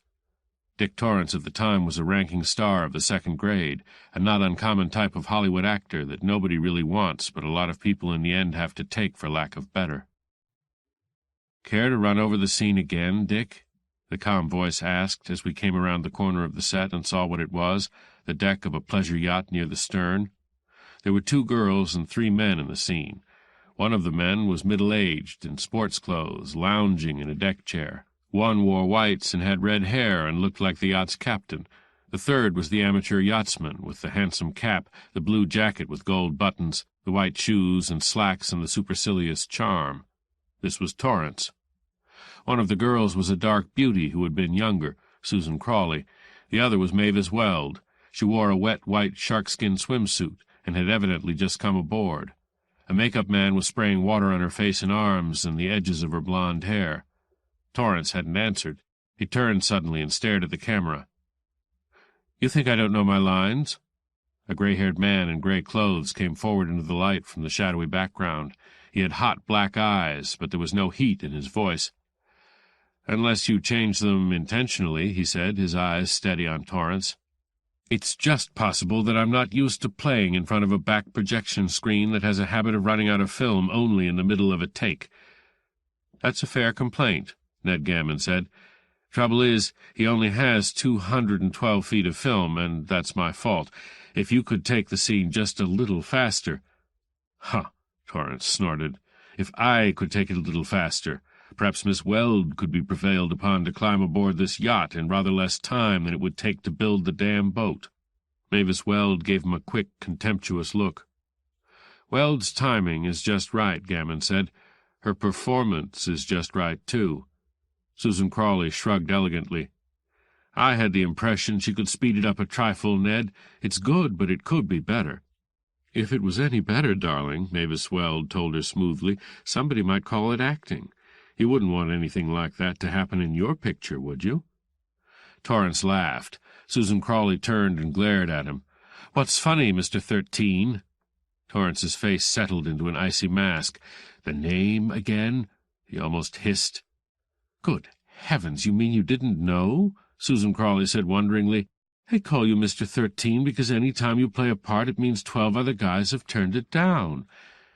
"I see," Torrance said coolly, then burst out laughing again. He turned to Ned Gammon. "Okay, Ned, now everybody's got the rat poison out of their system. Maybe we can give it to you the way you want it." Ned Gammon nodded. "Nothing like a little hamming to clear the air. All right, here we go." He went back beside the camera. The assistant shouted, "Roll 'em!" and the scene went through without a hitch. "Cut," Gammon said. "Print that one. Break for lunch, everybody." The actors came down a flight of rough wooden steps and nodded to Wilson. Mavis Weld came last, having stopped to put on a terry-cloth robe and a pair of beach sandals. She stopped dead when she saw me. Wilson stepped forward. "Hello, George," Mavis Weld said, staring at me. "Want something from me?" "Mr. Marlowe would like a few words with you, okay?" "Mr. Marlowe?" Wilson gave me a quick, sharp look. "From Ballew's office. I supposed you knew him." "I may have seen him." She was still staring at me. "What is it?" I didn't speak. After a moment she said, "Thanks, George. Better come along to my dressing room, Mr. Marlowe." She turned and walked off around the far side of the set. A green and white dressing room stood against the wall. The name on the door was Miss Weld. At the door she turned and looked around carefully. Then she fixed her lovely blue eyes on my face. "And now, Mr. Marlowe? You do remember me?" "I believe so. Do we take up where we left off, or have a new deal with a clean deck?" "Somebody let you in here. Who? Why, that takes explaining." "I'm working for you. I've been paid a retainer, and Ballou has the receipt." "How very thoughtful. And suppose I don't want you to work for me, whatever your work is?" "All right, be fancy," I said. I took the dancer's photo out of my pocket and held it out. She looked at me a long, steady moment before she dropped her eyes. Then she looked at the snapshot of herself and Steelgrave in the booth. She looked at it gravely, without movement. Then very slowly she reached up and touched the tendrils of damp hair at the side of her face. Ever so slightly she shivered. Her hand came out and she took the photograph. She stared at it. Her eyes came up again slowly, slowly. "Well?" she asked.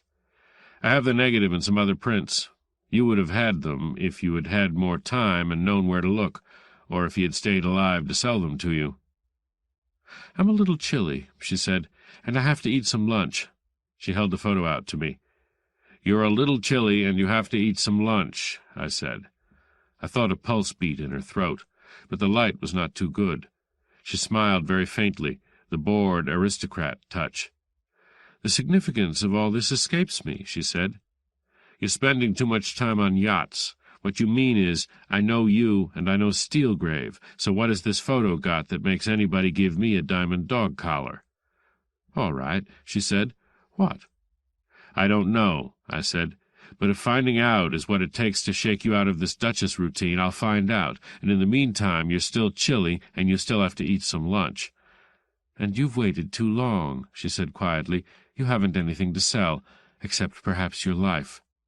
"I'd sell that cheap, for love of a pair of dark glasses and a delphinium blue hat and a crack on the head from a high-heeled slipper." Her mouth twitched as if she was going to laugh, but there was no laughter in her eyes. "Not to mention 3 slaps in the face," she said. "Goodbye, Mr. Marlowe. You came too late. Much, much too late." "For me, or for you?" She reached back and opened the door of the dressing-room. "I think for both of us." She went in quickly, leaving the door open. "Come in and shut the door," her voice said from the dressing-room. I went in and shut the door. It was no fancy custom-built Stars dressing-room, strictly utility only. There was a shabby couch, 1 easy chair, a small dressing table with mirror and 2 lights, a straight chair in front of it, a tray that had held coffee. Mavis Weld reached down and plugged in a round electric heater. Then she grabbed up a towel and rubbed the damp edges of her hair. I sat down on the couch and waited.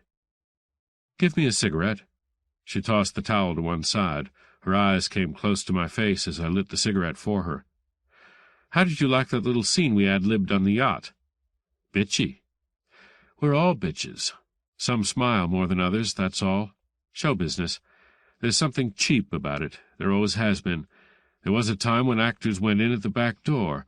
Most of them still should. Great strain, great urgency, great hatred, and it comes out in nasty little scenes. They don't mean a thing." "Cat talk," I said. She reached up and pulled a fingertip down the side of my cheek. It burned like a hot iron. "How much money do you make, Marlowe?" $40 a day in expenses. That's the asking price. I take 25. I've taken less. I thought about Orfamay's worn 20. She did that with her finger again, and I just didn't grab hold of her. She moved away from me and sat in the chair, drawing the robe close. The electric heater was making the little room warm.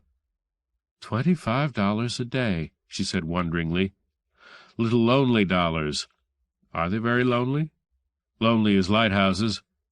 She crossed her legs, and the pale glow of her skin in the light seemed to fill the room. "So ask me the questions," she said, making no attempt to cover her thighs. "Who's Steelgrave?"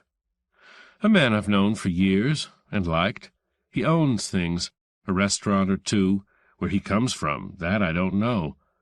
"But you know him very well." "Why don't you ask me if I sleep with him?"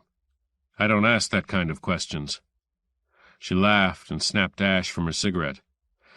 "Miss Gonzalez would be glad to tell you. She's dark and lovely and passionate, and very, very kind." "And exclusive as a mailbox," I said. "The hell with her. About Steelgrave. Has he ever been in trouble?" "Who hasn't?" "With the police?" Her eyes widened a little too innocently. Her laugh was a little too silvery. "Don't be ridiculous. The man is worth $2 million. How did he get it?" "How would I know?" "All right, you wouldn't. That cigarette's going to burn your fingers." I leaned across and took the stub out of her hand. Her hand lay open on her bare leg. I touched the palm with a fingertip. She drew away from me and tightened the hand into a fist. "Don't do that," she said sharply. "Why? I used to do that to girls when I was a kid." "I know." She was breathing a little fast. "It makes me feel very young and innocent and kind of naughty, and I'm far from being young and innocent any more." "Then you don't really know anything about Steelgrave." "I wish you'd make up your mind whether you are giving me a third degree or making love to me." "My mind has nothing to do with it," I said. After a silence, she said, "I really do have to eat something, Marlowe. I'm working this afternoon. You wouldn't want me to collapse on the set, would you?" "Only stars do that." I stood up. "Okay, I'll leave. Don't forget I'm working for you. I wouldn't be if I thought you'd killed anybody. But you were there. You took a big chance. There was something you wanted very badly." She reached the photo out from somewhere and stared at it, biting her lip. Her eyes came up without her head moving. "It could hardly have been this. That was the one thing he had so well hidden that it was not found. But what good is it? You and a man called Steelgrave in a booth at the dancers. Nothing in that." "Nothing at all," she said. "So it has to be something about Steelgrave, or something about the date." Her eyes snapped down to the picture again. "There's nothing to tell the date," she said quickly, "even if it meant something, unless the cut-out piece—" "Here." I gave her the cut-out piece. "But you'll need a magnifier. Show it to Steelgrave. Ask him if it means anything. Or ask Ballou." I started towards the exit of the dressing room. "Don't kid yourself, the date can't be fixed," I said over my shoulder. "Steelgrave won't." "You're just building a sandcastle, Marlowe." "Really?" I looked back at her, not grinning. "You really think that?" "Oh, no, you don't. You went there. The man was murdered. You had a gun. He was a known crook, and I found something the police would love to have me hide from them, because it must be as full of motives as the ocean is full of salt. As long as the cops don't find it, I have a license, and as long as somebody else doesn't find it, I don't have an ice pick in the back of my neck. Would you say I was in an overpaid profession?" She just sat there and looked at me, one hand on her kneecap, squeezing it, the other moving restlessly, finger by finger, on the arm of the chair. All I had to do was turn the knob and go on out. I don't know why it had to be so hard to do. 20.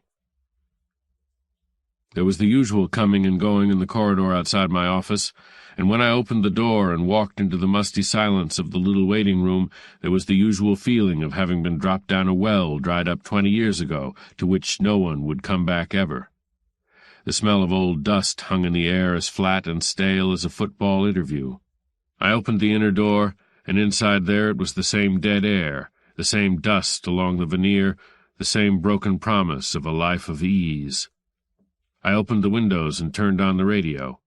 It came up too loud, and when I had it tuned down to normal, the phone sounded as if it had been ringing for some time. I took my hat off it and lifted the receiver. It was high time I heard from her again. Her cool, compact voice said, "This time I really mean it." "Go on." "I lied before. I'm not lying now. I really have heard from Orrin." "Go on." "You're not believing me. I can tell by your voice." "You can't tell anything by my voice. I'm a detective. Heard from him how?" "By phone from Bay City." "Wait a minute." I put the receiver down on the stained brown blotter and lit my pipe. "No hurry. Lies are always patient." I took it up again. "We've been through that routine," I said. "You're pretty forgetful for your age. I don't think Dr. Zugsmith would like it." "Please don't tease me. This is very serious. He got my letter. He went to the post office and asked for his mail. He knew where I'd be staying, and about when I'd be here, so he called up. He's staying with a doctor he got to know down there, doing some kind of work for him. I told you he had 2 years medical." "Doctor have a name?" "Yes, a funny name, Dr. Vincent Lagarde." "Just a minute, there's somebody at the door." I laid the phone down very carefully. I might be brittle. I might be made of spun glass. I got a handkerchief out and wiped the palm of my hand, the one that had been holding it. I got up and went to the built-in wardrobe and looked at my face in the flawed mirror. It was me, all right. I had a strained look. I'd been living too fast. Dr. Vincent Lagarde, 965 Wyoming Street, catty corners from the Garland Home of Peace, frame house on the corner, quiet, nice neighborhood, friend of the extinct Clausen. Maybe. Not according to him, but still maybe. I went back to the telephone and squeezed the jerks out of my voice. "How would you spell that?" I asked. She spelled it, with ease and precision. "Nothing to do, then, is there?" I said. "All Jake to the angels, or whatever they say in Manhattan, Kansas." "Stop sneering at me. Orrin's in a lot of trouble. Her voice quivered a little and her breath came quickly. "Some gangsters are after him." "Don't be silly, Orfamay. They don't have gangsters in Bay City. They're all working in pictures. What's Dr. Lagarde's phone number?" She gave it to me. It was right. I won't say the pieces were beginning to fall into place, but at least they were getting to look like parts of the same puzzle, which is all I ever get or ask. "Please go down there and see him and help him. He's afraid to leave the house. After all, I did pay you." "I gave it back." "Well, I offered it to you again." "You more or less offered me other things that are more than I'd care to take." There was silence. "All right," I said, "all right. If I can stay free that long, I'm in a lot of trouble myself." "Why?" "Telling lies and not telling the truth, it always catches up with me. I'm not as lucky as some people." "But I'm not lying, Philip. I'm not lying. I'm frantic." "Take a deep breath and get frantic so I can hear it." "They might kill him," she said quietly. "And what is Dr. Vincent Lagarde doing all this time?" "He doesn't know, of course. Please, please go at once. I have the address here. Just a moment." And the little bell rang, the one that rings far back at the end of the corridor and is not loud, but you'd better hear it. No matter what other noises there are, you'd better hear it. "He'll be in the phone book," I said. "And by an odd coincidence I have a Bay City phone book. Call me around 4 or 5. Better make it 5. I hung up quickly. I stood up and turned the radio off, not having heard a thing it said. I closed the windows again. I opened the drawer of my desk and took out the Luger and strapped it on. I fitted my hat on my head. On the way out, I had another look at the face in the mirror. I looked as if I had made up my mind to drive off a cliff. 21. They were just finishing a funeral service at the Garland Home of Peace. A big gray hearse was waiting at the side entrance. Cars were clotted along both sides of the street, 3 black sedans in a row at the side of Dr. Vincent Lagarde's establishment. People were coming sedately down the walk from the funeral chapel to the corner and getting into their cars. I stopped a third of a block away and waited. The cars didn't move. Then 3 people came out with a woman heavily veiled and all in black. They half-carried her down to a big limousine. The boss mortician fluttered around, making elegant little gestures and body movements as graceful as a Chopin ending. His composed gray face was long enough to wrap twice around his neck. The amateur pallbearers carried the coffin out the side door, and professionals eased the weight from them and slid it onto the back of the hearse as smoothly as if it had no more weight than a pan of butter rolls. Flowers began to grow into a mound over it. The glass doors were closed, and motors started all over the block. A few moments later nothing was left but one sedan across the way, and the boss mortician sniffing a tree rose on his way back to count the take. With a beaming smile he faded into his neat colonial doorway, and the world was still and empty again. The sedan that was left hadn't moved. I drove along and made a U-turn and came up behind it. The driver wore blue serge and a soft cap with a shiny peak. He was doing a crossword puzzle from the morning paper. I stuck a pair of those diaphanous mirror sunglasses on my nose and strolled past him toward Dr. Lagarde's place. He didn't look up. When I was a few yards ahead, I took the glasses off and pretended to polish them on my handkerchief. I caught him in one of the mirror lenses. He still didn't look up. He was just a guy doing a crossword puzzle. I put the mirror glasses back on my nose and went around to Dr. Lagarde's front door. The sign over the door said, "Ring and enter." I rang, but the door wouldn't let me enter. I waited. I rang again. I waited again. There was silence inside. Then the door opened a crack very slowly, and a thin, expressionless face over a white uniform looked out at me. "I'm sorry. Doctor is not seeing any patients today." She blinked at the mirror glasses. She didn't like them. Her tongue moved restlessly inside her lips. "I'm looking for a Mr. Quest, Orrin P. Quest." "Who?" There was a dim reflection of shock behind her eyes. "Quest. Q as in quintessential, U as in uninhibited, E as in extrasensory, S as in subliminal, T as in toots. Put them all together and they spell brother." She looked at me as if I had just come up from the floor of the ocean with a drowned mermaid under my arm. "I beg your pardon. Dr. Lagarde is not—" She was pushed out of the way by invisible hands, and a thin, dark, haunted man stood in the half-open doorway. "I am Dr. Lagarde. What is it, please?" I gave him a card. He read it. He looked at me. He had the white, pinched look of a man who is waiting for a disaster to happen. "We talked over the phone," I said, "about a man named Clausen." "Please, come in," he said quickly. "I don't remember, but come in." I went in. The room was dark, the blinds drawn, the windows closed. It was dark, and it was cold. The nurse backed away and sat down behind a small desk. It was an ordinary living room with light painted woodwork, which had once been dark, judging by the probable age of the house. A square arch divided the living room from the dining room. There were easy chairs and a center table with magazines. It looked like what it was, the reception room of a doctor practicing in what had been a private home. The telephone rang on the desk in front of the nurse. She started, and her hand went out and then stopped. She stared at the telephone. After a while it stopped ringing. "What was the name you mentioned?" Dr. Lagarde asked me softly. "Orrin Quest. His sister told me he was doing some kind of work for you, Doctor. I've been looking for him for days. Last night he called her up. From here, she said." "There is no one of that name here," Dr. Lagarde said politely. "There hasn't been." "You don't know him at all?" "I have never heard of him." I can't figure why he would say that to his sister. The nurse dabbed at her eyes furtively. The telephone on her desk burred and made her jump again. "Don't answer it," Dr. Lagarde said without turning his head. We waited while it rang. Everybody waits while a telephone rings.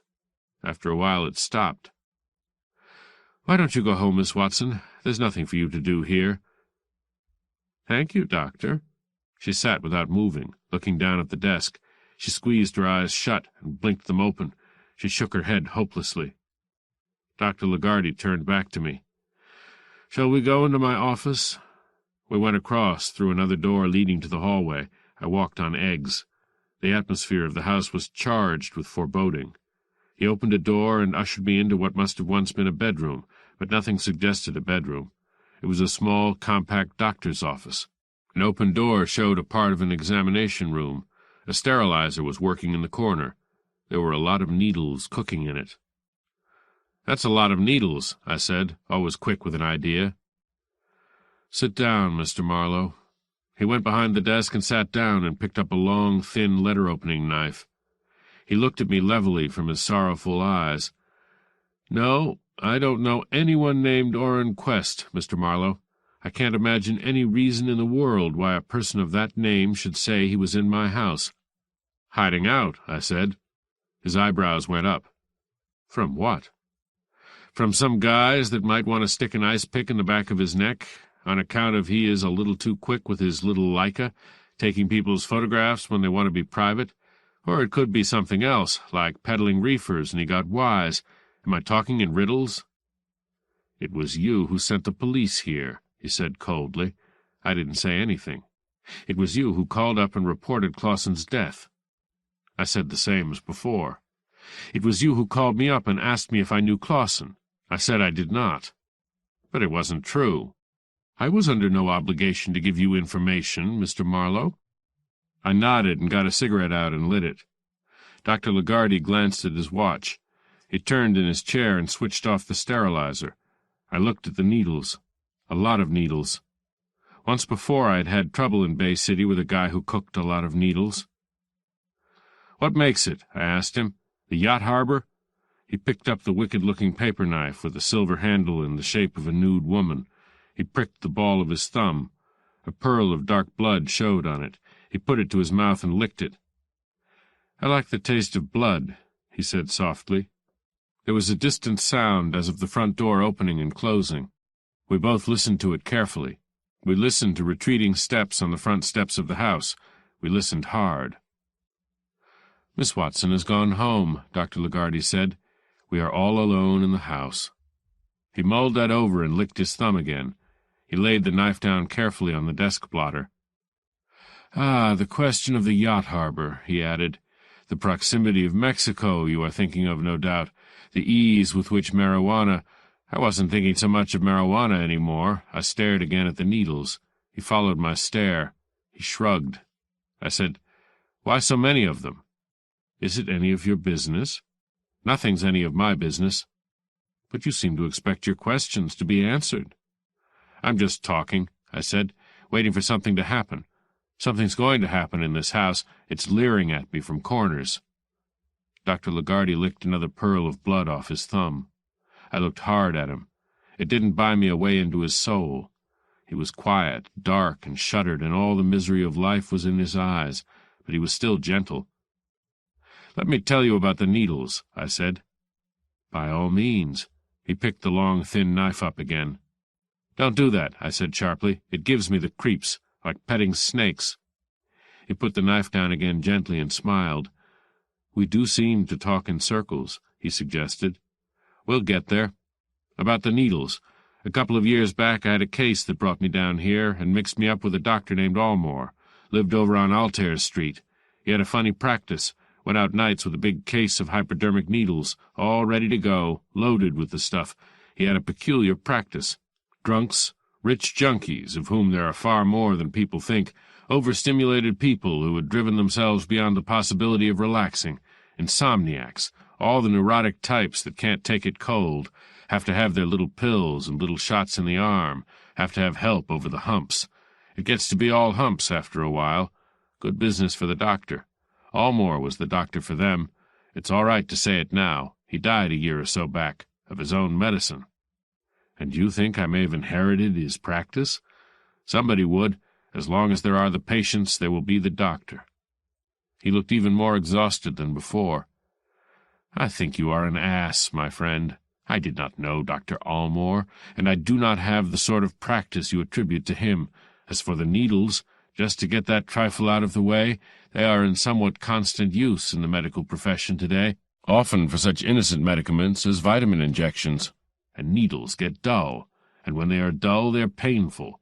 Therefore in the course of the day one may use a dozen or more, without narcotics in a single one." He raised his head slowly and stared at me with a fixed contempt. "I can be wrong," I said. "Smelling that reefer smoke over at Clausen's place yesterday, and having him call your number on the telephone, and call you by your first name, all this probably made me jump to wrong conclusions." "I have dealt with addicts," he said. "What doctor is not? It is a complete waste of time. They get cured sometimes. They can be deprived of their drug. Eventually, after great suffering, they can do without it. That is not curing them, my friend.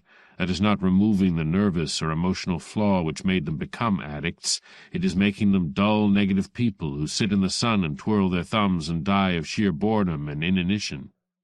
"That's a pretty raw theory, Doctor." "You raised the subject. I have disposed of it.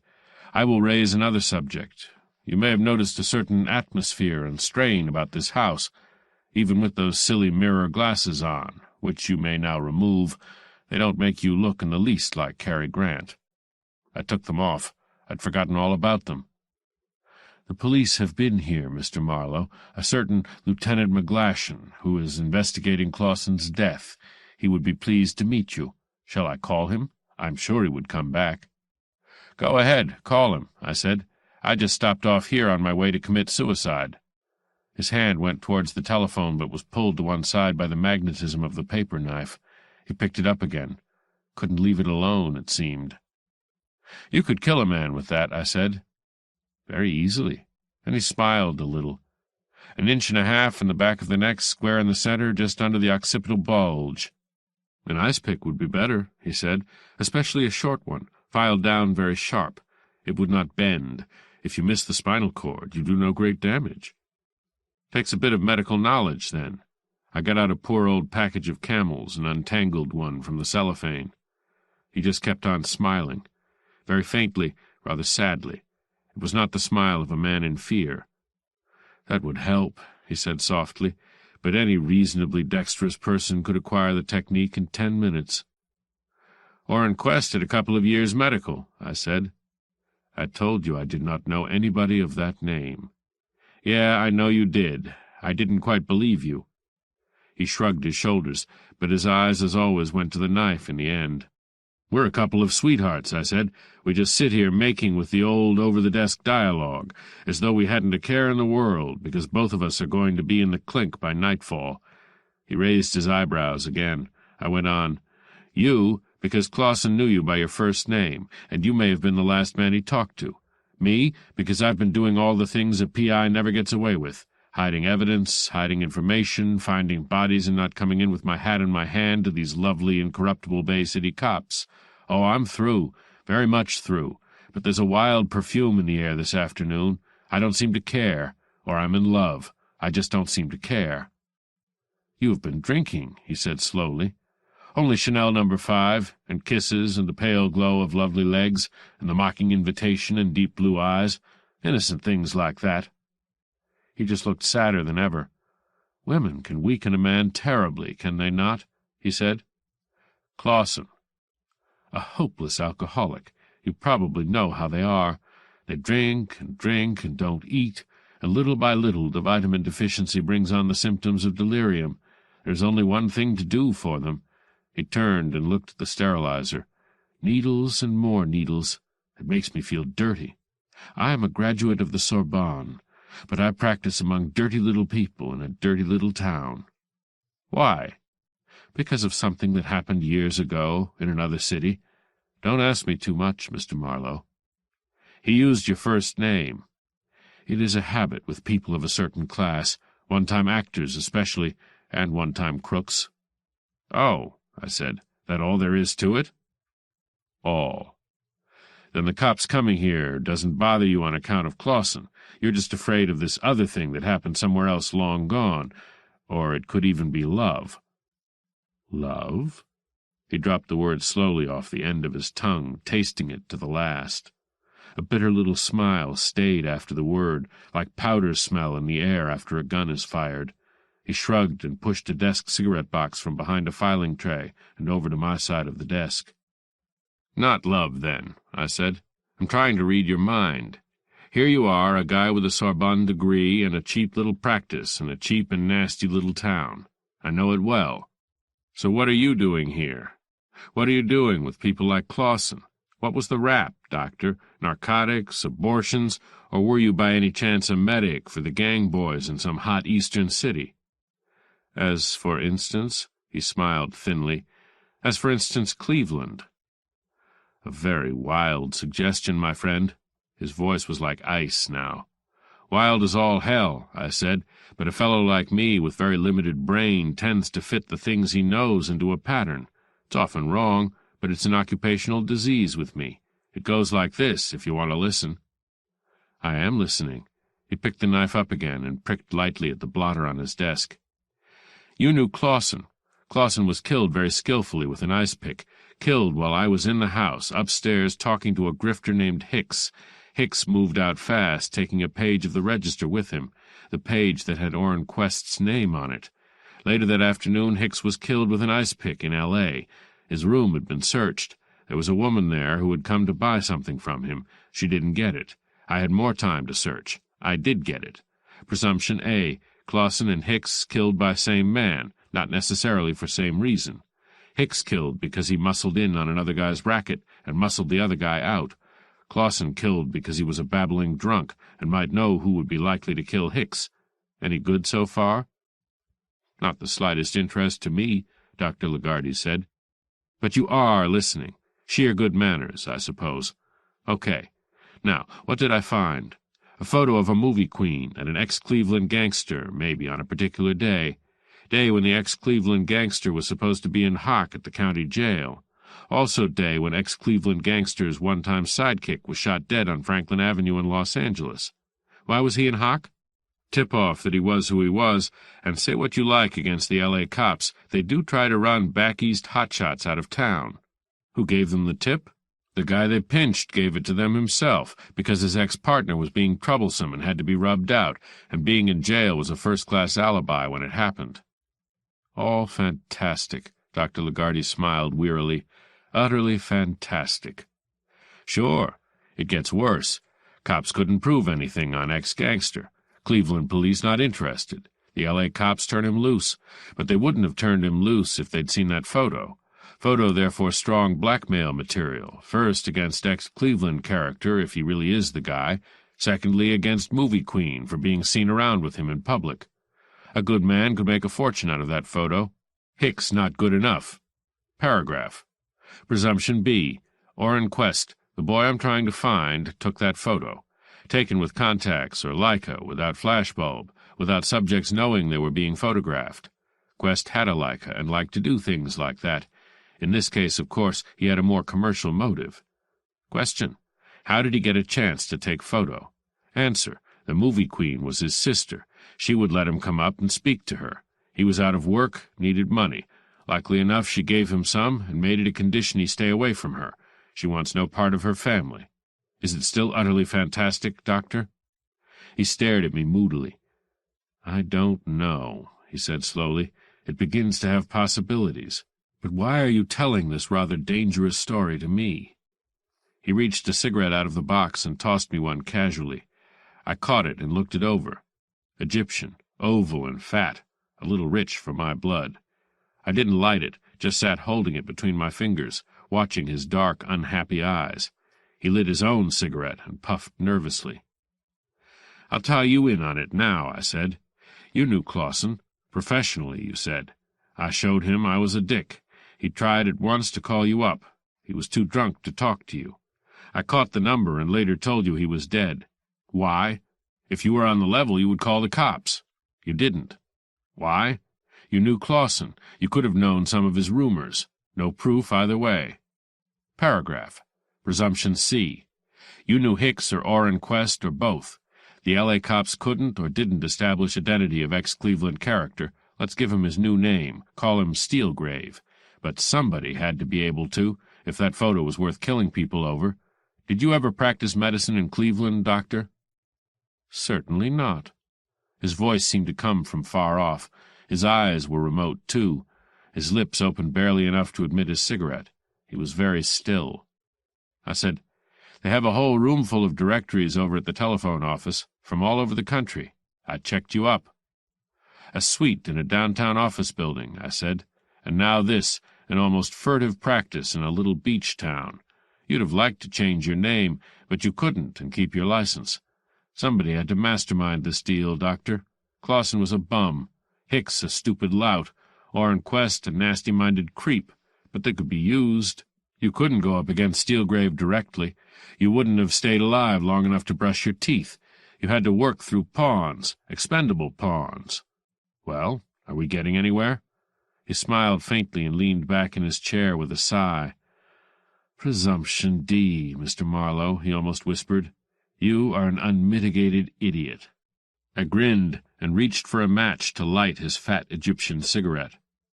Added to all the rest, I said, Orrin's sister calls me up and tells me he is in your house. There are a lot of weak arguments, taken one at a time, I admit, but they do seem to sort of focus on you. I puffed peacefully on the cigarette. He watched me. His face seemed to fluctuate and become vague, to move far off and come back. I felt a tightness in my chest. My mind had slowed to a turtle's gallop. What's going on here? I heard myself mumble. I put my hands on the arms of the chair and pushed myself up. Been dumb, haven't I? I said with the cigarette still in my mouth and me still smoking it. Dumb was hardly the word. Have to coin a new word. I was out of the chair, and my feet were stuck in 2 barrels of cement. When I spoke, my voice seemed to come through cotton wool. I let go of the arms of the chair and reached for the cigarette. I missed it clean a couple of times, then got my hand around it. It didn't feel like a cigarette. It felt like the hind end of an elephant, with sharp toenails. They stuck into my hand. I shook my hand, and the elephant took his leg away. A vague but enormously tall figure swung around in front of me, and a mule kicked me in the chest. I sat down on the floor. "A little potassium hydrocyanide," a voice said over the transatlantic telephone. "Not fatal, not even dangerous, merely relaxing." I started to get up off the floor. You ought to try it sometime, but have somebody nail the floor down first. This one looped the loop. After a while it steadied a little. I settled for an angle of 45 degrees. I took hold of myself and started to go somewhere. There was a thing that might have been Napoleon's tomb on the horizon. That was a good enough objective. I started that way. My heart beat fast and thick, and I was having trouble opening my lungs, like after being winded at football. You think your breath will never come back. Never, never, never. Then it wasn't Napoleon's tomb anymore. It was a raft on a swell. There was a man on it. I'd seen him somewhere. Nice fellow. We'd got on fine. I started towards him and hit a wall with my shoulder. That spun me around. I started clawing for something to hold on to. There was nothing but the carpet. How did I get down there? No use asking. It's a secret. Every time you ask a question, they just push the floor in your face. Okay, I started to crawl along the carpet. I was on what formerly had been my hands and knees. No sensation proved it. I crawled towards a dark wooden wall, or it could have been black marble. Napoleon's tomb again. What did I ever do to Napoleon? What for should he keep shoving his tomb at me? "Need a drink of water," I said. I listened for the echo. No echo. Nobody said anything. Maybe I didn't say it. Maybe it was just an idea I thought better of. Potassium cyanide. That's a couple of long words to be worrying about when you're crawling through tunnels. "Nothing fatal," he said. "Okay, this is just fun. What you might call semi-fatal." Philip Marlowe, 38, a private license operator of shady reputation, was apprehended by police last night while crawling through the Bologna storm drain with a grand piano on his back. Questioned at the University Heights police station, Marlowe declared he was taking the piano to the Maharaja of Kut Barar. Asked why he was wearing spurs, Marlowe declared that a client's confidence was sacred. Marlowe is being held for investigation. Chief Hornside said police were not yet ready to say more. Asked if the piano was in tune, Chief Hornside declared that he had played the minute waltz on it in 35 seconds, and so far as he could tell, there were no strings in the piano. He intimated that something else was. "A complete statement to the press will be made within 12 hours, Chief Hornside said abruptly. Speculation is rife that Marlowe was attempting to dispose of a body. A face swam towards me out of the darkness. I changed direction and started for the face, but it was too late in the afternoon. The sun was setting. It was getting dark rapidly. There was no face. There was no wall, no desk. Then there was no floor. There was nothing at all. I wasn't even there. 22. A big black gorilla with a big black paw had his big black paw over my face and was trying to push it through the back of my neck. I pushed back. Taking the weak side of an argument is my specialty. Then I realized that he was trying to keep me from opening my eyes. I decided to open my eyes just the same. Others have done it, why not me?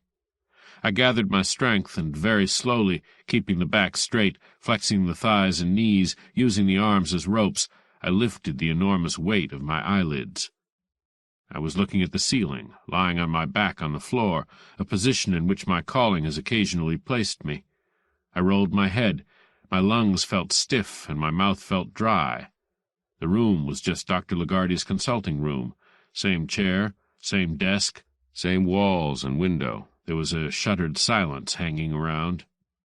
I got up on my haunches and braced myself on the floor and shook my head. It went into a flat spin. It spun down about 5,000 feet, and then I dragged it out and leveled off. I blinked. Same floor, same desk, same walls, but no Dr. Lagardy. I wet my lips and made some kind of a vague noise to which nobody paid any attention. I got up on my feet. I was as dizzy as a dervish, as weak as a worn-out washer, as low as a badger's belly, as timid as a titmouse, and as unlikely to succeed as a ballet dancer with a wooden leg. I groped my way over behind the desk and slumped into Lagardy's chair and began to paw fitfully through his equipment for a likely-looking bottle of liquid fertilizer. Nothing doing. I got up again. I was as hard to lift as a dead elephant. I staggered around looking into cabinets of shining white enamel which contained everything somebody else was in a hurry for. Finally, after what seemed like 4 years on the road gang, my little hand closed around 6 ounces of ethyl alcohol. I got the top off the bottle and sniffed. Grain alcohol, just what the label said. All I needed now was a glass and some water. A good man ought to be able to get that far. I started through the door to the examination room. The air still had the aromatic perfume of overripe peaches. I hit both sides of the doorway going through and paused to take a fresh sighting. At that moment I was aware that steps were coming down the hall. I leaned against the wall wearily and listened. Slow, dragging steps with a long pause between each. At first they seemed furtive.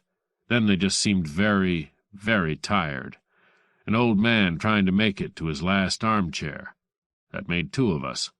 And then I thought, for no reason at all, of Orfamay's father back there on the porch in Manhattan, Kansas, moving quietly along to his rocking chair with his cold pipe in his hand, to sit down and look out over the front lawn and have himself a nice economical smoke that required no matches and no tobacco and didn't mess up the living-room carpet. I arranged his chair for him.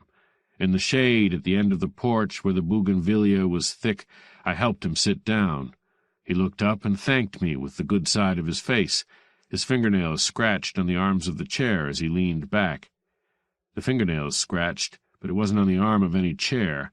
It was a real sound. It was close by, on the outside of a closed door that led from the examination room to the hallway. A thin, feeble scratch, possibly a young kitten wanting to be let in. "Okay, Marlowe, you're an old animal lover. Go over and let the kitten in." I started. I made it with the help of the nice examination couch with the rings on the end and the nice clean towels. The scratching had stopped. Poor little kitten, outside and wanting in. A tear formed itself in my eye and trickled down my furrowed cheek. I let go of the examination table and made a smooth 4 yards to the door. The heart was bumping inside me, and the lungs still had that feeling of having been in storage for a couple of years. I took a deep breath and got hold of the doorknob and opened it. Just at the last moment it occurred to me to reach for a gun. It occurred to me, but that's as far as I got. I'm a fellow that likes to take an idea over by the light and have a good look at it. I'd have had to let go of the doorknob. It seemed like too big an operation. I just twisted the knob and opened the door instead. He was braced to the door frame by 4 hooked fingers made of white wax. He had eyes 1/8 of an inch deep, pale gray-blue, wide open. They looked at me, but they didn't see me. Our faces were inches apart. Our breathing met in mid-air. Mine was quick and harsh. His was the far-off whisper which has not yet begun to rattle. Blood bubbled from his mouth and ran down his chin. Something made me look down. Blood drained slowly down the inside of his trouser leg and out on his shoe, and from his shoe it flowed without haste to the floor. It was already a small pool. I couldn't see where he had been shot. His teeth clicked, and I thought he was going to speak, or try to speak, but that was the only sound from him. He had stopped breathing. His jaw fell slack.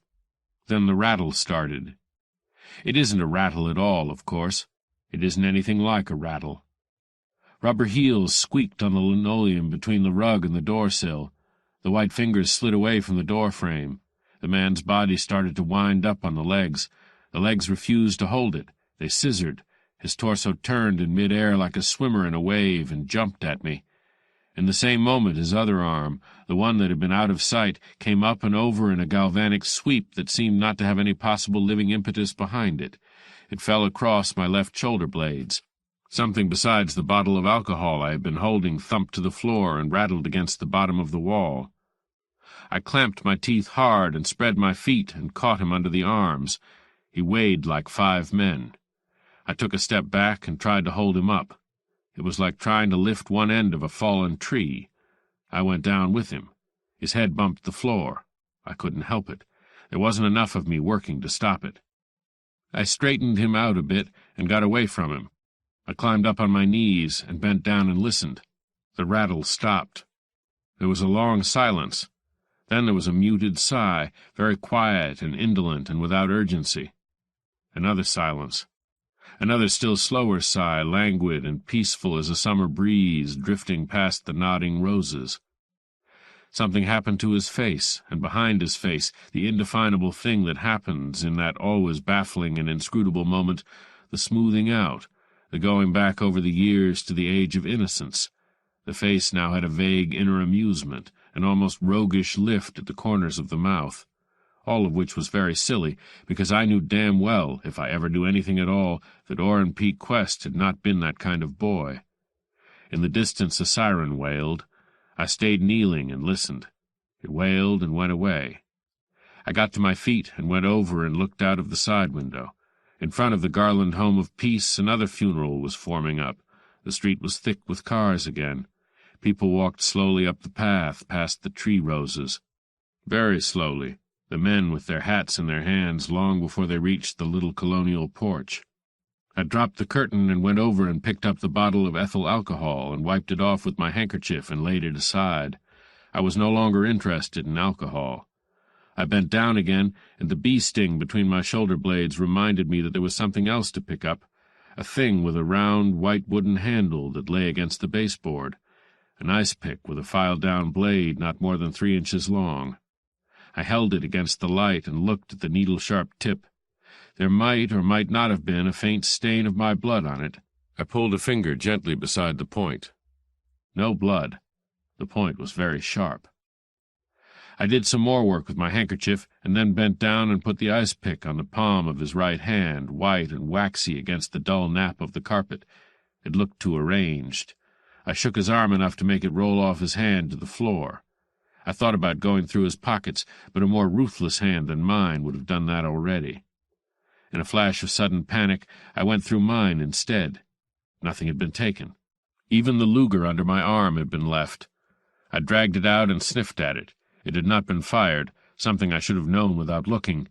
You don't walk around much after being shot with a Luger. I stepped over the dark red pool in the doorway and looked along the hall. The house was still silent and waiting. The blood trail led me back and across to a room furnished like a den.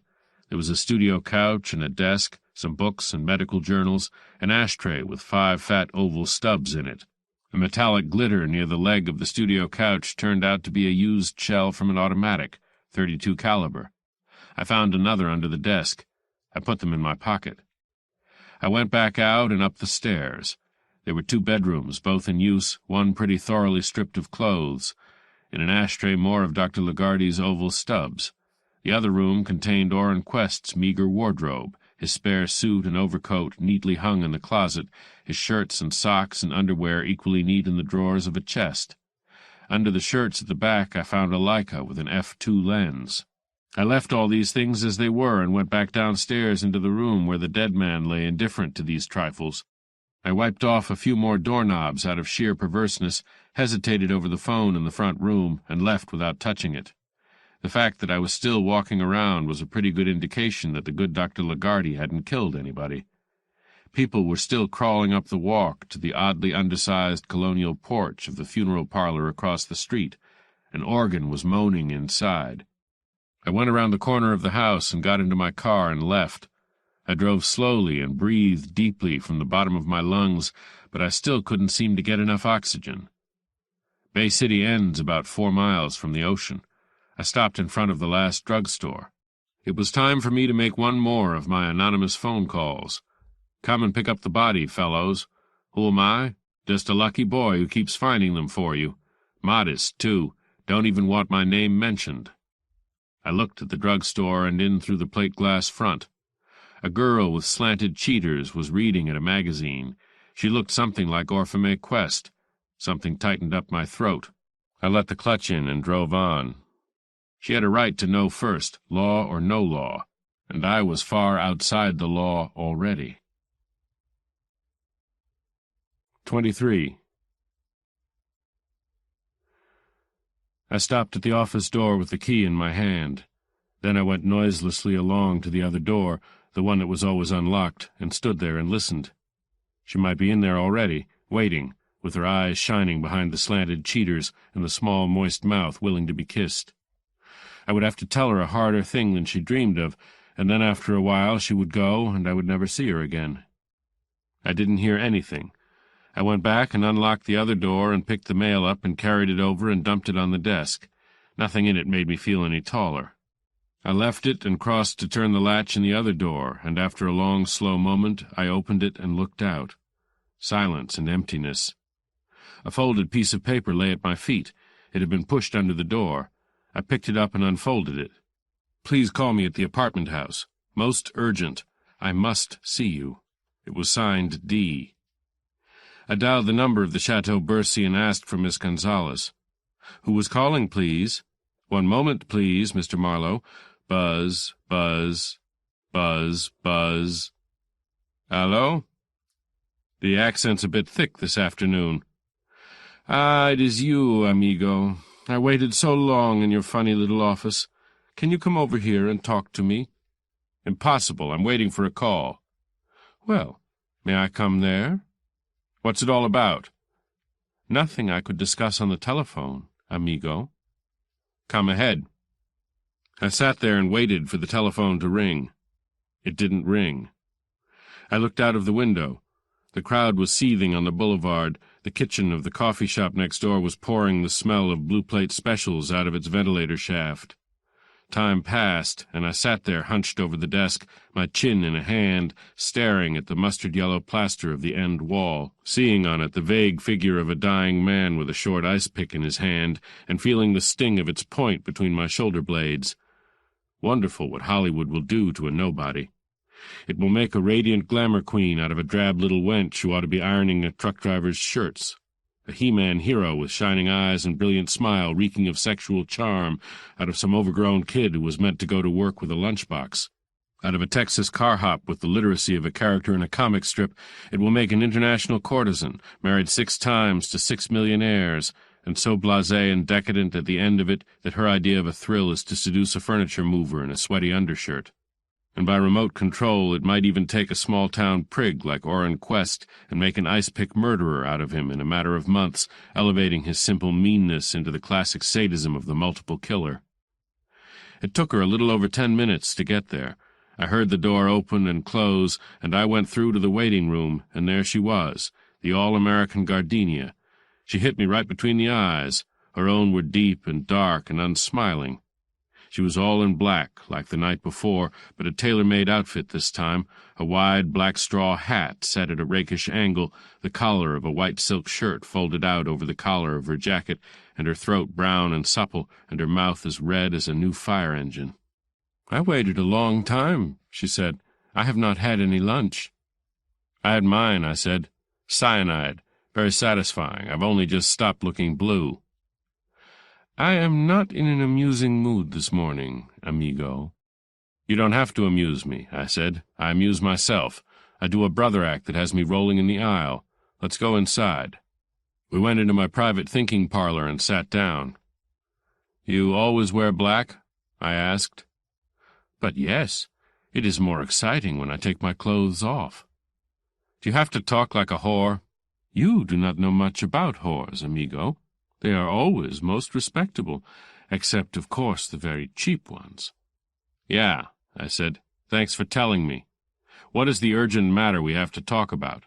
Going to bed with you is not urgent. It can be done any day." "You are in a nasty mood." "Okay, I'm in a nasty mood." She got one of her long brown cigarettes out of her bag and fitted it carefully into the golden tweezers. She waited for me to light it for her. I didn't, so she lit it herself with a golden lighter. She held this doohickey in a black gauntleted glove and stared at me out of depthless black eyes that had no laughter in them now. "Would you like to go to bed with me?" "Most anyone would, but let's leave sex out of it for now." "I do not draw a very sharp line between business and sex," she said evenly, "and you cannot humiliate me. Sex is a net with which I catch fools. Some of these fools are useful and generous. Occasionally one is dangerous." She paused thoughtfully. I said, If you're waiting for me to say something that lets on I know who a certain party is, okay, I know who he is." "Can you prove it?" "Probably not. The cops couldn't." "The cops," she said contemptuously, "do not always tell all they know. They do not always prove everything they could prove. I suppose you know he was in jail for 10 days last February?" "Yes." "Did it not occur to you as strange that he did not get bail?" "I don't know what charge they had him on. If it was as a material witness—" "Do you not think he could get the charge changed to something bailable if he really wanted to?" "I haven't thought much about it," I lied. "I don't know the man." "You have never spoken to him?" she asked idly, a little too idly. I didn't answer. She laughed shortly. "Last night, amigo, outside Mavis Weld's apartment, I was sitting in a car across the street." "I may have bumped into him accidentally. Was that the guy?" "You do not fool me at all." "Okay. Miss Weld was pretty rough with me. I went away sore. Then I meet this Ginzo with her door key in his hand. I yank it out of his hand and toss it behind some bushes. Then I apologize and go get it for him. He seemed like a nice little guy, too." "Very nice," she drawled. "He was my boyfriend also." I grunted. "Strange as it may seem, I'm not a hell of a lot interested in your love life, Miss Gonzalez. I assume it covers a wide field, all the way from Stein to Steelgrave." "Stein?" she asked softly. "Who is Stein?" "A Cleveland hotshot that got himself gunned in front of your apartment house last February. He had an apartment there. I thought perhaps you might have met him." She let out a silvery little laugh. "Amigo, there are men I do not know, even at the Chateau Bercy." "Reports say he was gunned 2 blocks away," I said. "I like it better that it happened right in front, and you were looking out of the window and saw it happen, and saw the killer run away, and just under a streetlight he turned back, and the light caught his face, and darned if it wasn't old man Steelgrave. You recognized him by his rubber nose and the fact that he was wearing his tall hat with the pigeons on it." She didn't laugh. "You like it better that way," she purred. "We could make more money that way." "But Steelgrave was in jail," she smiled, "and even if he was not in jail, even if, for example, I happened to be friendly with a certain Dr. Chalmers, who was county jail physician at the time, and he told me, in an intimate moment, that he had given Steelgrave a pass to go to the dentist, with a guard, of course, but the guard was a reasonable man, on the very day Stein was shot. Even if this happened to be true, would it not be a very poor way to use the information by blackmailing Steelgrave?" "I hate to talk big," I said, "but I'm not afraid of Steelgrave, or a dozen like him in one package." "But I am, amigo. A witness to a gang murder is not in a very safe position in this country. No, we will not blackmail Steelgrave, and we will not say anything about Mr. Stein, whom I may or may not have known. It is enough that Mavis Weld is a close friend of a known gangster and is seen in public with him." "We'd have to prove he was a known gangster," I said. "Can we not do that?" "How?" She made a disappointed mouth. "But I felt sure that was what you had been doing these last couple of days." "Why?" "I have private reasons." "They mean nothing to me while you keep them private." She got rid of the brown cigarette stub in my ashtray. I leaned over and squashed it out with the stub of a pencil. She touched my hand lightly with a gauntleted finger. Her smile was the reverse of anesthetic. She leaned back and crossed her legs. The little lights began to dance in her eyes. It was a long time between passes, for her. "Love is such a dull word," she mused. "It amazes me that the English language, so rich in the poetry of love, can accept such a feeble word for it. It has no life, no resonance. It suggests to me little girls in ruffled summer dresses, with little pink smiles, and little shy voices, and probably the most unbecoming underwear." I said nothing. With an effortless change of pace, she became businesslike again. "Mavis will get $75,000 a picture from now on, and eventually $150,000. She has started to climb, and nothing will stop her, except possibly a bad scandal." "Then somebody ought to tell her who Steelgrave is," I said. Why don't you? And incidentally, suppose we did have all this proof. What's Steelgrave doing all the time we're putting the bite on Weld? Does he have to know? I hardly think she would tell him. In fact, I hardly think she would go on having anything to do with him. But that would not matter to us if we had our proof, and if she knew we had it. Her black gauntleted hand moved towards her black bag, stopped, drummed lightly on the edge of the desk, and so got back to where they could drop it in her lap. She hadn't looked at the bag. I hadn't either. I stood up. I might happen to be under some obligation to Miss Weld. Ever think of that? She just smiled. And if that was so, I said, don't you think it's about time you got the hell out of my office? She put her hands on the arms of her chair and started to get up, still smiling. I scooped the bag before she could change direction. Her eyes filled with glare. She made a spitting sound. I opened the bag and went through and found a white envelope that looked a little familiar. Out of it I shook the photo at the dancers, the two pieces fitted together and pasted on another piece of paper. I closed the bag and tossed it across to her. She was on her feet now, her lips drawn back over her teeth. She was very silent. "Interesting," I said, and snapped a digit at the glazed surface of the print. "If it's not a fake, is that Steelgrave?" The silvery laugh bubbled up again. "You are a ridiculous character, amigo. You really are. I did not know they made such people any more." "Pre-war stock," I said. "We're getting scarcer every day. Where did you get this?" "From Mavis Weld's purse in Mavis Weld's dressing room while she was on the set." "She know?"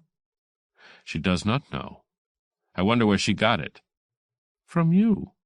"Nonsense." I raised my eyebrows a few inches. "Where would I get it?" She reached the gauntleted hand across the desk. Her voice was cold. "Give it back to me, please." "I'll give it back to Mavis Weld, and I hate to tell you this, Miss Gonzalez, but I'd never get anywhere as a blackmailer. I just don't have the engaging personality." "Give it back to me," she said sharply. "If you do not—" She cut herself off. I waited for her to finish. A look of contempt showed on her smooth features. "Very well," she said. "It is my mistake. I thought you were smart. I can see that you are just another dumb private eye. This shabby little office," she waved a black-gloved hand at it, "and the shabby little life that goes on here, they ought to tell me what sort of idiot you are." "They do," I said.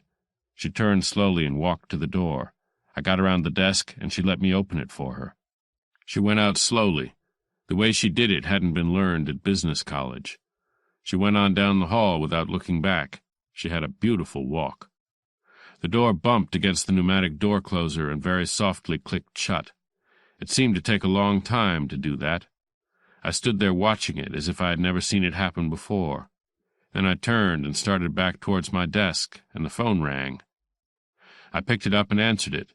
It was Christy French. "Marlowe, we'd like to see you down at headquarters." "Right away?" "If not sooner," he said, and hung up. I slipped the pasted-together print from under the blotter and went over to put it in the safe with the others. I put my hat on and closed the window. There was nothing to wait for. I looked at the green tip on the sweep hand of my watch. It was a long time until 5 o'clock. The sweep hand went around and around the dial like a door-to-door salesman. The hand stood at 4:10. You'd think she'd have called up by now. I peeled my coat off and unstrapped the shoulder harness and locked it with the Luger in the desk drawer. The cops don't like you to be wearing a gun in their territory, even if you have the right to wear one. They like you to come in properly humble, with your hat in your hand and your voice low and polite and your eyes full of nothing. I looked at the watch again. I listened. The building seemed quiet this afternoon. After a while it would be silent, and then the Madonna of the dark gray mop would come shuffling along the hall, trying doorknobs. I put my coat back on and locked the communicating door and switched off the buzzer and let myself out into the hallway. And then the phone rang. I nearly took the door off its hinges getting back to it. It was her voice, all right, but it had a tone I had never heard before, a cool, balanced tone, not flat or empty or dead or even childish, just the voice of a girl I didn't know and yet did know. What was in that voice I knew before she said more than 3 words. "I called you up because you told me to," she said, "but you don't have to tell me anything. I went down there. I was holding the phone with both hands. You went down there, I said. Yes, I heard that. So? I borrowed a car, she said. I parked across the street. There were so many cars you would never have noticed me. There's a funeral home there. I wasn't following you. I tried to go after you when you came out, but I don't know the streets down there at all. I lost you, so I went back. What did you go back for? I don't really know.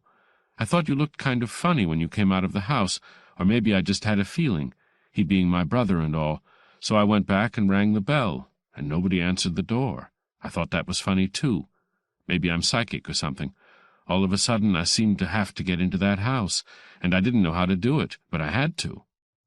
That's happened to me, I said, and it was my voice, but somebody had been using my tongue for sandpaper. I called the police and told them I had heard shots, she said. They came, and one of them got into the house through a window, and then he let the other one in, and after a while they let me in, and then he wouldn't let me go. I had to tell them all about it, who he was, and that I had lied about the shots, but I was afraid something had happened to Orrin, and I had to tell them about you, too. That's all right, I said. I'd have told them myself as soon as I could get a chance to tell you. It's kind of awkward for you, isn't it? Yes. Will they arrest you or something? They could. You left him lying there on the floor, dead. You had to, I guess. I had my reasons, I said. They won't sound too good, but I had them. It made no difference to him. Oh, you'd have your reasons, all right, she said. You're very smart. You'd always have reasons for things. Well, I guess you'll have to tell the police your reasons, too. Not necessarily. Oh, yes, you will, the voice said, and there was a ring of pleasure in it I couldn't account for. You certainly will. They'll make you. We won't argue about that, I said. In my business, a fellow does what he can to protect a client. Sometimes he goes a little too far. That's what I did. I've put myself where they can hurt me, but not entirely for you. You left him lying on the floor, dead, she said, and I don't care what they do to you. If they put you in prison, I think I would like that. I bet you'll be awfully brave about it. Sure, I said, always a gay smile. Do you see what he had in his hand? He didn't have anything in his hand. Well, lying near his hand? There wasn't anything. There wasn't anything at all. What sort of thing? That's fine, I said. I'm glad of that. Well, goodbye. I'm going down to headquarters now. They want to see me. Good luck if I don't see you again. You'd better keep your good luck, she said. You might need it, and I wouldn't want it. I did my best for you, I said. Perhaps if you'd given me a little more information in the beginning. She hung up while I was saying it. I put the phone down in its cradle as gently as if it was a baby. I got out a handkerchief and wiped the palms of my hands. I went over to the wash basin and washed my hands and face. I sloshed cold water on my face and dried off hard with the towel and looked at it in the mirror. You drove off a cliff all right, I said to the face. 24. In the center of the room was a long yellow oak table. Its edges were unevenly grooved with cigarette burns. Behind it was a window with wire over the stippled glass. Also behind it, with a mess of papers spread out untidily in front of him, was Detective Lieutenant Fred Bifus. At the end of the table, leaning back on two legs of an armchair, was a big burly man whose face had for me the vague familiarity of a face previously seen in a half-tone on newsprint. He had a jaw like a park bench. He had the butt end of a carpenter's pencil between his teeth. He seemed to be awake and breathing, but apart from that he just sat. There were two roll-top desks at the other side of the table, and there was another window. One of the roll-top desks was back to the window. A woman with orange-colored hair was typing out a report on a typewriter stand beside the desk. At the other desk, which was endways to the window, Christy French sat in a tilted-back swivel chair with his feet on the corner of the desk. He was looking out of the window, which was open, and afforded a magnificent view of the police parking lot and the back of a billboard. "Sit down there," Bifus said, pointing. I sat down across from him in a straight oak chair without arms. It was far from new, and when new had not been beautiful. "This is Lieutenant Moses McGlashan of the Bay City Police," Bifus said. "He don't like you any better than we do." Lieutenant Moses McGlashan took the carpenter's pencil out of his mouth and looked at the teeth marks in the fat octagonal pencil butt. Then he looked at me. His eyes went over me slowly, exploring me, noting me, cataloging me. He said nothing. He put the pencil back in his mouth. Bifus said, "Maybe I'm a queer, but for me you don't have no more sex appeal than a turtle." He half-turned to the typing woman in the corner. "Millie." She swung around from the typewriter to a shorthand notebook. "Name's Philip Marlowe," Bifus said, "with an E on the end, if you're fussy. License number?" He looked back at me. I told him. The Orange Queen wrote without looking up. To say she had a face that would have stopped a clock would have been to insult her. It would have stopped a runaway horse. "Now, if you're in the mood," Bifus told me, "you could start in at the beginning and give us all the stuff you left out yesterday. Don't try to sort it out, just let it flow natural. We got enough stuff to check you as you go along." "You want me to make a statement?" "A very full statement," Bifus said. "Fun, huh? This statement is to be voluntary and without coercion?" "Yeah, they all are." Bifus grinned. McGlashan looked at me steadily for a moment. The Orange Queen turned back to her typing. Nothing for her yet. 30 years of it had perfected her timing. McGlashan took a heavy, worn pigskin glove out of his pocket and put it on his right hand and flexed his fingers. "What's that for?" Bifus asked him. "I bite my nails times," McGlashan said. "Funny. Only bite 'em on my right hand." He raised his slow eyes to stare at me. "Some guys are more voluntary than others," he said idly. "Something to do with the kidneys, they tell me. I've known guys of the not-so-voluntary type that had to go to the can every 15 minutes for weeks after they got voluntary. Couldn't seem to hold water." "Just think of that," Bifus said wonderingly. "Then there's the guys can't talk above a husky whisper," McGlashan went on, "like punch-drunk fighters that have stopped too many with their necks." McGlashan looked at me. It seemed to be my turn. "Then there's the type that won't go to the can at all," I said. "They try too hard. Sit in a chair like this for 30 hours straight. Then they fall down and rupture a spleen or burst a bladder. They over-cooperate. And after Sunrise Court, when the tank is empty, you find them dead in a dark corner. Maybe they ought to have seen a doctor, but you can't figure everything, can you, Lieutenant?" "We figure pretty close down in Bay City," he said, "when we got anything to figure with." There were hard lumps of muscle at the corners of his jaws. His eyes had a reddish glare behind them. "I could do lovely business with you," he said, staring at me. "Just lovely." "I'm sure you could, Lieutenant. I've always had a swell time in Bay City, while I stayed conscious." "I'd keep you conscious a long, long time, baby. I'd make a point of it. I'd give it my personal attention." Christy French turned his head slowly and yawned. "What makes you Bay City cops so tough?" he asked. "You pickle your nuts in salt water or something?" Bifus put his tongue out so that the tip showed and ran it along his lips. "We've always been tough," McGlashan said, not looking at him. "We like to be tough. Jokers like this character here keep us tuned up." He turned back to me. "So you're the sweetheart that phoned in about Clawson.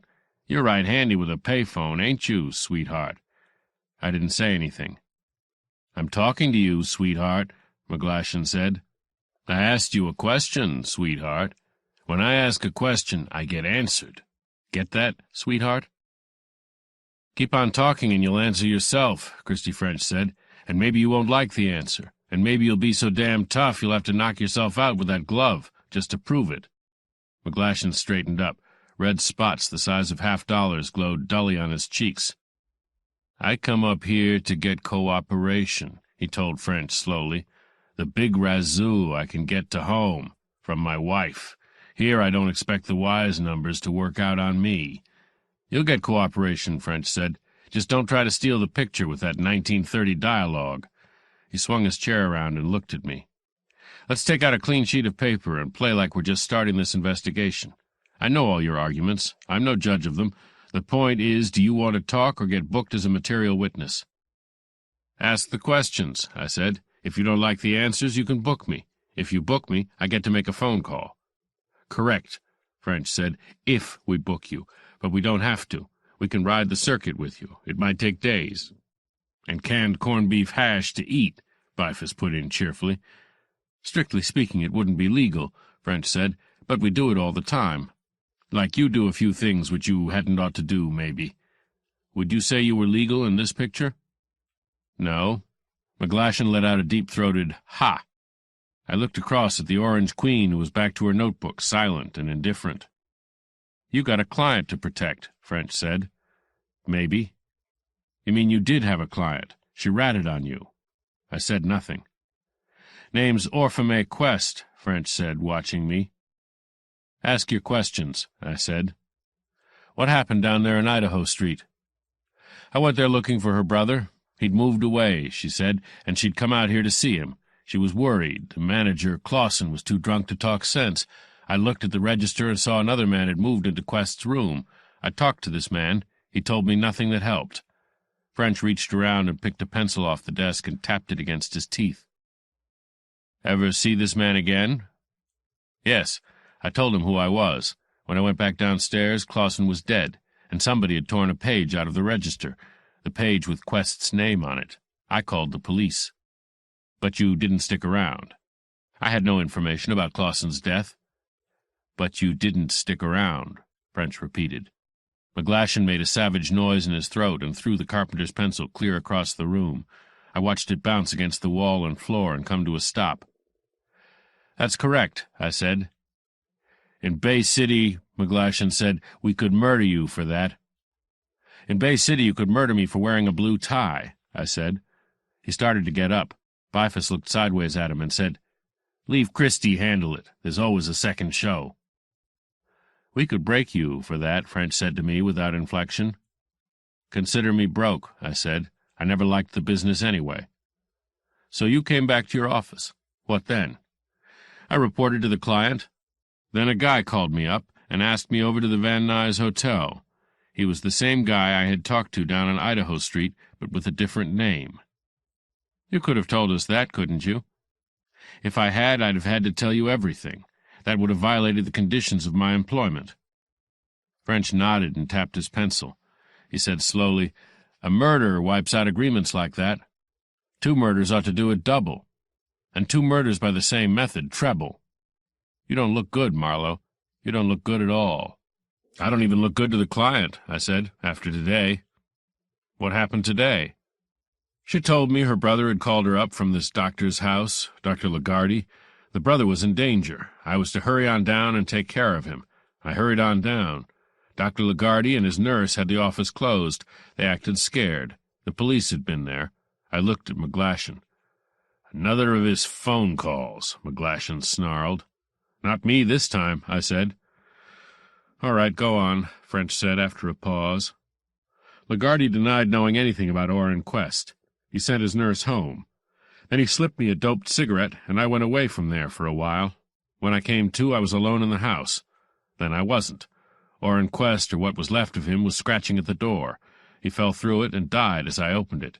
With his last ounce of strength, he tried to stick me with an ice pick. I moved my shoulders. The place between them was a little stiff and sore, nothing more. French looked hard at McGlashan. McGlashan shook his head. But French kept on looking at him. Bifus began to whistle under his breath. I couldn't make out the tune at first, and then I could. It was Old Man Mose is Dead. French turned his head and said slowly, No ice pick was found by the body. I left it where it fell, I said. McGlashan said, Looks like I ought to be putting on my glove again. He stretched it between his fingers. Somebody's a goddamn liar, and it ain't me. All right, French said. All right, let's not be theatrical. Suppose the kid did have an ice pick in his hand. That doesn't prove he was born holding one. File down, I said. Short, 3 inches from the handle to the tip of the point. That's not the way they come from the hardware store. Why would he want to stick you? Bifus said with his derisive grin. You were his pal. You were down there to keep him safe for his sister. I was just something between him and the light, I said. Something that moved and could have been a man and could have been the man that hurt him. He was dying on his feet. I'd never seen him before. If he ever saw me, I didn't know it. It could have been a beautiful friendship, Bifus said with a sigh. Except for the ice pick, of course. And the fact that he had it in his hand and tried to stick me with it could mean something. For instance, what? A man in his condition acts from instinct. He doesn't invent new techniques. He got me between the shoulder blades, a sting, the feeble last effort of a dying man. Maybe it would have been a different place and a much deeper penetration if he had had his health. McGlashan said, "How much longer we have to barber round with this monkey? You talk to him like he was human. Leave me talk to him my way." "The captain doesn't like it," French said casually. "Hell with the captain." "The captain doesn't like small-town cops saying the hell with him," French said. McGlashan clamped his teeth tight, and the line of his jaw showed white. His eyes narrowed and glistened. He took a deep breath through his nose. "Thanks for the cooperation," he said, and stood up. "I'll be on my way." He rounded the corner of the table and stopped beside me. He put his left hand out and tilted my chin up again. "See you again, sweetheart, in my town." He lashed me across the face twice with the wrist end of the glove. The button stung sharply. I put my hand up and rubbed my lower lip. French said, "For Christ's sake, McGlashan, sit down and let the guy speak his piece, and keep your hands off him." McGlashan looked back at him and said, "Think you can make me?" French just shrugged. After a moment, McGlashan rubbed his big hand across his mouth and strolled back to his chair. French said, "Let's have your ideas about all this, Marlowe." "Among other things, Clausen was probably pushing reefers," I said. "I sniffed marijuana smoke in his apartment. A tough little guy was counting money in the kitchen when I got there. He had a gun and a sharpened rat-tail file, both of which he tried to use on me. I took them away from him, and he left. He would be the runner. But Clausen was liquored to a point where you wouldn't want to trust him any more. They don't go for that in the organizations. The runner thought I was a dick. Those people wouldn't want Clausen picked up. He would be too easy to milk. The minute they smelled Dick around the house, Clausen would be missing." French looked at McGlashan. "That make any sense to you?" "It could happen," McGlashan said grudgingly. French said, "Suppose it was so. What's it got to do with this Orrin Quest?" "Anybody can smoke reefers," I said. "If you're dull and lonely and depressed and out of a job, they might be very attractive. But when you smoke them, you get warped ideas and calloused emotions. And marijuana affects different people different ways. Some it makes very tough, and some it just makes never no mind. Suppose Quest tried to put the bite on somebody and threatened to go to the police. Quite possibly all 3 murders are connected with the reefer gang." "That don't jibe with Quest having a filed-down ice pick," Bifus said. I said, "According to the lieutenant here, he didn't have one, so I must have imagined that. Anyhow, he might just have picked it up. There might be standard equipment around Dr. Lagardy's house. Get anything on him?" He shook his head. "Not so far." "He didn't kill me. Probably he didn't kill anybody," I said. "Quest told his sister, according to her, that he was working for Dr. Lagardy, but that some gangsters were after him." "This Lagardy," French said, prodding at his blotter with a pen point. "What do you make of him?" "He used to practice in Cleveland, downtown in a large way. He must have had his reasons for hiding out in Bay City." "Cleveland, huh?" French drawled and looked at a corner of the ceiling. Bifus looked down at his papers. McGlashan said, "Probably an abortionist. I've had my eye on him for some time." "Which eye?" Bifus asked him mildly. McGlashan flushed. French said, "Probably the one he didn't have on Idaho Street." McGlashan stood up violently. "You boys think you're so goddamn smart. It might interest you to know that we're just a small-town police force. We got to double in brass once in a while. Just the same, I like that reefer angle. It might cut down my work considerable. I'm looking into it right now." He marched solidly to the door and left. French looked after him. Bifus did the same. When the door closed, they looked at each other. "I bet you they pull that raid again tonight," Bifus said. French nodded. Bifus said, "In a flat over a laundry. They'll go down on the beach and pull in 3 or 4 vagrants and stash them in the flat, and then they'll line them up for the camera boys after they pull the raid." French said, "You're talking too much, Fred." Bifus grinned and was silent. French said to me, "If you were guessing, what would you guess they were looking for in that room at the Van Nuys?" "A claim check for a suitcase full of weed." "Not bad," French said. "And still guessing, where would it have been?" I thought about that. When I talked to Hicks down at Bay City, he wasn't wearing his muff. A man doesn't around the house. But he was wearing it on the bed at the Van Nuys. Maybe he didn't put it on himself. French said, "So?" I said, "Wouldn't be a bad place to stash a claim check." French said, "You could pin it down with a piece of Scotch tape. Quite an idea." There was a silence. The Orange Queen went back to her typing. I looked at my nails. They weren't as clean as they might be. After the pause, French said slowly, "Don't think for a minute you're in the clear, Marlowe. Still guessing. How come Dr. Lagarde to mention Cleveland to you?" I took the trouble to look him up. A doctor can't change his name if he wants to go on practicing. The ice pick made you think of Weepy Moyer. Weepy Moyer operated in Cleveland. Sonny Mo Stein operated in Cleveland. It's true the ice pick technique was different, but it wasn't ice pick. You said yourself the boys might have learned, and always with these gangs there's a doctor somewhere in the background. Pretty wild, French said. Pretty loose connection. Would I do myself any good if I tightened it up? Can you? I can try. French sighed. The little Quest girl is okay, he said. I talked to her mother back in Kansas. She really did come out here to look for her brother, and she really did hire you to do it. She gives you a good write-up, up to a point. She really did suspect her brother was mixed up in something wrong. You make any money on the deal? Not much, I said. I gave her back the fee. She didn't have much. That way you don't have to pay income tax on it, Bifus said. French said, Let's break this off. The next move is up to the D.A., and if I know Endicott, it will be a week from Tuesday before he decides how to play it. He made a gesture towards the door. I stood up. Will it be all right if I don't leave town? I asked. They didn't bother to answer that one. I just stood there and looked at them. The ice-pick wound between my shoulders had a dry sting, and the flesh around the place was stiff. The side of my face and mouth smarted where McGlashan had sideswiped me with his well-used pigskin glove. I was in the deep water. It was dark and unclear, and the taste of the salt was in my mouth. They just sat there and looked back at me. The Orange Queen was clacking her typewriter. Cop talk was no more treat to her than legs to a dance director. They had the calm, weathered faces of healthy men in hard condition. They had the eyes they always have, cloudy and gray like freezing water, the firm, set mouth, the hard little wrinkles at the corners of the eyes, the hard, hollow, meaningless stare, not quite cruel and 1,000 miles from kind.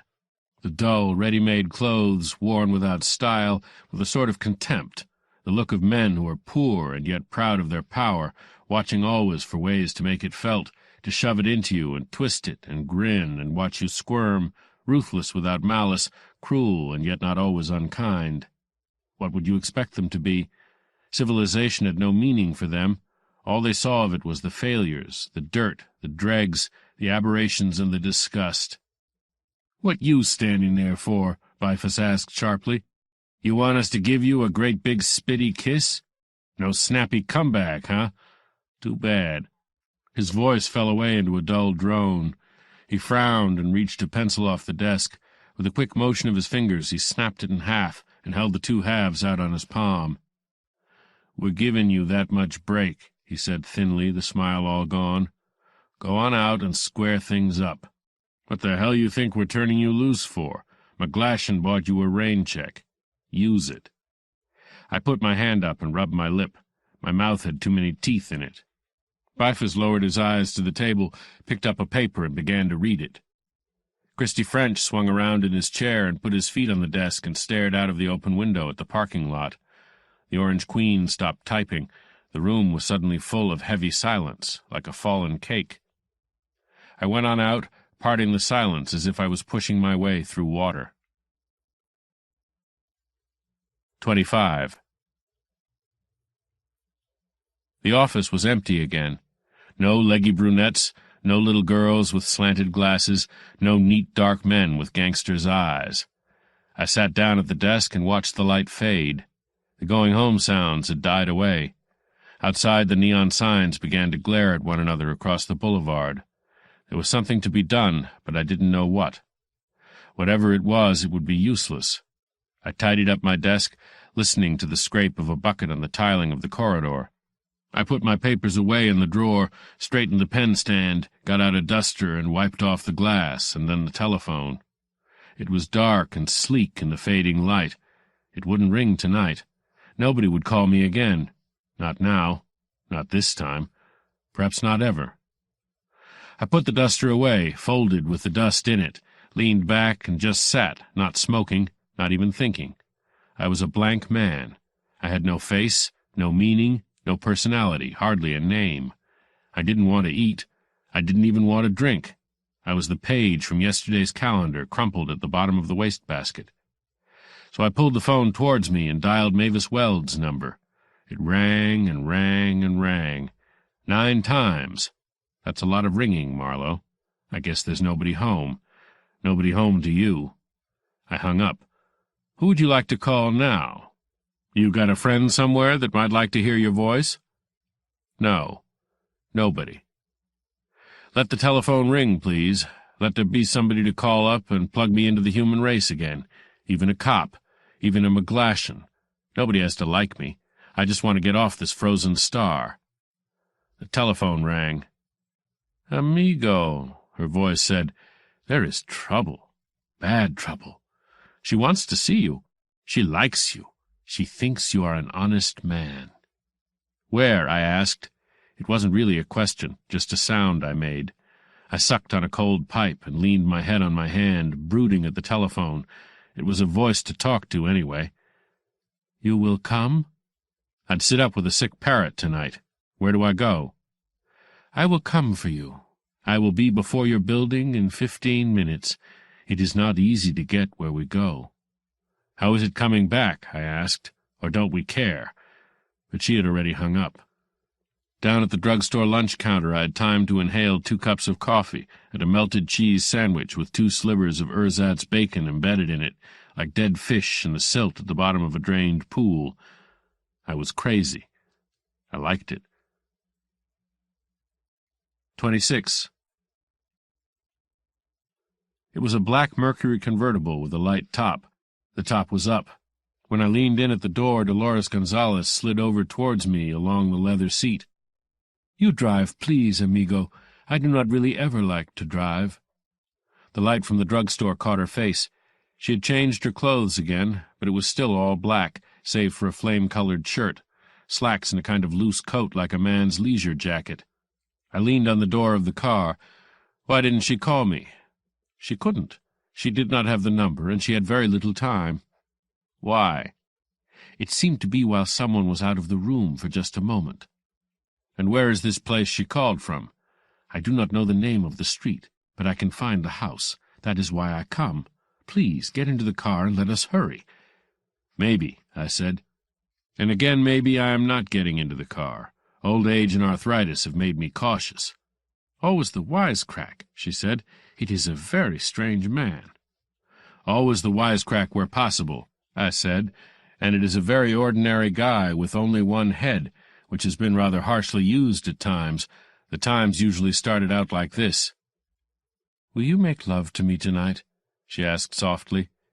That again is an open question. Probably not. You would not waste your time. I'm not one of these synthetic blondes with a skin you could strike matches on, these ex-laundresses with large bony hands and sharp knees and unsuccessful breasts.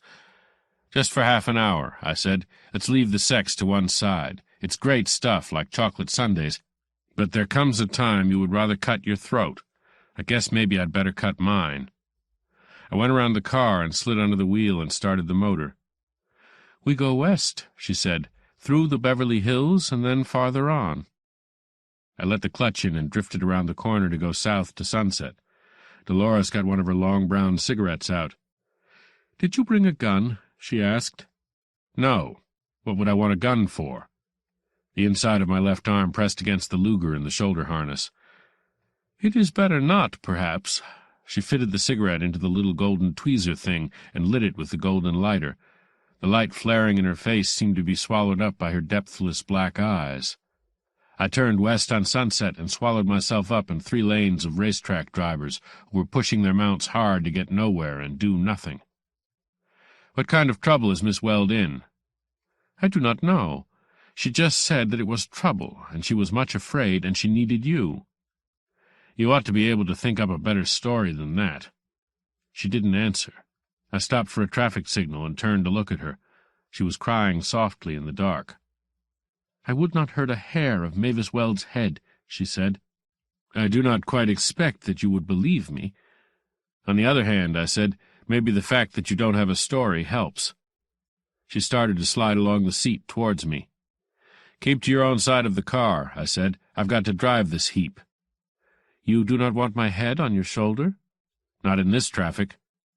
I stopped at Fairfax with the green light to let a man make a left turn. Horns blew violently behind. When I started again, the car that had been right behind swung out and pulled level, and a fat guy in a sweatshirt yelled, "Ah, go get yourself a hammock." He went on, cutting in so hard that I had to brake. "I used to like this town," I said, just to be saying something and not to be thinking too hard. "A long time ago. There were trees along Wilshire Boulevard. Beverly Hills was a country town. Westwood was bare hills and lots offering at $1,100 and no takers. Hollywood was a bunch of frame houses on the interurban line. Los Angeles was just a big, dry, sunny place with ugly homes and no style, but good-hearted and peaceful. It had the climate they just yap about now. People used to sleep out on porches. Little groups who thought they were intellectual used to call it the Athens of America. It wasn't that, but it wasn't a neon-lighted slum either." We crossed La Cienega and went into the curve of the Strip. The Dancers was a blaze of light. The terrace was packed. The parking lot was like ants on a piece of overripe fruit. Now we get characters like this Steelgrave owning restaurants. We get guys like that fat boy that bawled me out back there. We've got the big money, the sharp shooters, the percentage workers, the fast dollar boys, the hoodlums out of New York and Chicago and Detroit and Cleveland.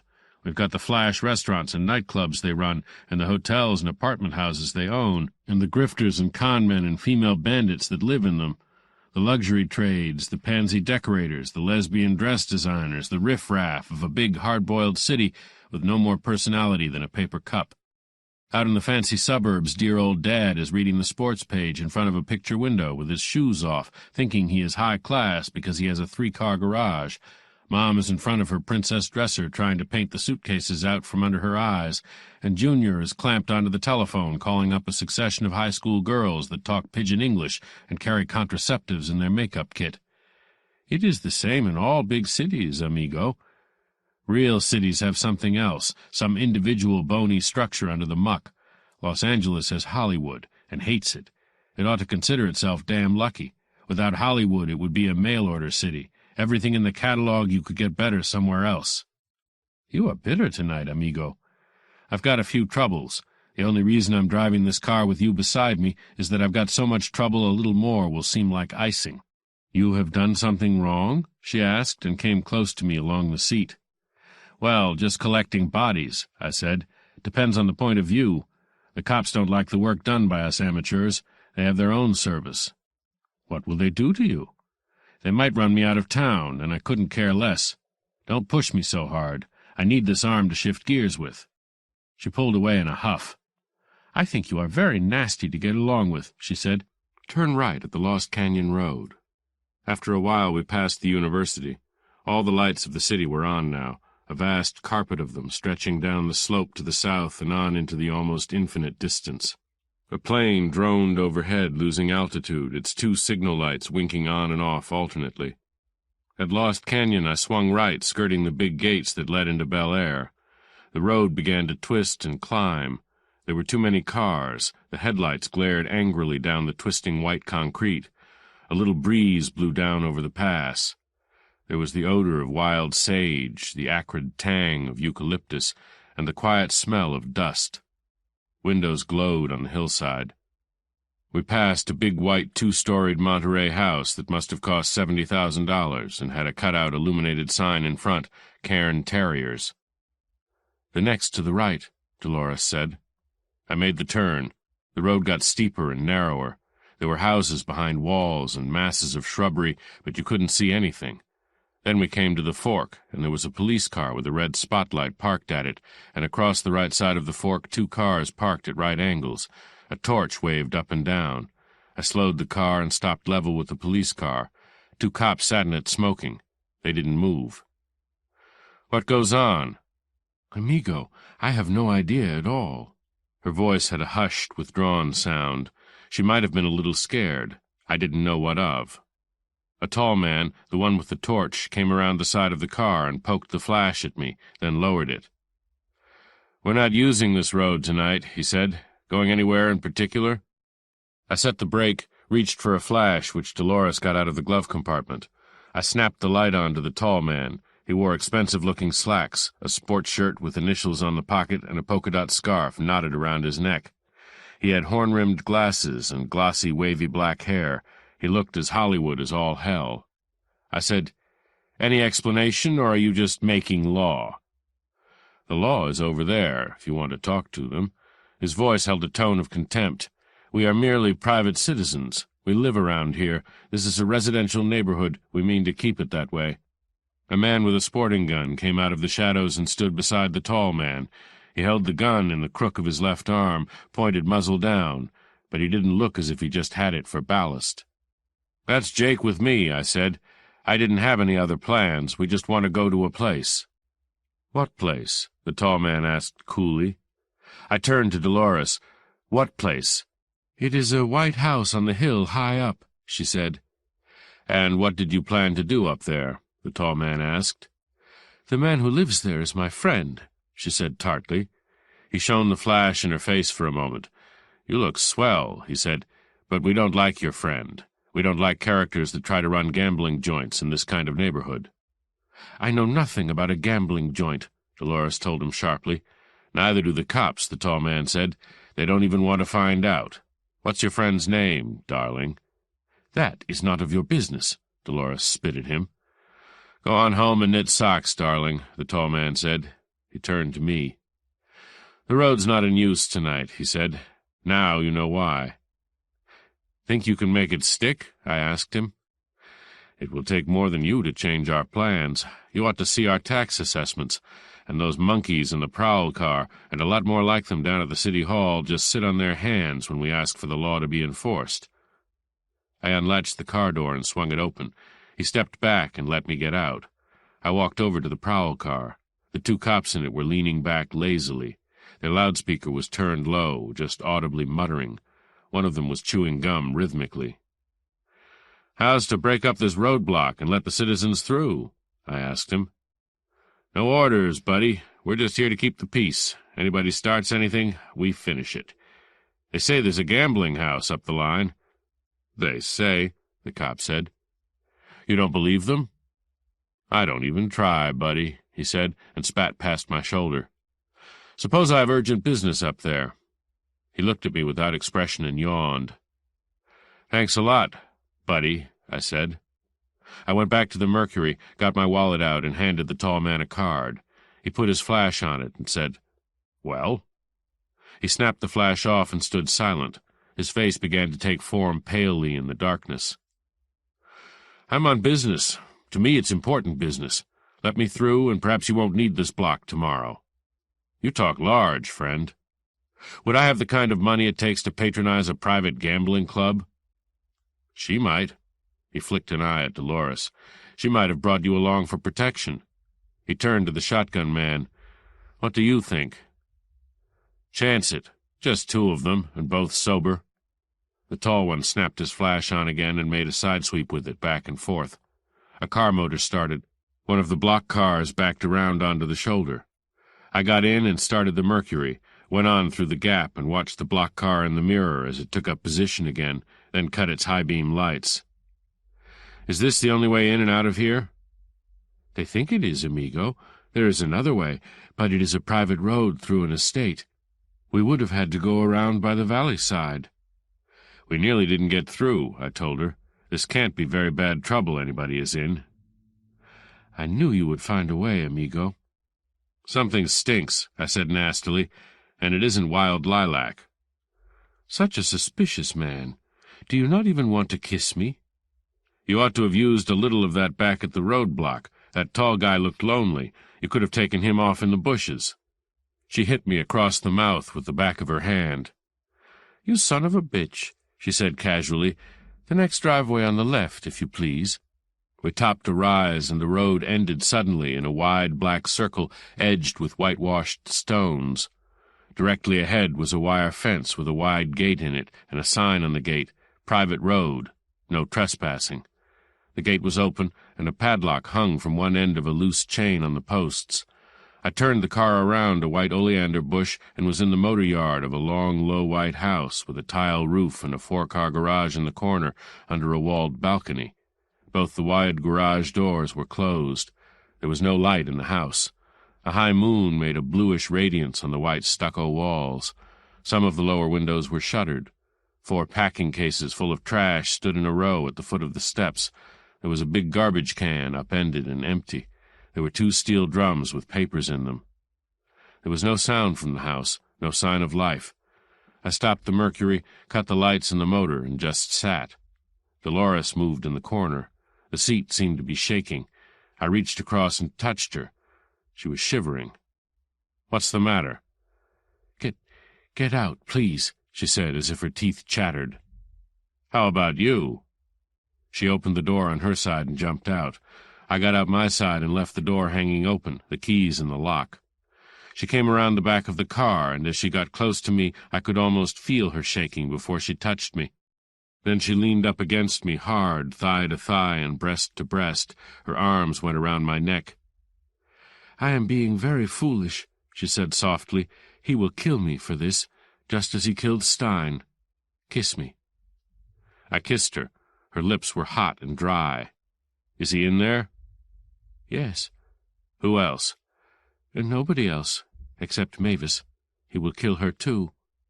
"Listen." "Kiss me again. I have not very long to live, amigo. When you are the finger for a man like that, you die young." I pushed her away from me, but gently. She stepped back and lifted her right hand quickly. There was a gun in it now. I looked at the gun. There was a dull shine on it from the high moon. She held it level, and her hand wasn't shaking now.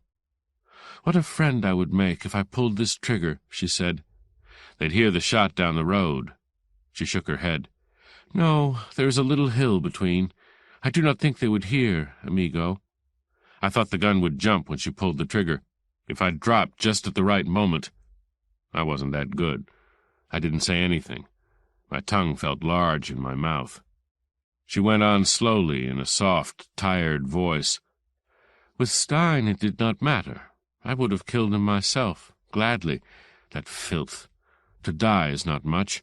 To kill is not much. But to entice people to their deaths—" She broke off with what might have been a sob. "Amigo, I liked you for some strange reason. I should be far beyond such nonsense. Mavis took him away from me, but I did not want him to kill her. The world is full of men who have enough money." "He seems like a nice little guy," I said, still watching the hand that held the gun. Not a quiver in it now. She laughed contemptuously. "Of course he does. That is why he is what he is. You think you are tough, amigo. You are a very soft peach compared with Steelgrave." She lowered the gun, and now it was my time to jump. I still wasn't good enough. "He has killed 12 men," she said, "with a smile for each one. I have known him for a long time. I knew him in Cleveland." "With ice picks?" I asked. "If I give you the gun, will you kill him for me?" "Would you believe me if I promised?" "Yes." Somewhere down the hill there was the sound of a car, but it seemed as remote as Mars, as meaningless as the chattering of monkeys in the Brazilian jungle. It had nothing to do with me. "I'd kill him if I had to," I said, licking along my lips. I was leaning a little, knees bent, all set for a jump again. "Good night, amigo. I wear black because I am beautiful and wicked and lost." She held the gun out to me. I took it. I just stood there holding it. For another silent moment neither of us moved. Then she smiled and tossed her head and jumped into the car. She started the motor and slammed the door shut. She idled the motor down and sat looking out at me. There was a smile on her face now. "I was pretty good in there, no?" she said softly. Then the car backed violently with a harsh tearing of the tires on the asphalt paving. The lights jumped on. The car curved away and was gone past the oleander bush. The lights turned left into the private road. The lights drifted off among trees, and the sound faded into the long-drawn whee of tree frogs. Then that stopped, and for a moment there was no sound at all. and no light except the tired old moon. I broke the magazine from the gun. It had 7 shells in it. There was another in the breech. 2 less than a full load. I sniffed at the muzzle. It had been fired since it was cleaned. Fired twice, perhaps. I pushed the magazine into place again and held the gun on the flat of my hand. It had a white bone grip, .32 caliber. Orrin Quest had been shot twice. The 2 exploded shells I picked up on the floor of the room were .32 caliber. And yesterday afternoon, in room 332 of the Hotel Van Nuys, a blonde girl with a towel in front of her face had pointed a .32 caliber automatic with a white bone grip at me. You can get too fancy about these things. You can also not get fancy enough. 27. I walked on rubber heels across to the garage and tried to open one of the 2 wide doors. There were no handles, so it must have been operated by a switch. I played a tiny pencil flash on the frame, but no switch looked at me. I left that and prowled over to the trash barrels. Wooden steps went up to a service entrance. I didn't think the door would be unlocked for my convenience. Under the porch was another door. This was unlocked and gave on darkness and the smell of corded eucalyptus wood. I closed the door behind me and put the little flash on again. In the corner there was another staircase, with a thing like a dumbwaiter beside it. It wasn't dumb enough to let me work it. I started up the steps. Somewhere remotely something buzzed. I stopped. The buzzing stopped. I started again. The buzzing didn't. I went on up to a door with no knob, set flush. Another gadget. But I found the switch to this one. It was an oblong movable plate set into the door frame. Too many dusty hands had touched it. I pressed it and the door clicked and fell back off the latch. I pushed it open with the tenderness of a young intern delivering his first baby. Inside was a hallway.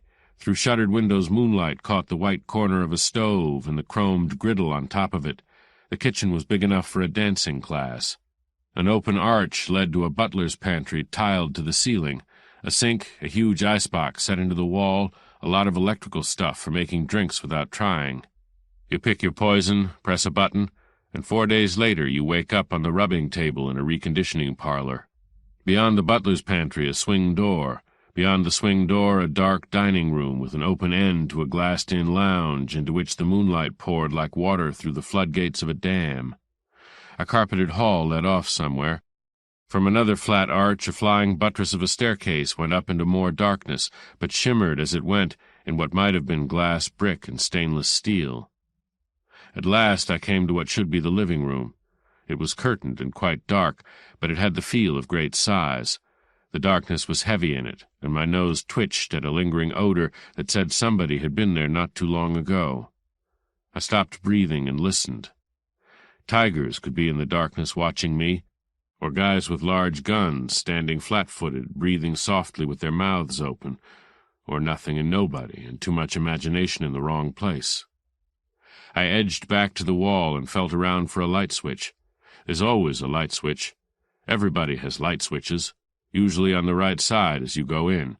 You go into a dark room and you want light. Okay, you have a light switch in a natural place at a natural height. This room hadn't. This was a different kind of house. They had odd ways of handling doors and lights. The gadget this time might be something fancy, like having to sing A above high C, or stepping on a flat button under the carpet, or maybe you just spoke and said, "Let there be light," and a mic picked it up and turned the voice vibration into a low-power electrical impulse, and a transformer built that up to enough voltage to throw a silent mercury switch. I was psychic that night. I was a fellow who wanted company in a dark place and was willing to pay a high price for it. The Luger under my arm and the .32 in my hand made me tough. Two-Gun Marlowe, the kid from Cyanide Gulch. I took the wrinkles out of my lips and said aloud, "Hello again. Anybody here needing a detective?" Nothing answered me, not even a stand-in for an echo. The sound of my voice fell on silence like a tired head on a swan's-down pillow. And then amber light began to grow high up behind the cornice that circumnavigated the huge room. It brightened very slowly, as if controlled by a rheostat panel in a theater.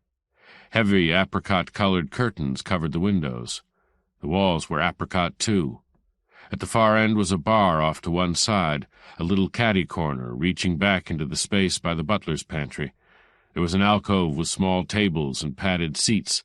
There were floor lamps and soft chairs and love seats and the usual paraphernalia of a living room, and there were long shrouded tables in the middle of the floor space. The boys back at the roadblock had something after all, but the joint was dead. The room was empty of life. It was almost empty, not quite empty. A blonde in a pale cocoa fur coat stood leaning against the side of a grandfather's chair. Her hands were in the pockets of the coat. Her hair was fluffed out carelessly, and her face was not chalk white because the light was not white. "Hello again yourself," she said in a dead voice. "I still think you came too late." "Too late for what?" I walked towards her, a movement which was always a pleasure, even then, even in that too-silent house. "You're kind of cute," she said. "I didn't think you were cute. You found a way in. You—" Her voice clicked off and strangled itself in her throat. "I need a drink," she said after a thick pause, "or maybe I'll fall down." "That's a lovely coat," I said. I was up to her now. I reached out and touched it. She didn't move. Her mouth moved in and out, trembling. "Stone Martin," she whispered. $40,000. Rented. For the picture."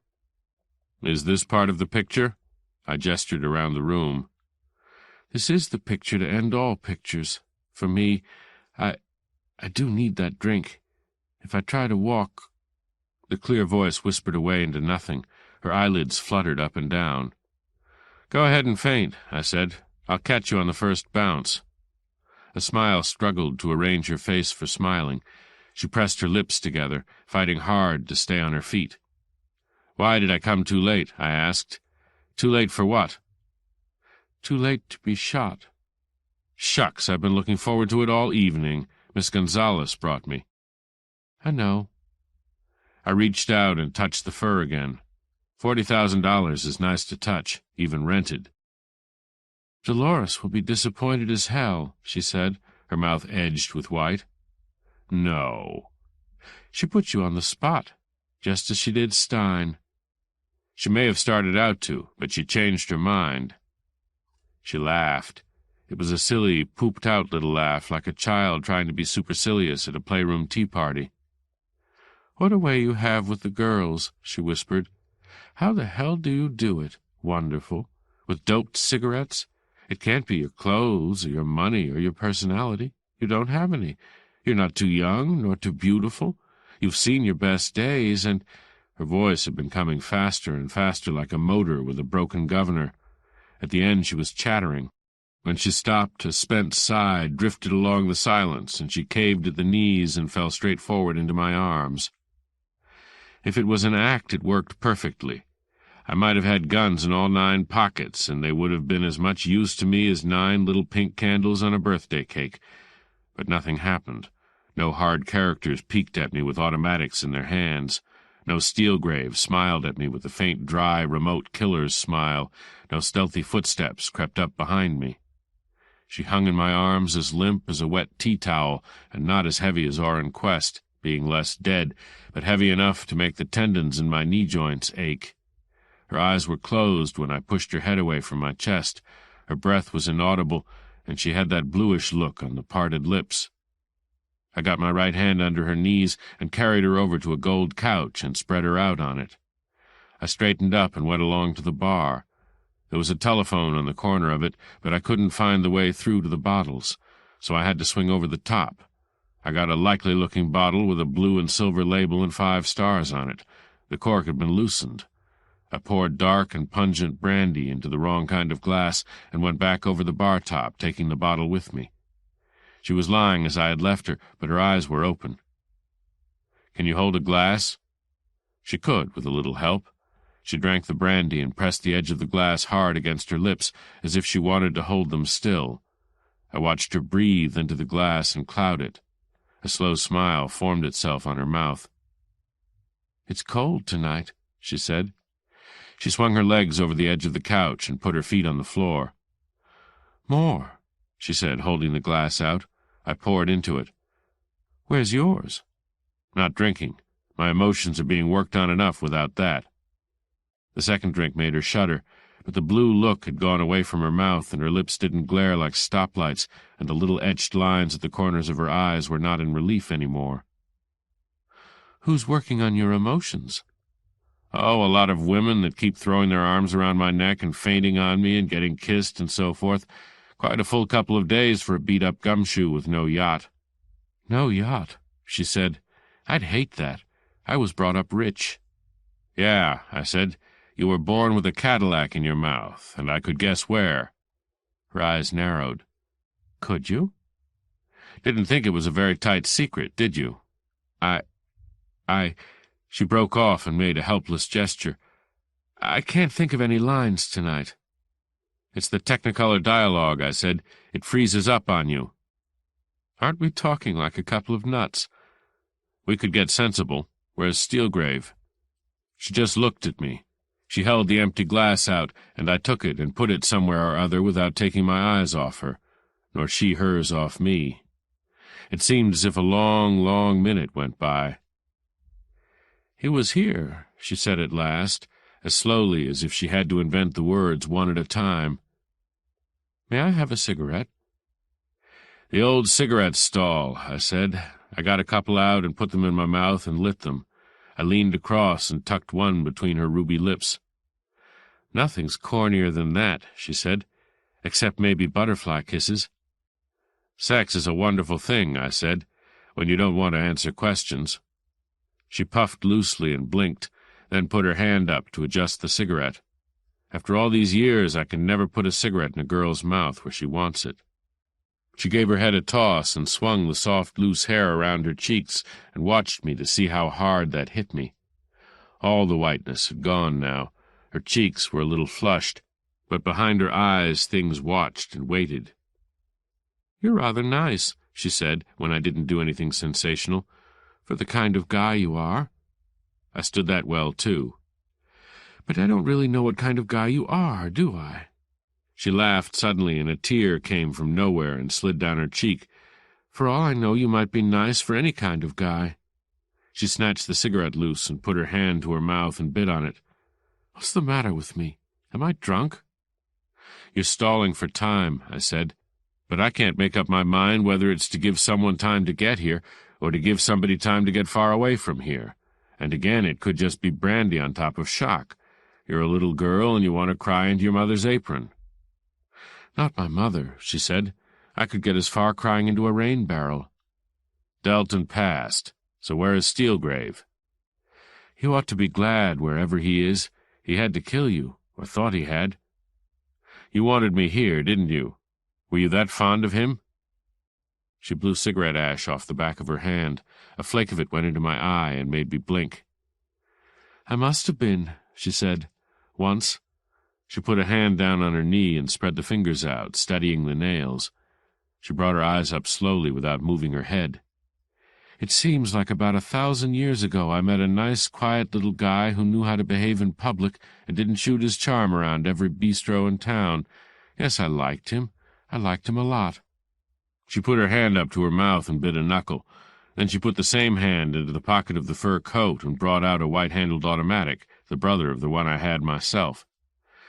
"And in the end I liked him with this," she said. I went over and took it out of her hand. I sniffed the muzzle. Yes, that made 2 of them fired around. "Aren't you going to wrap it up in a handkerchief the way they do in the movies?" I just dropped it into my other pocket, where it could pick up a few interesting crumbs of tobacco and some seeds that grow only on the southeast slope of the Beverly Hills City Hall. It might amuse a police chemist for a while. 28. I watched her for a minute, biting at the end of my lip. She watched me. I saw no change of expression. Then I started prowling the room with my eyes. I lifted up the dust cover on one of the long tables. Under it was a roulette layout, but no wheel. Under the table was nothing. "Try that chair with the magnolias on it," she said. She didn't look towards it, so I had to find it myself. Surprising how long it took me. It was a high-backed wing chair, covered in flowered chintz, The kind of chair that a long time ago was intended to keep the draft off, while you sat crouched over a fire of cannel coal. It was turned away from me.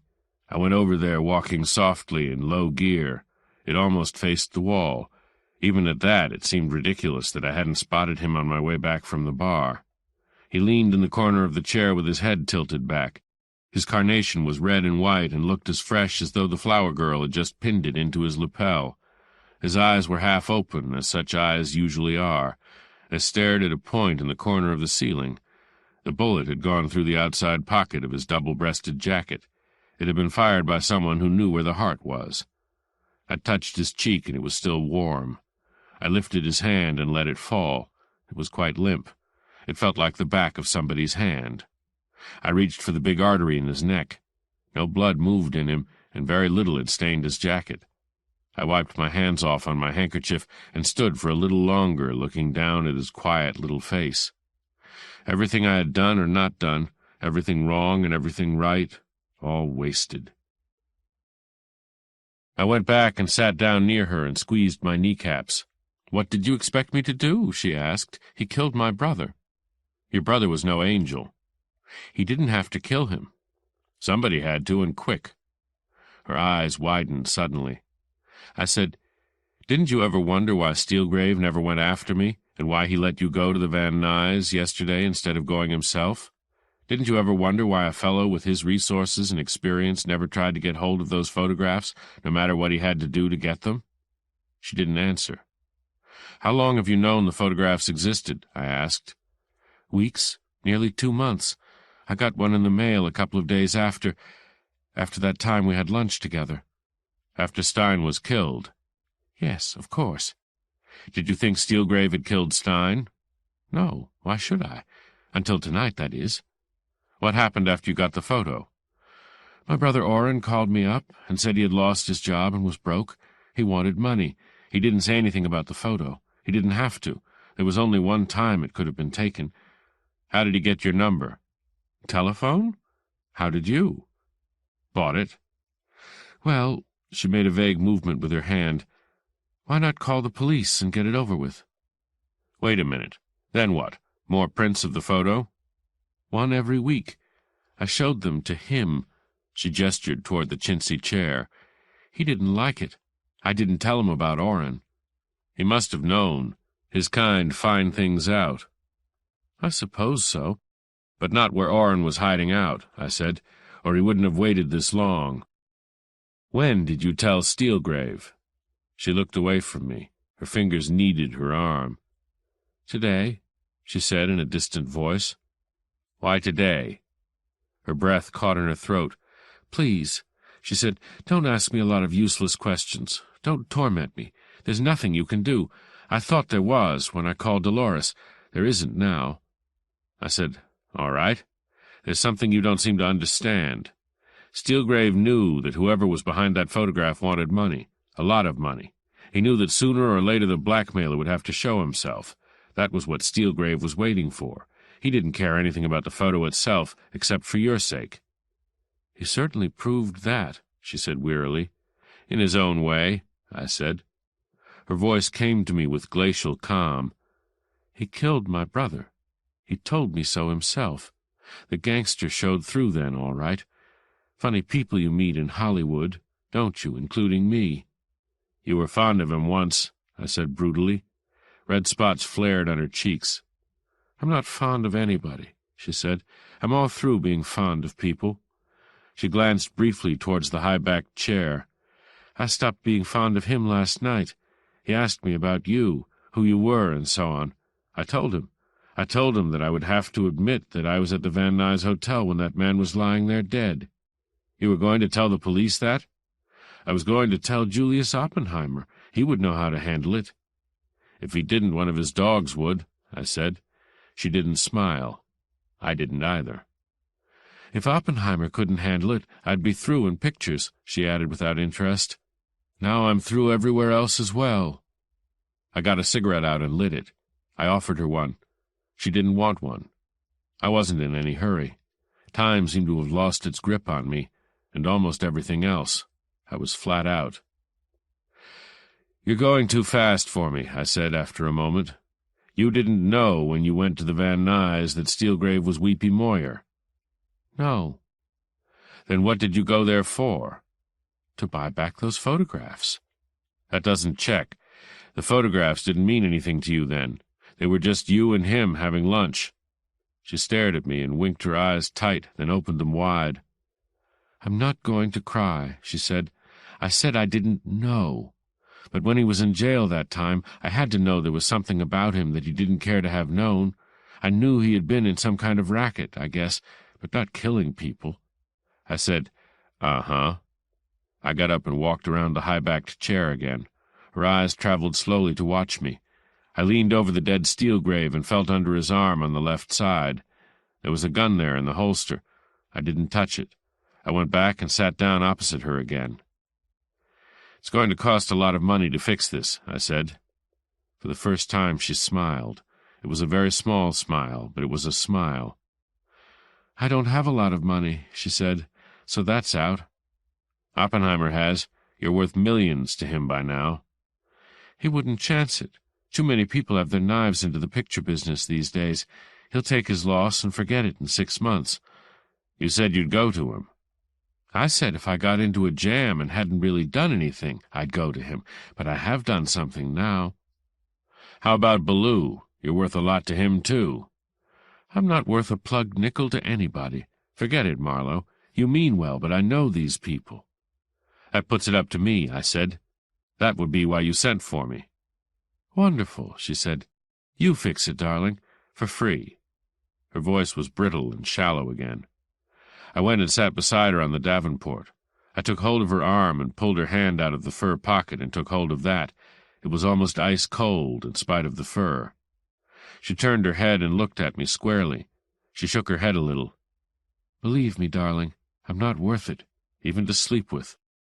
I turned the hand over and opened the fingers out. They were stiff and resisted. I opened them out one by one. I smoothed the palm of her hand. "Tell me why you had the gun with you." "The gun?" "Don't take time to think. Just tell me. Did you mean to kill him?" "Why not, darling? I thought I meant something to him. I guess I'm a little vain. He fooled me. Nobody means anything to the Steelgraves of this world, and nobody means anything to the Mavis Welds of this world any more." She pulled away from me and smiled thinly. "I oughtn't to have given you that gun. If I killed you, I might get clear yet." I took it out and held it towards her. She took it and stood up quickly. The gun pointed at me. The small, tired smile moved her lips again. Her finger was very firm on the trigger. "Shoot high," I said. "I'm wearing my bulletproof underwear." She dropped the gun to her side, and for a moment she just stood staring at me. Then she tossed the gun down on the davenport. "I guess I don't like the script," she said. "I don't like the lines. It just isn't me, if you know what I mean." She laughed and looked down at the floor. The point of her shoe moved back and forth on the carpeting. "We've had a nice chat, darling.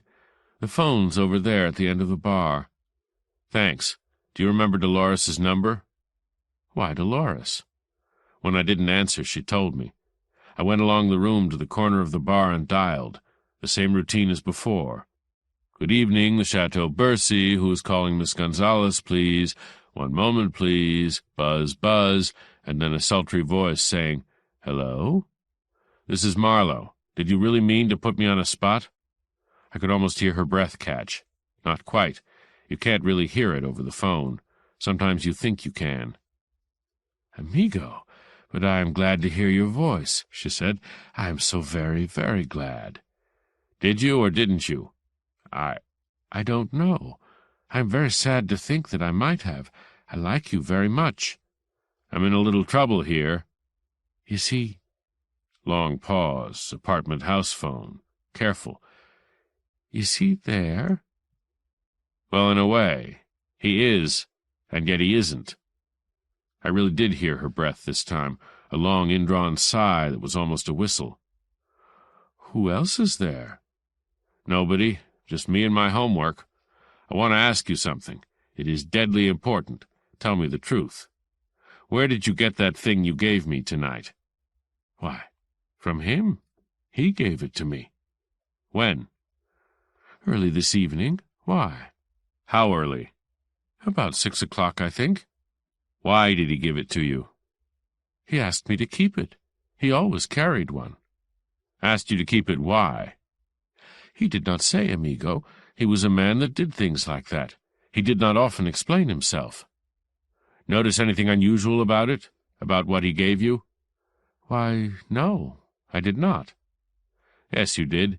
You noticed that it had been fired and that it smelled of burned powder. But I did not. Yes, you did, just like that. You wondered about it. You didn't like to keep it. You didn't keep it. You gave it back to him. You don't like them around anyhow. There was a long silence. She said at last, But of course. But why did he want me to have it? I mean, if that was what happened. He didn't tell you why. He just tried to ditch a gun on you when you weren't having any. Remember? That is something I have to tell? See. Will it be safe for me to do that? When did you ever try to be safe? She laughed softly. Amigo, you understand me very well. Good night, I said. One moment. You have not told me what happened. I haven't even telephoned you. I hung up and turned. Mavis Weld was standing in the middle of the floor watching me. You have your car here? I asked. Yes. Get going. And do what? Just go home, that's all. You can't get away with it, she said softly. You're my client. I can't let you. I killed him. Why should you be dragged into it?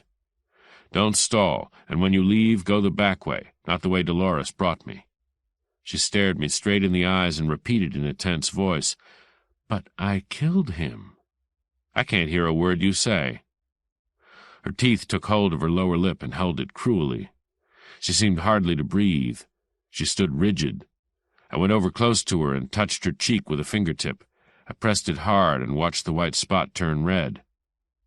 If you want to know my motive, I said, it has nothing to do with you. I owe it to the Johns.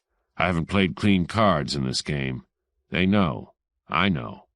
I'm just giving them a chance to use the loud pedal. As if anyone ever had to give them that, she said, and turned abruptly and walked away. I watched her to the arch and waited for her to look back. She went on through without turning. After a long time I heard a whirring noise, then the bump of something heavy, the garage door going up. A car started a long way off. It idled down, and after another pause the whirring noise again. When that stopped, the motor faded off into the distance. I heard nothing now. The silence of the house hung around me in thick, loose folds, like that fur coat around the shoulders of Mavis Weld. I carried the glass and bottle of brandy over to the bar and climbed over it. I rinsed the glass in a little sink and set the bottle back on the shelf. I found the trick catch this time and swung the door open at the end opposite the telephone. I went back to Steelgrave. I took out the gun Dolores had given me and wiped it off and put his small limp hand around the butt, held it there and let go. The gun thudded to the carpet. The position looked natural. I wasn't thinking about fingerprints. He would have learned long ago not to leave them on any gun. That left me with 3 guns. The weapon in his holster I took out and went and put it on the bar shelf under the counter, wrapped in a towel. The Luger I didn't touch. The other white-handled automatic was left. I tried to decide about how far away from him it had been fired. Beyond scorching distance, but probably very close beyond. I stood about 3 feet from him and fired 2 shots past him. They nicked peacefully into the wall. I dragged the chair around until it faced into the room. I laid the small automatic down on the dust cover of one of the roulette tables. I touched the big muscle in the side of his neck, usually the first to harden. I couldn't tell whether it had begun to set or not, but his skin was colder than it had been. There was not a hell of a lot of time to play around with. I went to the telephone and dialed the number of the Los Angeles Police Department. I asked the police operator for Christy French. A voice from Homicide came on, said he had gone home, and what was it? I said it was a personal call he was expecting. They gave me his phone number at home, reluctantly, not because they cared, but because they hate to give anybody anything, any time. I dialed, and a woman answered and screamed his name. He sounded rested and calm. "This is Marlowe. What were you doing?" "Reading the funnies to my kid. He ought to be in bed. What's doing?" Remember over at the Van Nuys yesterday you said a man could make a friend if he got you something on Weepy Moyer? Yeah. I need a friend. He didn't sound very interested. What you got on him? I'm assuming it's the same guy. Steelgrave. Too much assuming, kid. We had him in the fishbowl because we thought the same. It didn't pan any gold. You got a tip. He set that tip up himself. So the night Stein was squibbed off, he would be where you knew. You just making this up or got evidence? He sounded a little less relaxed. If a man got out of jail on a pass from the jail doctor, could you prove that? There was a silence. I heard a child's voice complaining and a woman's voice speaking to the child. It's happened, French said heavily. I don't know. That's a tough order to fill. They'd send him under guard. Did he get to the guard? That's my theory. Better sleep on it. Anything else? I'm out at Stillwood Heights, in a big house where they were setting up for gambling and the local residents didn't like it. Read about it. Steelgrave there? He's here. I'm here alone with him. Another silence. The kid yelled, and I thought I heard a slap. The kid yelled louder. French yelled at somebody. Put him on the phone, French said at last. You're not bright tonight, Christy. Why would I call you? Yeah, he said. Stupid of me. What's the address there? I don't know, but it's up at the end of Tower Road in Stillwood Heights, and the phone number is Halldale 95033. I'll be waiting for you. He repeated the number and said slowly, This time you wait, huh? It had to come sometime. The phone clicked and I hung up. I went back through the house, putting on lights as I found them, and came out at the back door at the top of the stairs. There was a floodlight for the motor yard. I put that on. I went down the steps and walked along to the oleander bush. The private gate stood open as before. I swung it shut, hooked up the chain, and clicked the padlock. I went back, walking slowly, looking up at the moon, sniffing the night air, listening to the tree frogs and the crickets. I went into the house and found the front door and put the light on over that. There was a big parking space in front and a circular lawn with roses, but you had to slide back around the house to the rear to get away. The place was a dead end except for the driveway through the neighboring grounds. I wondered who lived there. A long way off through trees I could see the lights of a big house. Some Hollywood big shot, probably. Some wizard of the slobbery kiss and the pornographic dissolve. I went back in and felt the gun I had just fired. It was cold enough, and Mr. Steelgrave was beginning to look as if he meant to stay dead. No siren, but the sound of a car coming up the hill at last. I went out to meet it, me and my beautiful dream. 29. They came in as they should, big, tough, and quiet, their eyes flickering with watchfulness and cautious with disbelief. Nice place, French said. Where's the customer? In there, Bifus said, without waiting for me to answer. They went along the room without haste and stood in front of him, looking down solemnly. Dead, wouldn't you say? Bifus remarked, opening up the act. French leaned down and took the gun that lay on the floor with thumb and finger on the trigger guard. His eyes flicked sideways, and he jerked his chin. Bifus took the other white-handled gun by sliding a pencil into the end of the barrel.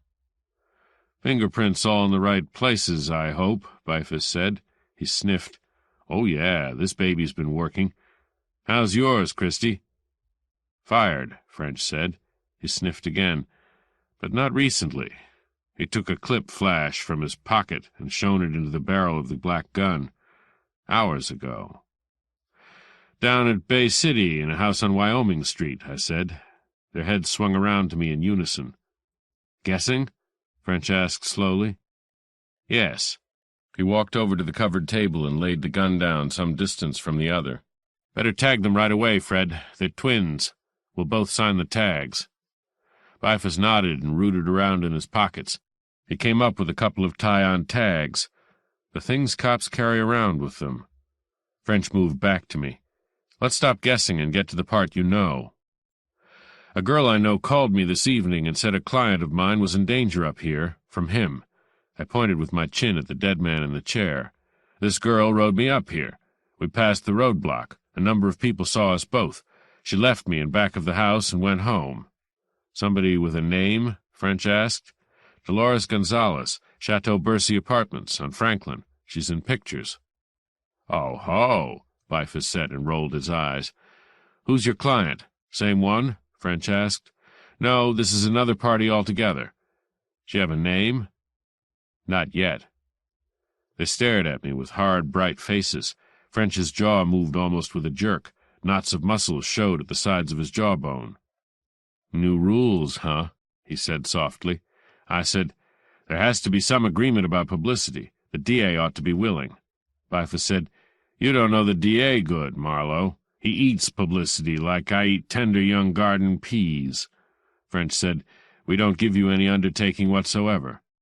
"She hasn't any name," I said. "There's a dozen ways we can find out, kid," Bifus said. "Why go into this routine that makes it tough for all of us?" "No publicity," I said, "unless charges are actually filed." "You can't get away with it, Marlowe." "God damn it," I said, "this man killed Orrin Quest. You take that gun downtown and check it against the bullets in Quest. Give me that much at least before you force me into an impossible position." "I wouldn't give you the dirty end of a burnt match," French said. I didn't say anything. He stared at me with cold hate in his eyes. His lips moved slowly, and his voice was thick, saying, "You hear when he got it?" "No." "Who was?" "He was," I said, looking across the dead steel grave. "Who else?" "I won't lie to you," I said, "and I won't tell you anything I don't want to tell, except on the terms I stated. I don't know who was here when he got it." "Who was here when you got here?" I didn't answer. He turned his head slowly and said to Bifus, "Put the cuffs on him. Behind." Bifus hesitated. Then he took a pair of steel handcuffs out of his left hip pocket and came over to me. "Put your hands behind you," he said in an uncomfortable voice. I did. He clicked the cuffs on. French walked over slowly and stood in front of me. His eyes were half closed. The skin around them was grayish with fatigue. "I'm going to make a little speech," he said. "You're not going to like it." I didn't say anything. French said, "It's like this with us, baby. We're coppers, and everybody hates our guts. And as if we didn't have enough trouble, we have to have you. As if we didn't get pushed around enough by the guys in the corner offices, the City Hall gang, the day chief, the night chief, the Chamber of Commerce, His Honor the Mayor in his paneled office 4 times as big as the 3 lousy rooms the whole homicide staff has to work out of. As if we didn't have to handle 114 homicides last year out of 3 rooms that don't have enough chairs for the whole duty squad to sit down in at once. We spend our lives turning over dirty underwear and sniffing rotten teeth. We go up dark stairways to get a gun punk with a skinful of hop, and sometimes we don't get all the way up, and our wives wait dinner that night and all the other nights.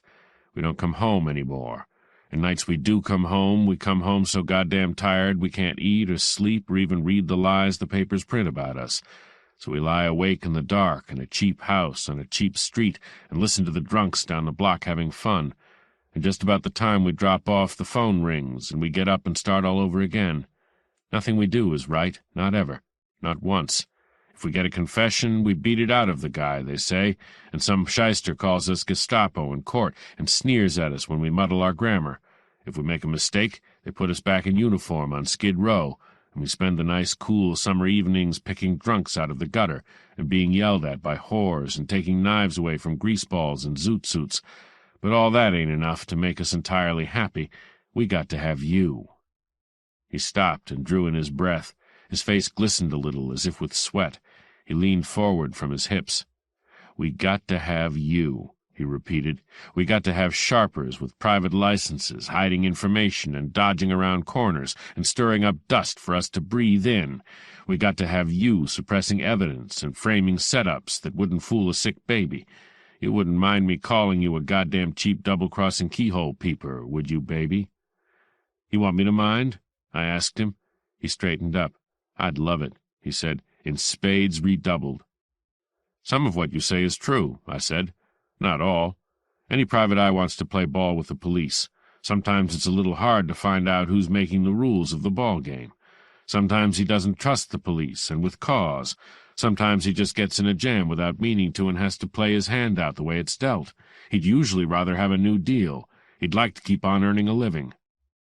"Your license is dead," French said, "as of now. That problem won't bother you any more. It's dead when the commission that gave it to me says so, not before." Bifus said quietly, "Let's get on with it, Christie. This could wait." "I'm getting on with it," French said. "My way. This bird hasn't cracked wise yet. I'm waiting for him to crack wise, the bright repartee. Don't tell me you're all out of the quick stuff, Marlowe." "Just what is it you want me to say?" I asked him. "Guess," he said. "You're a man-eater tonight," I said. "You want to break me in half, but you want an excuse. And you want me to give it to you?" "That might help," he said between his teeth.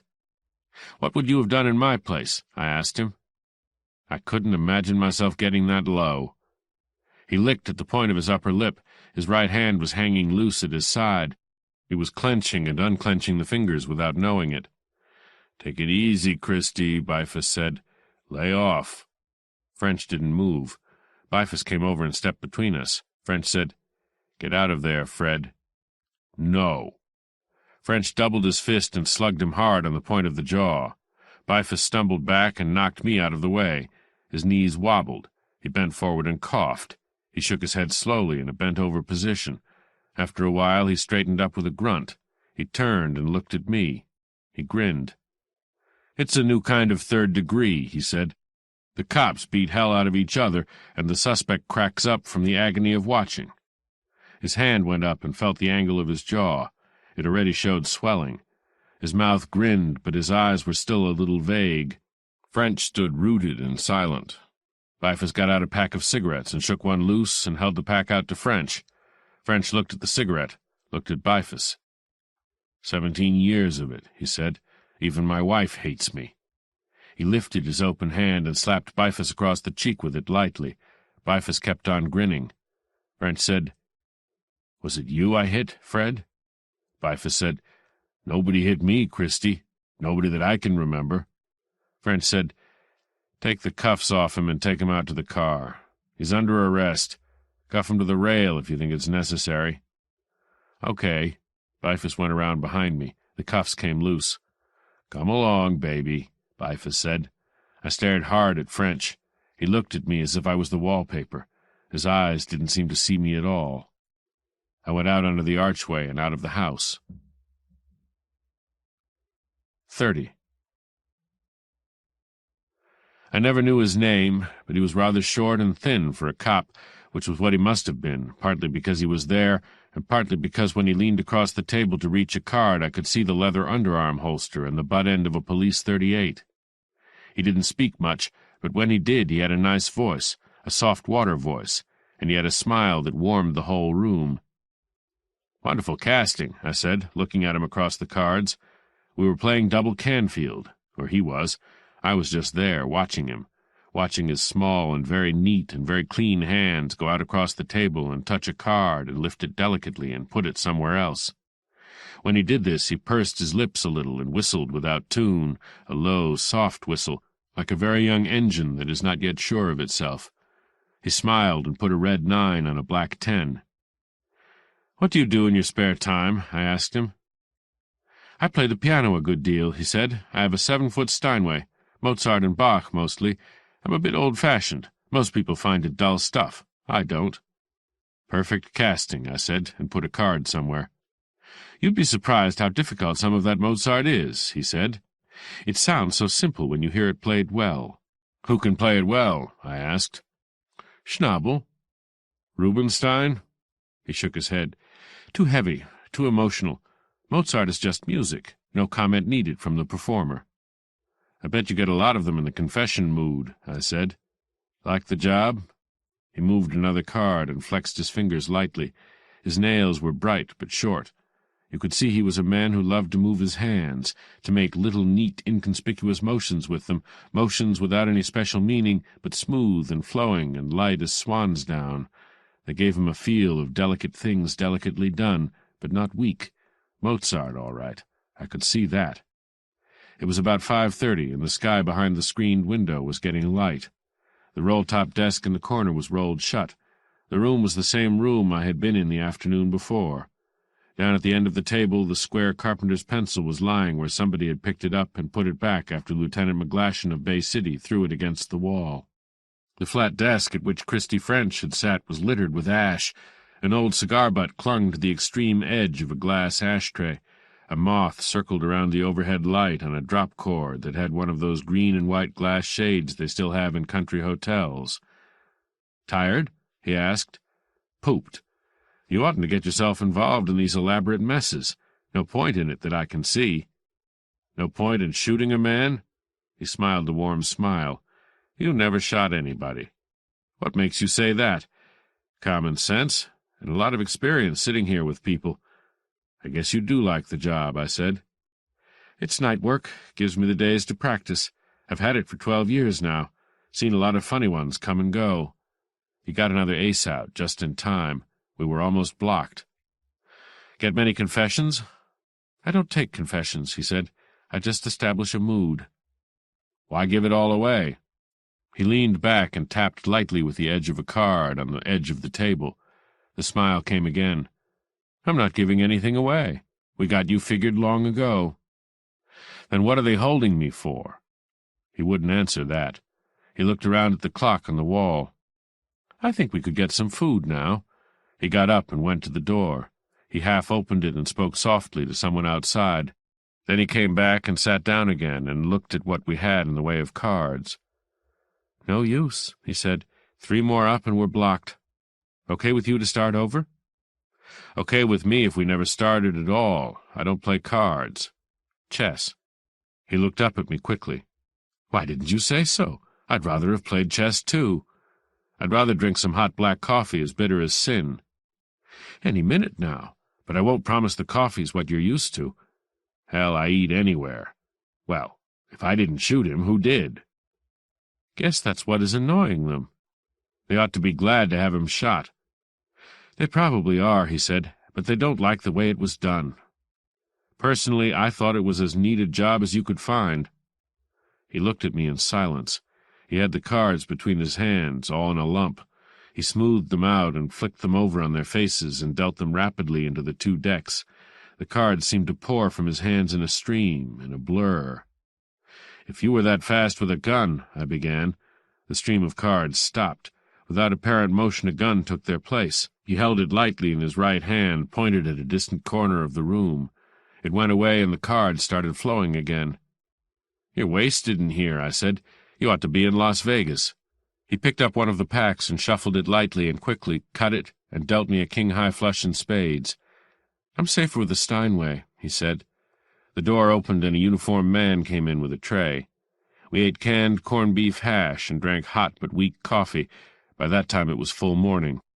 At 8:15, Christy French came in and stood with his hat on the back of his head and dark smudges under his eyes. I looked from him to the little man across the table, but he wasn't there any more. The cards weren't there either.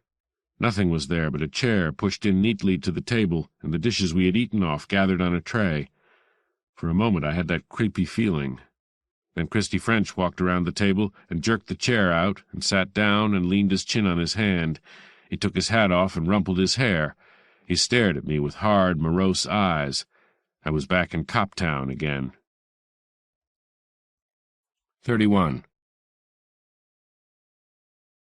"The DA wants to see you at 9 o'clock, he said. "After that, I guess you can go on home. That is, if he doesn't hang a pinch on you. I'm sorry you had to sit up in that chair all night." "It's all right," I said. "I needed the exercise." "Yeah, back in the groove again," he said. He stared moodily at the dishes on the tray. "Got Lagarde?" I asked him. "No. He's a doctor, all right, though." His eyes moved to mine. "He practiced in Cleveland." I said, "I hate it to be that tidy." "How do you mean?" "Young Quest wants to put the bite on Steelgrave, so he just by pure accident runs into the one guy in Bay City that could prove who Steelgrave was. That's too tidy." "Aren't you forgetting something?" "I'm tired enough to forget my name." "What?" "Me too," French said. "Somebody had to tell him who Steelgrave was. When that photo was taken, Mo Stein hadn't been squibbed off, so what good was the photo unless somebody knew who Steelgrave was?" "I guess Miss Weld knew," I said, "and Quest was her brother." "You're not making much sense, chum." He grinned a tired grin. "Would she help her brother put the bite on her boyfriend and on her, too?" "I give up. Maybe the photo was just a fluke. His other sister, my client, that was, said he liked to take candid camera shots. The candider the better. If he'd lived long enough, you'd have had him up for mopery. For murder, French said indifferently. Oh? McGlashan found that ice pick all right. He just wouldn't give out to you. There'd have to be more than that. There is, but it's a dead issue. Clausen and Mileway Marston both had records. The kid's dead. His family's respectable. He had an off streak in him, and he got in with the wrong people. No point in smearing his family just to prove the police can solve a case. That's white of you. How about Steelgrave? That's out of my hands. He started to get up. When a gangster gets his, how long does the investigation last? Just as long as it's front-page stuff, I said. But there's a question of identity involved here. No. I stared at him. How do you mean no? Just no, we're sure. He was on his feet now. He combed his hair with his fingers and rearranged his tie and hat. Out of the corner of his mouth, he said in a low voice, "Off the record, we were always sure. We just didn't have a thing on him." "Thanks," I said. "I'll keep it to myself. How about the guns?" He stopped and stared down at the table. His eyes came up to mine rather slowly. They both belonged to Steelgrave.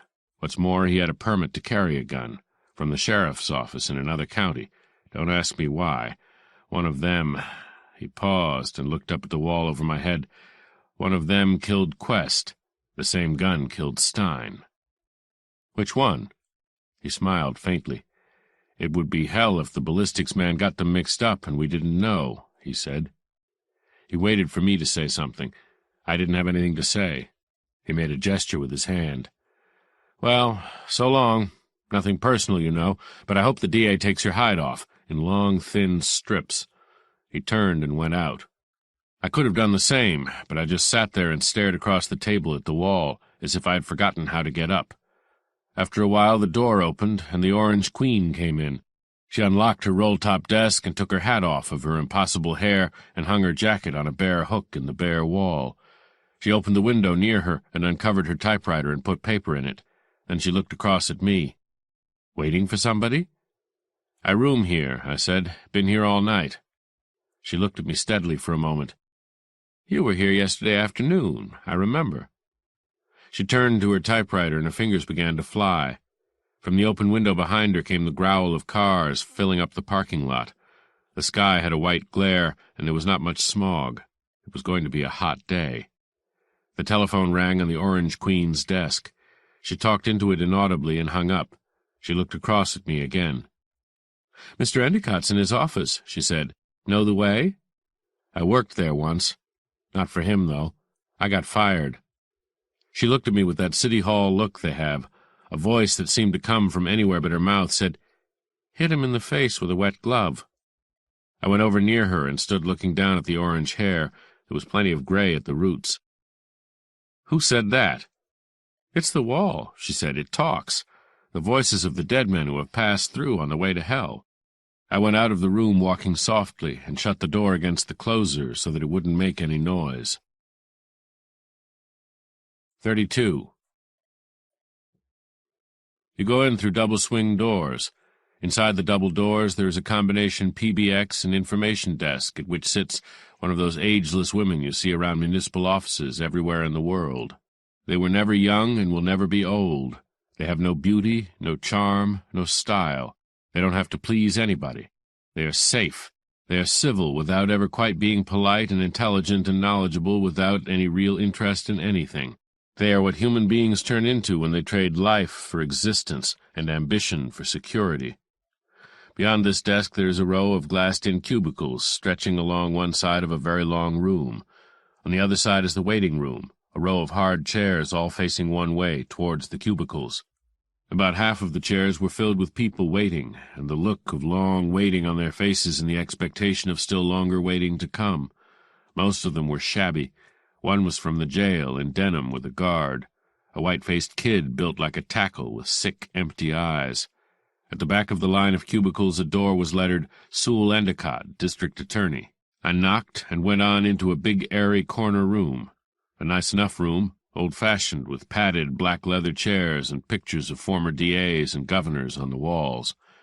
Breeze fluttered the net curtains at 4 windows. A fan on a high shelf purred and swung slowly in a languid arc.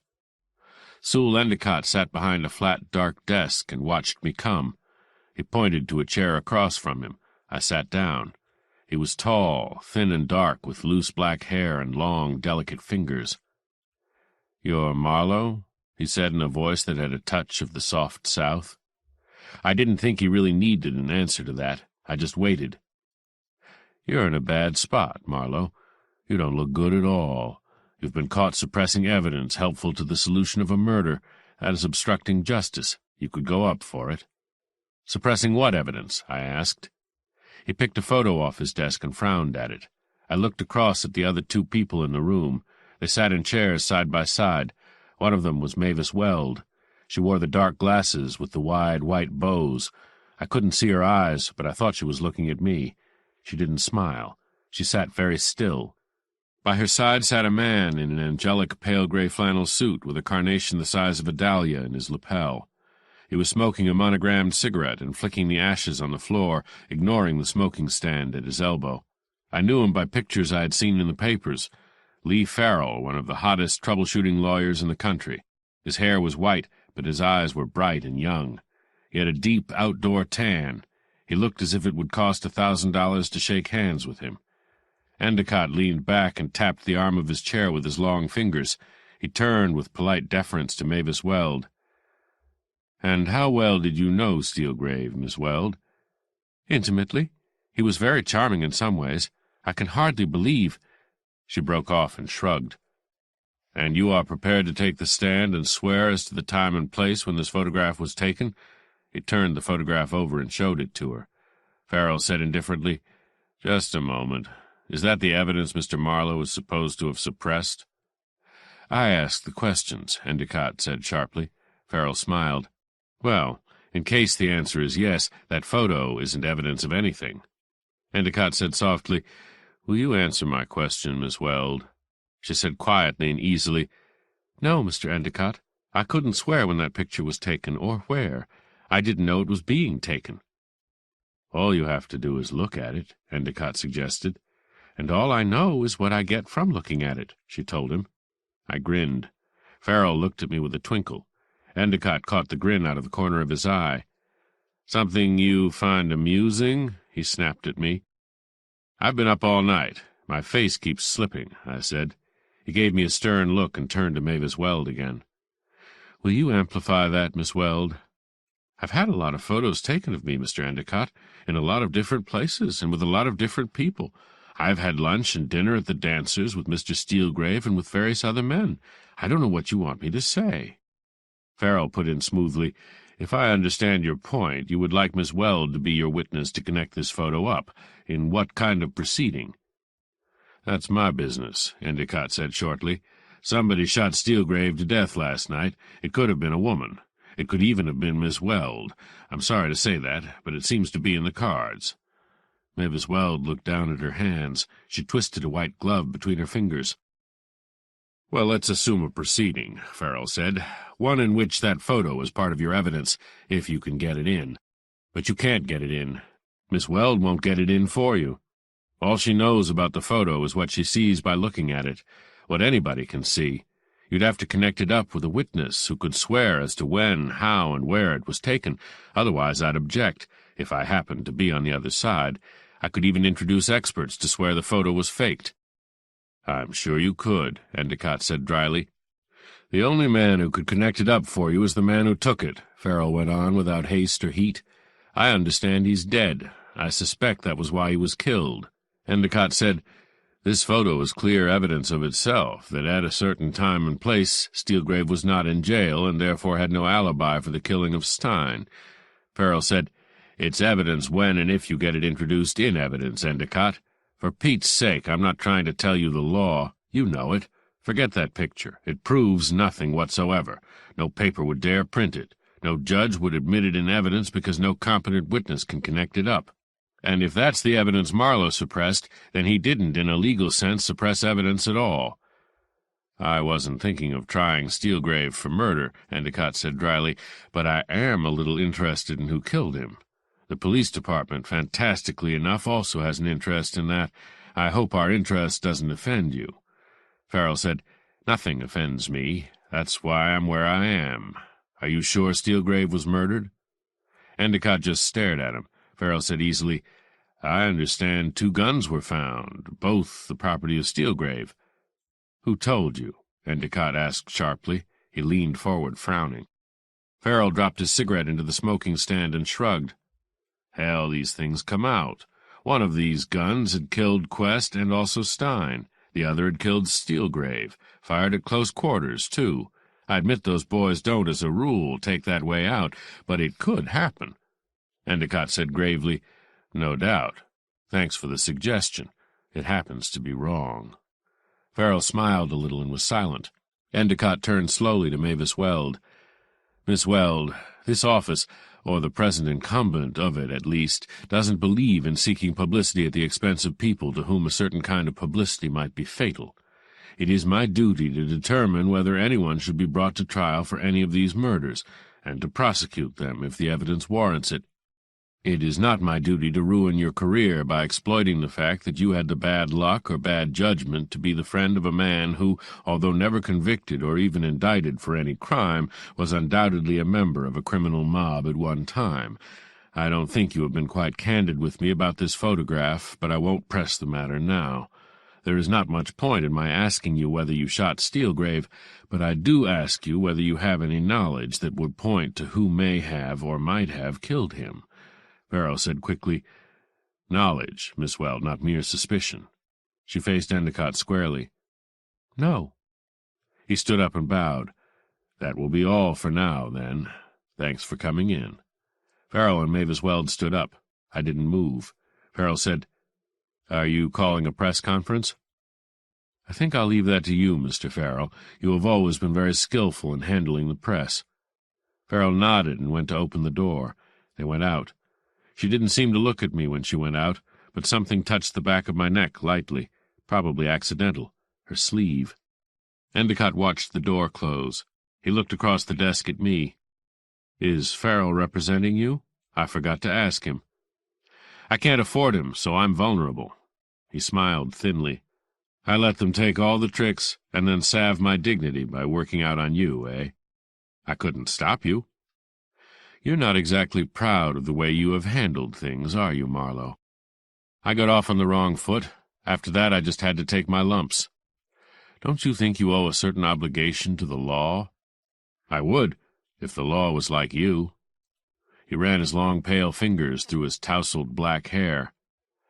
"I could make a lot of answers to that," he said. "They'd all sound about the same.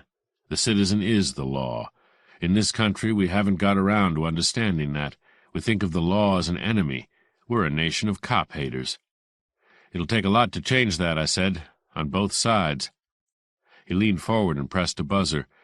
"Yes," he said quietly, "it will, but somebody has to make a beginning. Thanks for coming in." As I went out, a secretary came in at another door with a fat file in her hand. 33. A shave and a second breakfast made me feel a little less like the box of shavings the cat had had kittens in. I went up to the office and unlocked the door and sniffed in the twice-breathed air and the smell of dust. I opened a window and inhaled the fry-cook smell from the coffee shop next door. I sat down at my desk and felt the grit on it with fingertips. I filled a pipe and lit it and leaned back and looked around. "Hello," I said. I was just talking to the office equipment, the 3 green filing cases, the threadbare piece of carpet, the customer's chair across from me, and the light fixture in the ceiling with 3 dead moths in it that had been there for at least 6 months. I was talking to the pebbled glass panel and the grimy woodwork and the pen set on the desk and tired telephone. I was talking to the scales on an alligator, the name of the alligator being Marlowe, a private detective in our thriving little community. Not the brainiest guy in the world, but cheap. He started out cheap, and he ended cheaper still. I reached down and put the bottle of Old Forester up on the desk. It was about a third full. Old Forester. Now who gave you that, pal? That's Green Label stuff. Out of your class entirely. Must have been a client. I had a client once. And that got me thinking about her, and maybe I have stronger thoughts than I know. The telephone rang, and the funny little precise voice sounded just as it had the first time she called me up. "I'm in that telephone booth," she said. "If you're alone, I'm coming up." "Uh-huh." "I suppose you're mad at me," she said. "I'm not mad at anybody, just tired." "Oh, yes you are," her tight little voice said. "But I'm coming up anyway. I don't care if you are mad at me." She hung up. I took the cork out of the bottle of Old Forester and gave a sniff at it. I shuddered. That settled it. Any time I couldn't smell whiskey without shuddering, I was through. I put the bottle away and got up to unlock the communicating door. Then I heard her tripping along the hall. I'd know those tight little footsteps anywhere. I opened the door and she came up to me and looked at me shyly. It was all gone. The slanted cheaters and the new hairdo and the smart little hat and the perfume and the prettied-up touch. The costume jewelry, the rouge, the everything. All gone. She was right back where she started the first morning. Same brown tailor-made, same square bag, same rimless glasses, same prim little narrow-minded smile. "It's me," she said. "I'm going home." She followed me into my private thinking parlor and sat down primly, and I sat down just any old way and stared at her. "Back to Manhattan," I said. "I'm surprised they let you." "I may have to come back." "Can you afford it?" She gave a quick little half-embarrassed laugh. "It won't cost me anything," she said. She reached up and touched the rimless glasses. "These feel all wrong now," she said. "I liked the others, but Dr. Zugsmith wouldn't like them at all." She put her bag on the desk and drew a line along the desk with her fingertip. That was just like the first time, too. "I can't remember whether I gave you back your $20 or not," I said. "We kept passing it back and forth until I lost count." "Oh, you gave it to me," she said. "Thank you." "Sure?" "I never make mistakes about money." "Are you all right? Did they hurt you?" "The police? No, and it was as tough a job as they ever didn't do." She looked innocently surprised. Then her eyes glowed. "You must be awfully brave," she said. "Just luck," I said. I picked up a pencil and felt the point. It was a good sharp point, if anybody wanted to write anything. I didn't. I reached across and slipped the pencil through the strap of her bag and pulled it towards me. "Don't touch my bag," she said quickly and reached for it. I grinned and drew it out of her reach. "All right, but it's such a cute little bag. It's so like you." She leaned back. There was a vague worry behind her eyes, but she smiled. "You think I'm cute, Philip? I'm so ordinary." "I wouldn't say so." "You wouldn't?" "Hell no. I think you're one of the most unusual girls I ever met." I swung the bag by its strap and set it down on the corner of the desk. Her eyes fastened on it quickly, but she licked her lips and kept on smiling at me. "And I bet you've known an awful lot of girls," she said. "Why—" She looked down and did that with her fingertip on the desk again. "Why didn't you ever get married?" I thought of all the ways you answer that. I thought of all the women I had liked that much. No, not all, but some of them. "I suppose I know the answer," I said, "but it would just sound corny. The ones I'd maybe like to marry, well, I haven't what they need. The others you don't have to marry. You just seduce them, if they don't beat you to it." She flushed to the roots of her mousy hair. "You're horrid when you talk like that." "That goes for some of the nice ones, too," I said. "Not what you said, what I said. You wouldn't have been so hard to take yourself." "Don't talk like that, please." "Well, would you?" She looked down at the desk. "I wish you'd tell me," she said slowly, "what happened to Orrin. I'm all confused." "I told you he probably went off the rails, the first time you came in, remember?" She nodded slowly, still blushing. "Abnormal sort of home life," I said. "Very inhibited sort of guy, and with a very highly developed sense of his own importance. It looked at you out of the picture you gave me. I don't want to go psychological on you, but I figure he was just the type to go very completely haywire, if he went haywire at all. Then there's that awful money hunger that runs in your family, all except one." She smiled at me now. If she thought I meant her, that was Jake with me. "There's one question I want to ask you," I said. "Was your father married before?" She nodded, yes. "That helps. Layla had another mother. That suits me fine. Tell me some more. After all, I did a lot of work for you for a very low fee of no dollars net." "You got paid. she said sharply. Well paid. By Layla. And don't expect me to call her Mavis Weld. I won't do it. You didn't know I was going to get paid. Well, there was a long pause during which her eyes went to her bag again. You did get paid. Okay, past that. Why wouldn't you tell me who she was? I was ashamed. Mother and I were both ashamed. Orrin wasn't. He loved it.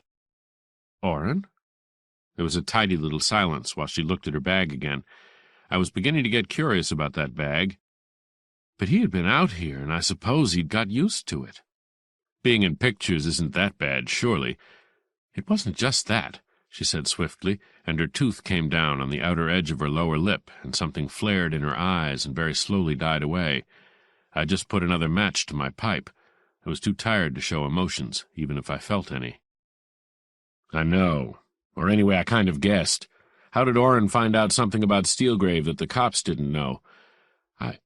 I don't know, she said slowly, picking her way among her words like a cat on a fence. Could it have been that doctor? Oh, sure, I said with a big warm smile. He and Orrin got to be friends somehow, a common interest in sharp tools, maybe. She leaned back in her chair. Her little face was thin and angular now. Her eyes had a watchful look.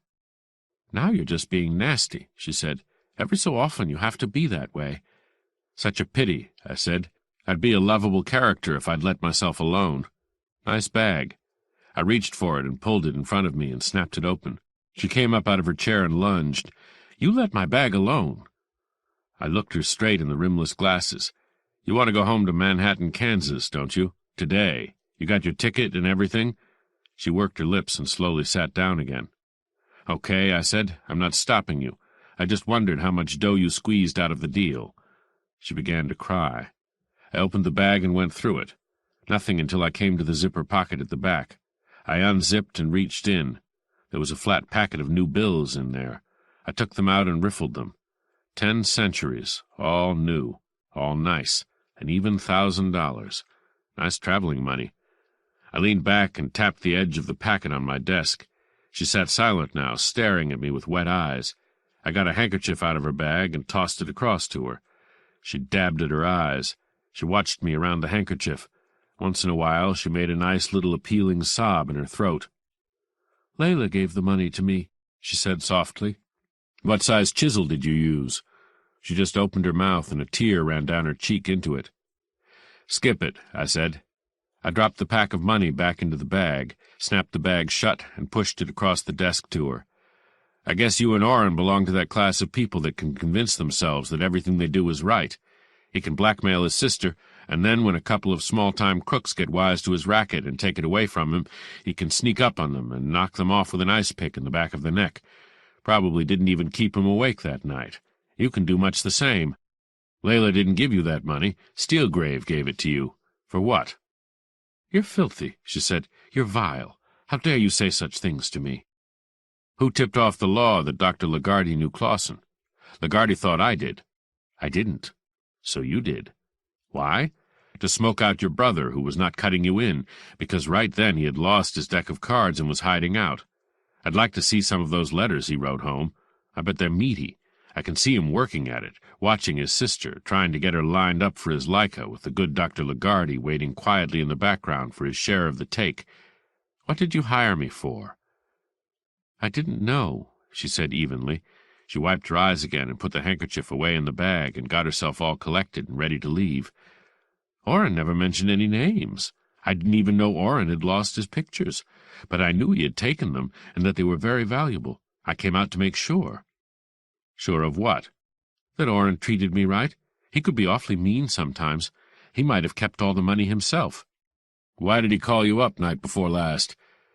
He was scared. Dr. Lagarde wasn't pleased with him any more. He didn't have the pictures. Somebody else had them. Orrin didn't know who, but he was scared. I had them. I still have, I said. They're in that safe. She turned her head very slowly to look at the safe. She ran a fingertip questioningly along her lip. She turned back. I don't believe you, she said, and her eyes watched me like a cat watching a mouse hole. How's to split that $1,000 with me? You get the pictures. She thought about it. I could hardly give you all that money for something that doesn't belong to you. she said, and smiled. "Please give them to me. Please, Philip. Layla ought to have them back." "For how much dough?" She frowned and looked hurt. "She's my client now," I said, "but double-crossing her wouldn't be bad business, at the right price." "I don't believe you have them." "Okay." I got up and went to the safe. In a moment I was back with the envelope. I poured the prints and the negative out on the desk, my side of the desk. She looked down at them and started to reach. I picked them up and shuffled them together and held one so that she could look at it. When she reached for it, I moved it back. "But I can't see it so far away," she complained. "It costs money to get closer." "I never thought you were a crook," she said with dignity. I didn't say anything. I relit my pipe. "I could make you give them to the police," she said. "You could try." Suddenly she spoke rapidly. "I couldn't give you this money I have. Really, I couldn't.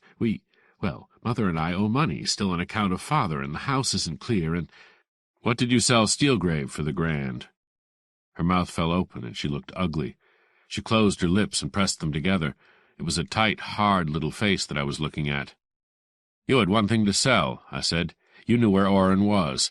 To Steelgrave, that information was worth $1,000. Easy. It's a question of connecting up evidence. You wouldn't understand.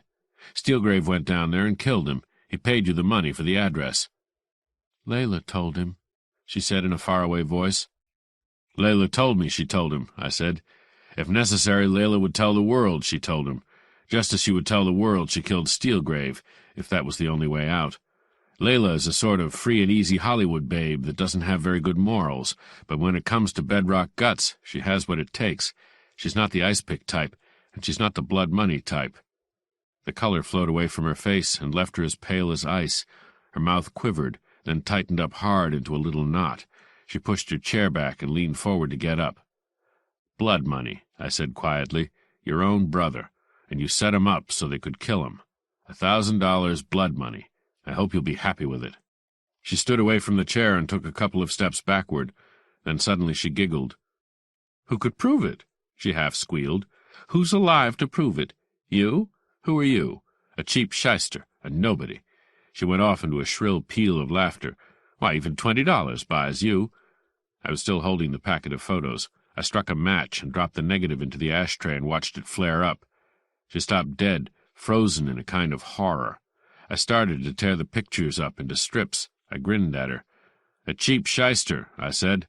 "Well, what would you expect? I don't have any brothers or sisters to sell out, so I sell out my clients." She stood rigid and glaring. I finished my tearing-up job and lit the scraps of paper in the tray. "One thing I regret," I said. "Not seeing your meeting back in Manhattan, Kansas, with dear old Mom.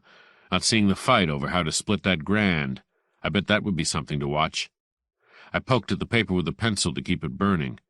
She came slowly, step by step, to the desk, and her eyes were fixed on the little smoldering heap of torn prints. "I could tell the police," she whispered. "I could tell them a lot of things. They'd believe me." "I could tell them who shot Steelgrave," I said, "because I know who didn't. They might believe me." The small head jerked up. The light glinted on the glasses. There were no eyes behind them. "Don't worry," I said. "I'm not going to. It wouldn't cost me enough, and it would cost somebody else too much." The telephone rang, and she jumped a foot. I turned and reached for it and put my face against it and said, "Hello?" "Amigo, are you all right?" There was a sound in the background. I swung around and saw the door click shut. I was alone in the room. "Are you all right, amigo?" "I'm tired. I've been up all night. Apart from—" "Has the little one called you up?" "The little sister? She was just in here. She's on her way back to Manhattan with the swag." "The swag?" "The pocket money she got from Steelgrave for fingering her brother." There was a silence. Then she said gravely, "You cannot know that, amigo." "Like I know I'm sitting leaning on this desk holding on to this telephone. Like I know I hear your voice, and not quite so certainly, but certainly enough like I know who shot Steelgrave." "You are somewhat foolish to say that to me, amigo. I am not above reproach. You should not trust me too much." "I make mistakes, but this won't be one. I've burned all the photographs. I tried to sell them to Orfamay.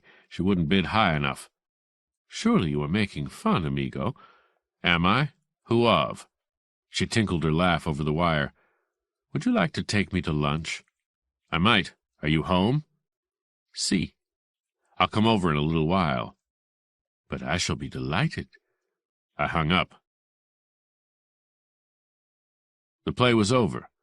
I was sitting in the empty theater. The curtain was down, and projected on it dimly I could see the action, but already some of the actors were getting vague and unreal, the little sister above all. In a couple of days I would forget what she looked like, because in a way she was so unreal.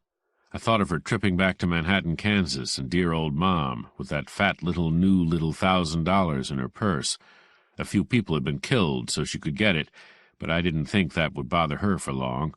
I thought of her getting down to the office in the morning.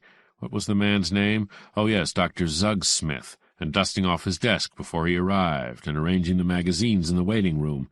She'd have her rimless cheaters on and a plain dress, and her face would be without makeup, and her manners to the patients would be most correct. "Dr. Zugsmith will see you now, Mrs. Hooses." She would hold the door open with a little smile, and Mrs. Hooses would go in past her, and Dr. Zugsmith would be sitting behind his desk, as professional as hell, with a white coat on and his stethoscope hanging around his neck.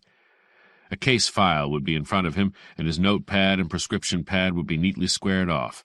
Nothing that Dr. Zugsmith didn't know. You couldn't fool him. He had it all at his fingertips. When he looked at a patient, he knew the answers to all the questions he was going to ask, just as a matter of form. When he looked at his receptionist, Miss Orfamay Quest, he saw a nice, quiet young lady, properly dressed for a doctor's office, no red nails, no loud makeup, nothing to offend the old-fashioned type of customer. An ideal receptionist, Miss Quest. Dr. Zugsmith, when he thought about her at all, thought of her with self-satisfaction. He had made her what she was. She was just what the doctor ordered. Most probably he hadn't made a pass at her yet. Maybe they don't in those small towns. Ha ha, I grew up in one. I changed position and looked at my watch and got that bottle of Old Forester up out of the drawer after all. I sniffed it. It smelled good. I poured myself a good stiff jolt and held it up against the light. "Well, Dr. Zugsmith," I said out loud, just as if he was sitting there on the other side of the desk with a drink in his hand, "I don't know you very well, and you don't know me at all.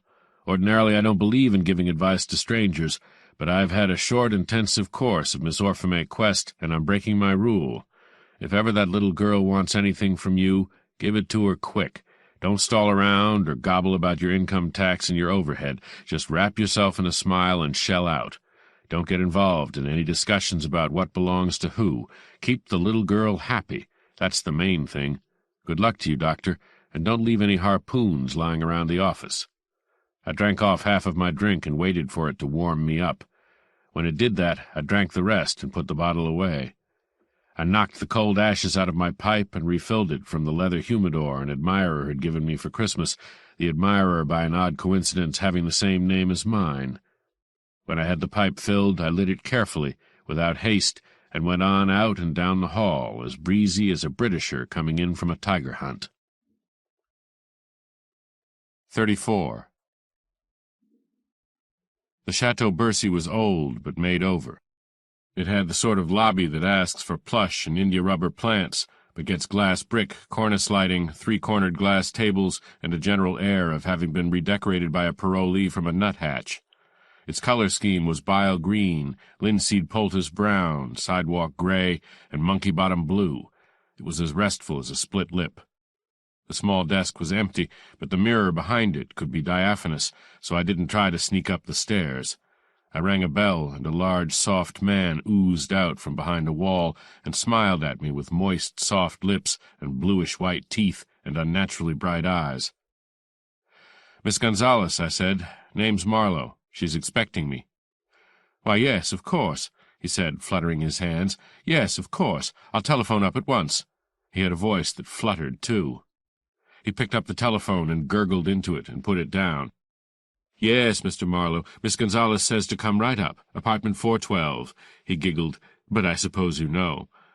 "I know now," I said. "By the way, were you here last February?" "Last February? Last February? Oh, yes, I was here last February." He pronounced it exactly as spelled. "Remember the night Stein got chilled out front?" The smile went away from the fat face in a hurry. "Are you a police officer?" His voice was now thin and reedy. "No, but your pants are unzipped, if you care." He looked down with horror and zipped them up with hands that almost trembled. "Why, thank you," he said. "Thank you." He leaned across the low desk. "It was not exactly out front," he said. "That is, not exactly. It was almost to the next corner. Living here, wasn't he?" "I'd rather not talk about it. Really, I'd rather not talk about it." He paused and ran his pinky along his lower lip. "Why do you ask?" "Just to keep you talking. You want to be more careful, Bud. I can smell it on your breath." The pink flowed all over him, right down to his neck. "If you suggest I've been drinking—" "Only tea," I said, "and not from a cup." I turned away. He was silent. As I reached the elevator, I looked back. He stood with his hands flat on the desk and his head strained around to watch me. Even from a distance, he seemed to be trembling. The elevator was self-service. The fourth floor was cool gray, the carpet thick. There was a small bell push beside apartment 412. It chimed softly inside. The door was swung open instantly. The beautiful deep dark eyes looked at me, and the red mouth smiled at me. Black slacks and a flame-colored shirt, just like last night. "Amigo," she said softly. She put her arms out. I took hold of her wrists and brought them together and made her palms touch. I played pat-a-cake with her for a moment. The expression in her eyes was languorous and fiery at the same time. I let go of her wrists, closed the door with my elbow, and slid past her. It was like the first time. "You ought to carry insurance on those," I said, touching one. It was real enough. The nipple was as hard as a ruby. She went into her joyous laugh. I went on in and looked the place over. It was French gray and dusty blue, not her colors, but very nice. There was a false fireplace with gas logs and enough chairs and tables and lamps, but not too many. There was a neat little cellarette in the corner. "You like my little apartment, amigo?" "Don't say little apartment. That sounds like a whore, too." I didn't look at her. I didn't want to look at her. I sat down on a davenport and rubbed a hand across my forehead.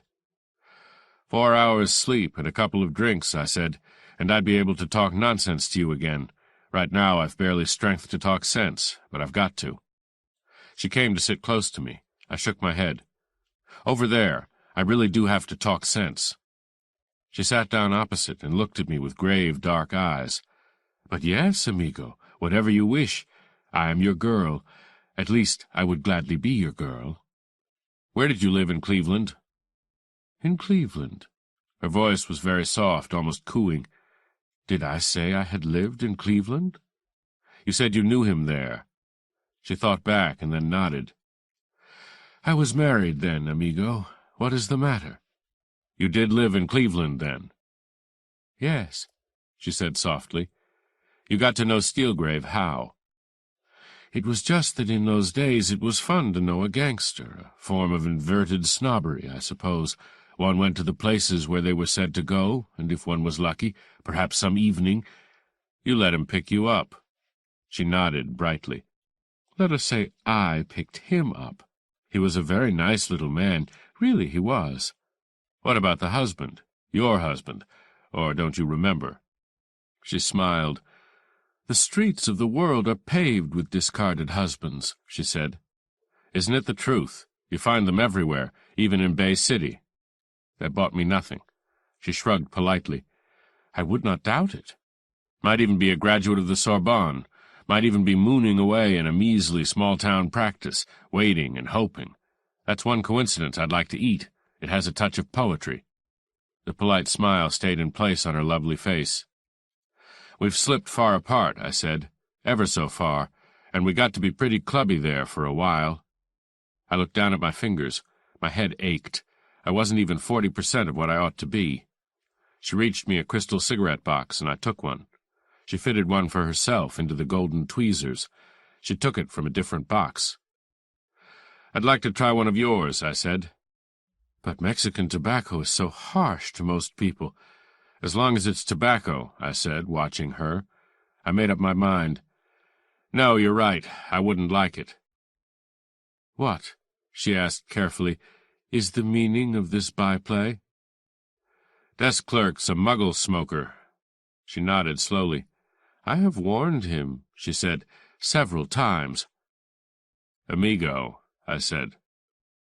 "What?" "You don't use much Spanish, do you?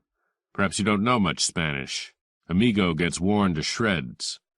"We're not going to be like yesterday afternoon, I hope," she said slowly. "We're not. The only thing Mexican about you is a few words and a careful way of talking that's supposed to give the impression of a person speaking a language they had to learn, like saying do not instead of don't, that sort of thing." She didn't answer. She puffed gently on her cigarette and smiled. "I'm in bad trouble downtown," I went on. "Apparently Miss Weld had the good sense to tell it to her boss, Julius Oppenheimer, and he came through, got Lee Farrell for her. I don't think they think she shot Steelgrave, but they think I know who did, and they don't love me any more." "And do you know, amigo?" "Told you over the phone I did." She looked at me steadily for a longish moment. "I was there." Her voice had a dry, serious sound for once. "It was very curious, really. The little girl wanted to see the gambling house. She had never seen anything like that, and there had been in the papers—" "She was staying here with you?" "Not in my apartment, amigo. In a room I got for her here." "No wonder she wouldn't tell me," I said. "But I guess you didn't have time to teach her the business." She frowned very slightly and made a motion in the air with the brown cigarette. I watched its smoke write something unreadable in the still air. "Please." "As I was saying, she wanted to go to that house. So I called him up, and he said to come along. When we got there, he was drunk. I have never seen him drunk before. He laughed and put his arm around little Orfamay and told her she had earned her money well. He said he had something for her. Then he took from his pocket a billfold wrapped in a cloth of some kind and gave it to her. When she unwrapped it, there was a hole in the middle of it, and the hole was stained with blood." "That wasn't nice," I said. "I wouldn't even call it characteristic." "You did not know him very well." "True. Go on." "Little Orfamay took the billfold and stared at it, and then stared at him, and her white little face was very still. Then she thanked him and opened her bag to put the billfold in it, as I thought. It was all very curious." "A scream," I said. "It would have had me gasping on the floor." "But instead she took a gun out of her bag. It was a gun he had given Mavis, I think. It was like the one—" "I know exactly what it was like," I said. "I played with it some." "She turned around and shot him dead with one shot. It was very dramatic." She put the brown cigarette back in her mouth and smiled at me. A curious, rather distant smile, as if she was thinking of something far away. "You made her confess to Mavis Weld," I said. She nodded. "Mavis wouldn't have believed you, I guess." "I did not care to risk it." "It wasn't you gave Orfamay the $1,000, was it, darling? To make her tell? She's a little girl who would go a long way for $1,000. "I do not care to answer that," she said with dignity. "No.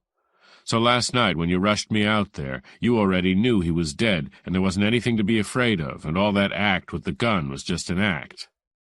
"I do not like to play God," she said softly. "There was a situation, and I knew that somehow or other you would get Mavis out of it. There was no one else who would.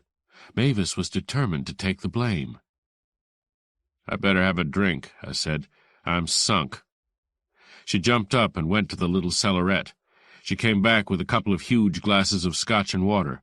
She handed me one and watched me over her glass as I tried it out. It was wonderful. I drank some more. She sank down into her chair again and reached for the golden tweezers. "I chased her out," I said finally. "Mavis, I'm talking about. She told me she had shot him. She had the gun, the twin of the one you gave me. You didn't probably notice that yours had been fired." "I know very little about guns," she said softly.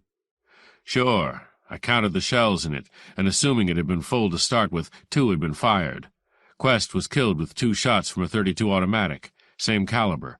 I picked up the empty shells in the den down there." "Down where, amigo?" It was beginning to grate. Too much amigo. Far too much. Of course, I couldn't know it was the same gun, but it seemed worth trying out. Only confuse things up a little anyhow and give Mavis that much break. So I switched guns on him and put his behind the bar. His was a black .38. More like what he would carry, if he carried one at all.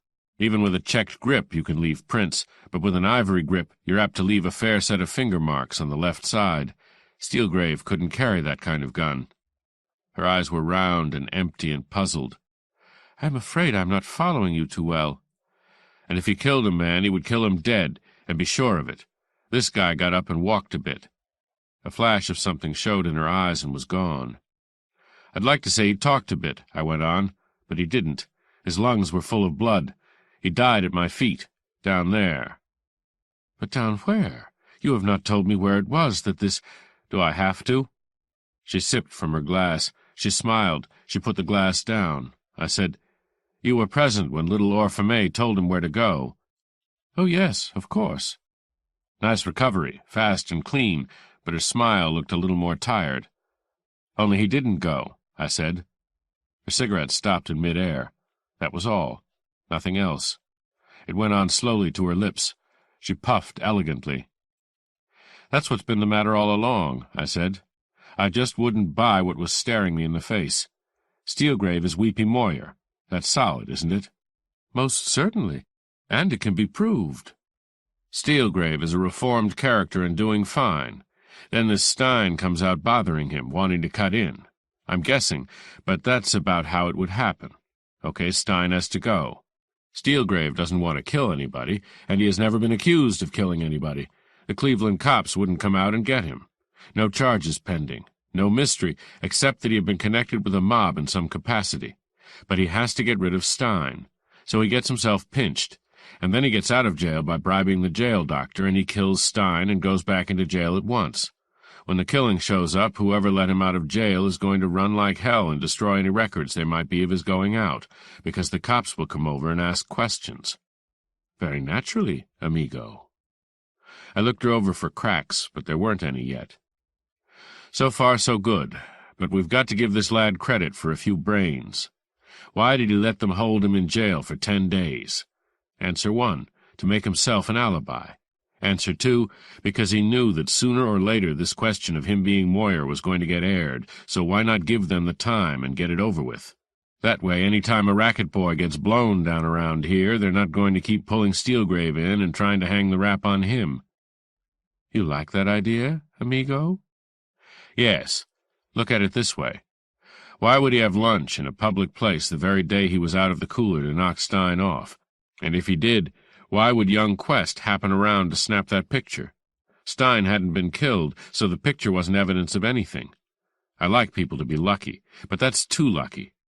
Again, even if Steelgrave didn't know his picture had been taken, he knew who Quest was. Must have. Quest had been tapping his sister for eating money since he lost his job, maybe before. Steelgrave had a key to her apartment. He must have known something about this brother of hers, which simply adds up to the result that that night of all nights Steelgrave would not have shot Stein, even if he had planned to. "It is now for me to ask you who did," she said politely.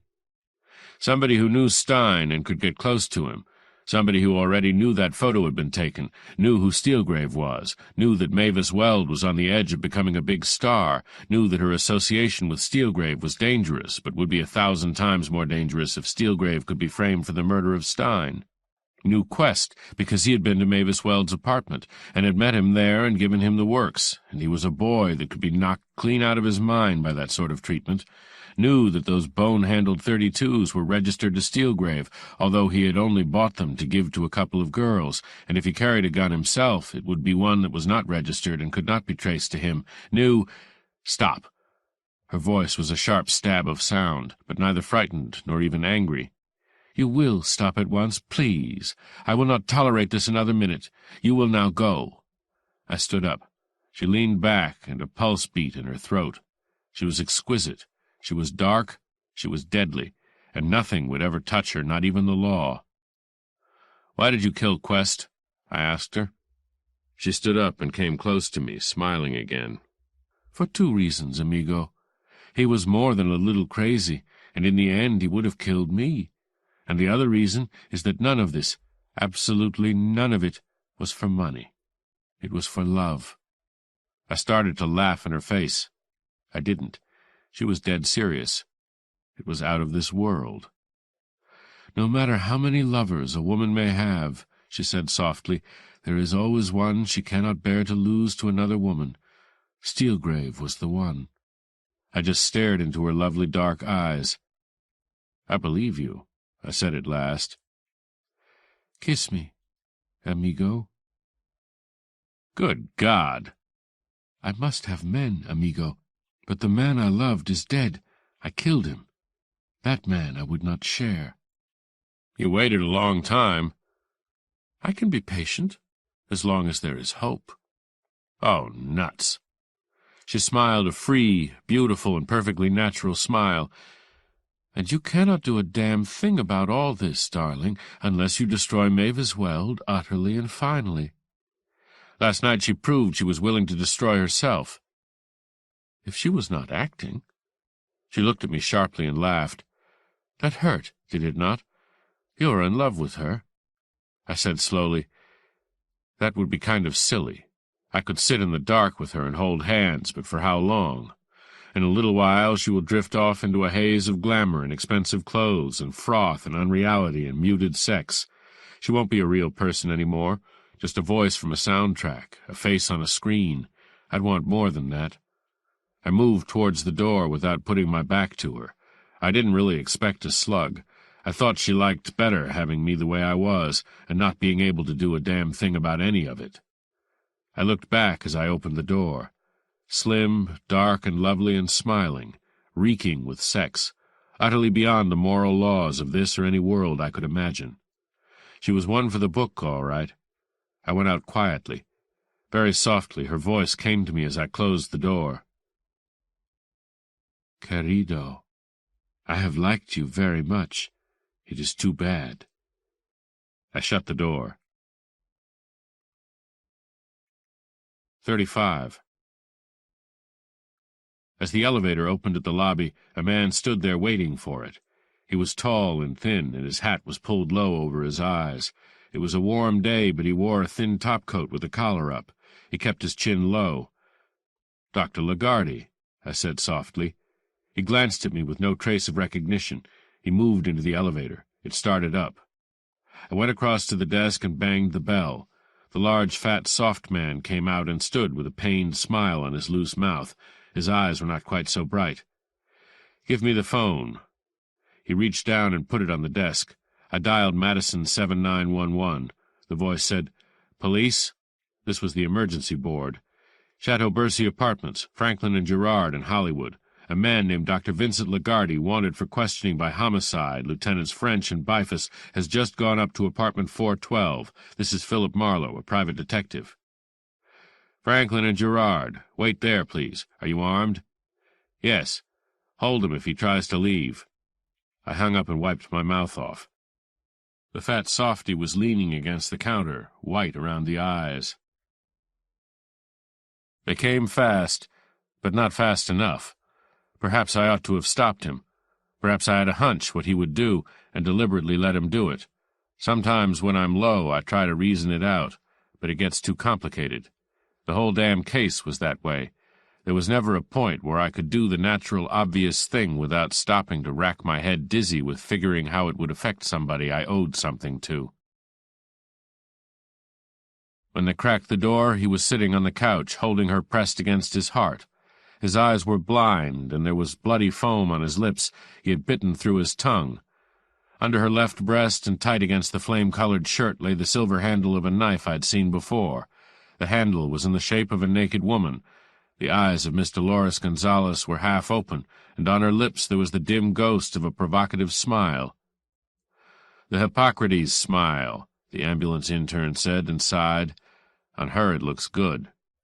He glanced across at Dr. Lagarde, who saw nothing and heard nothing, if you could judge by his face. "I guess somebody lost a dream," the intern said. He bent over and closed her eyes. End of The Little Sister by Raymond Chandler. RaymondChandler. Read by Conrad Feininger in the studios of the National Library Service for the Blind and Physically Handicapped for the Library of Congress, February 2004. Published by Vintage Books, a division of Random House Incorporated, New York. Further reproduction or distribution in other than a specialized format is prohibited. End of book.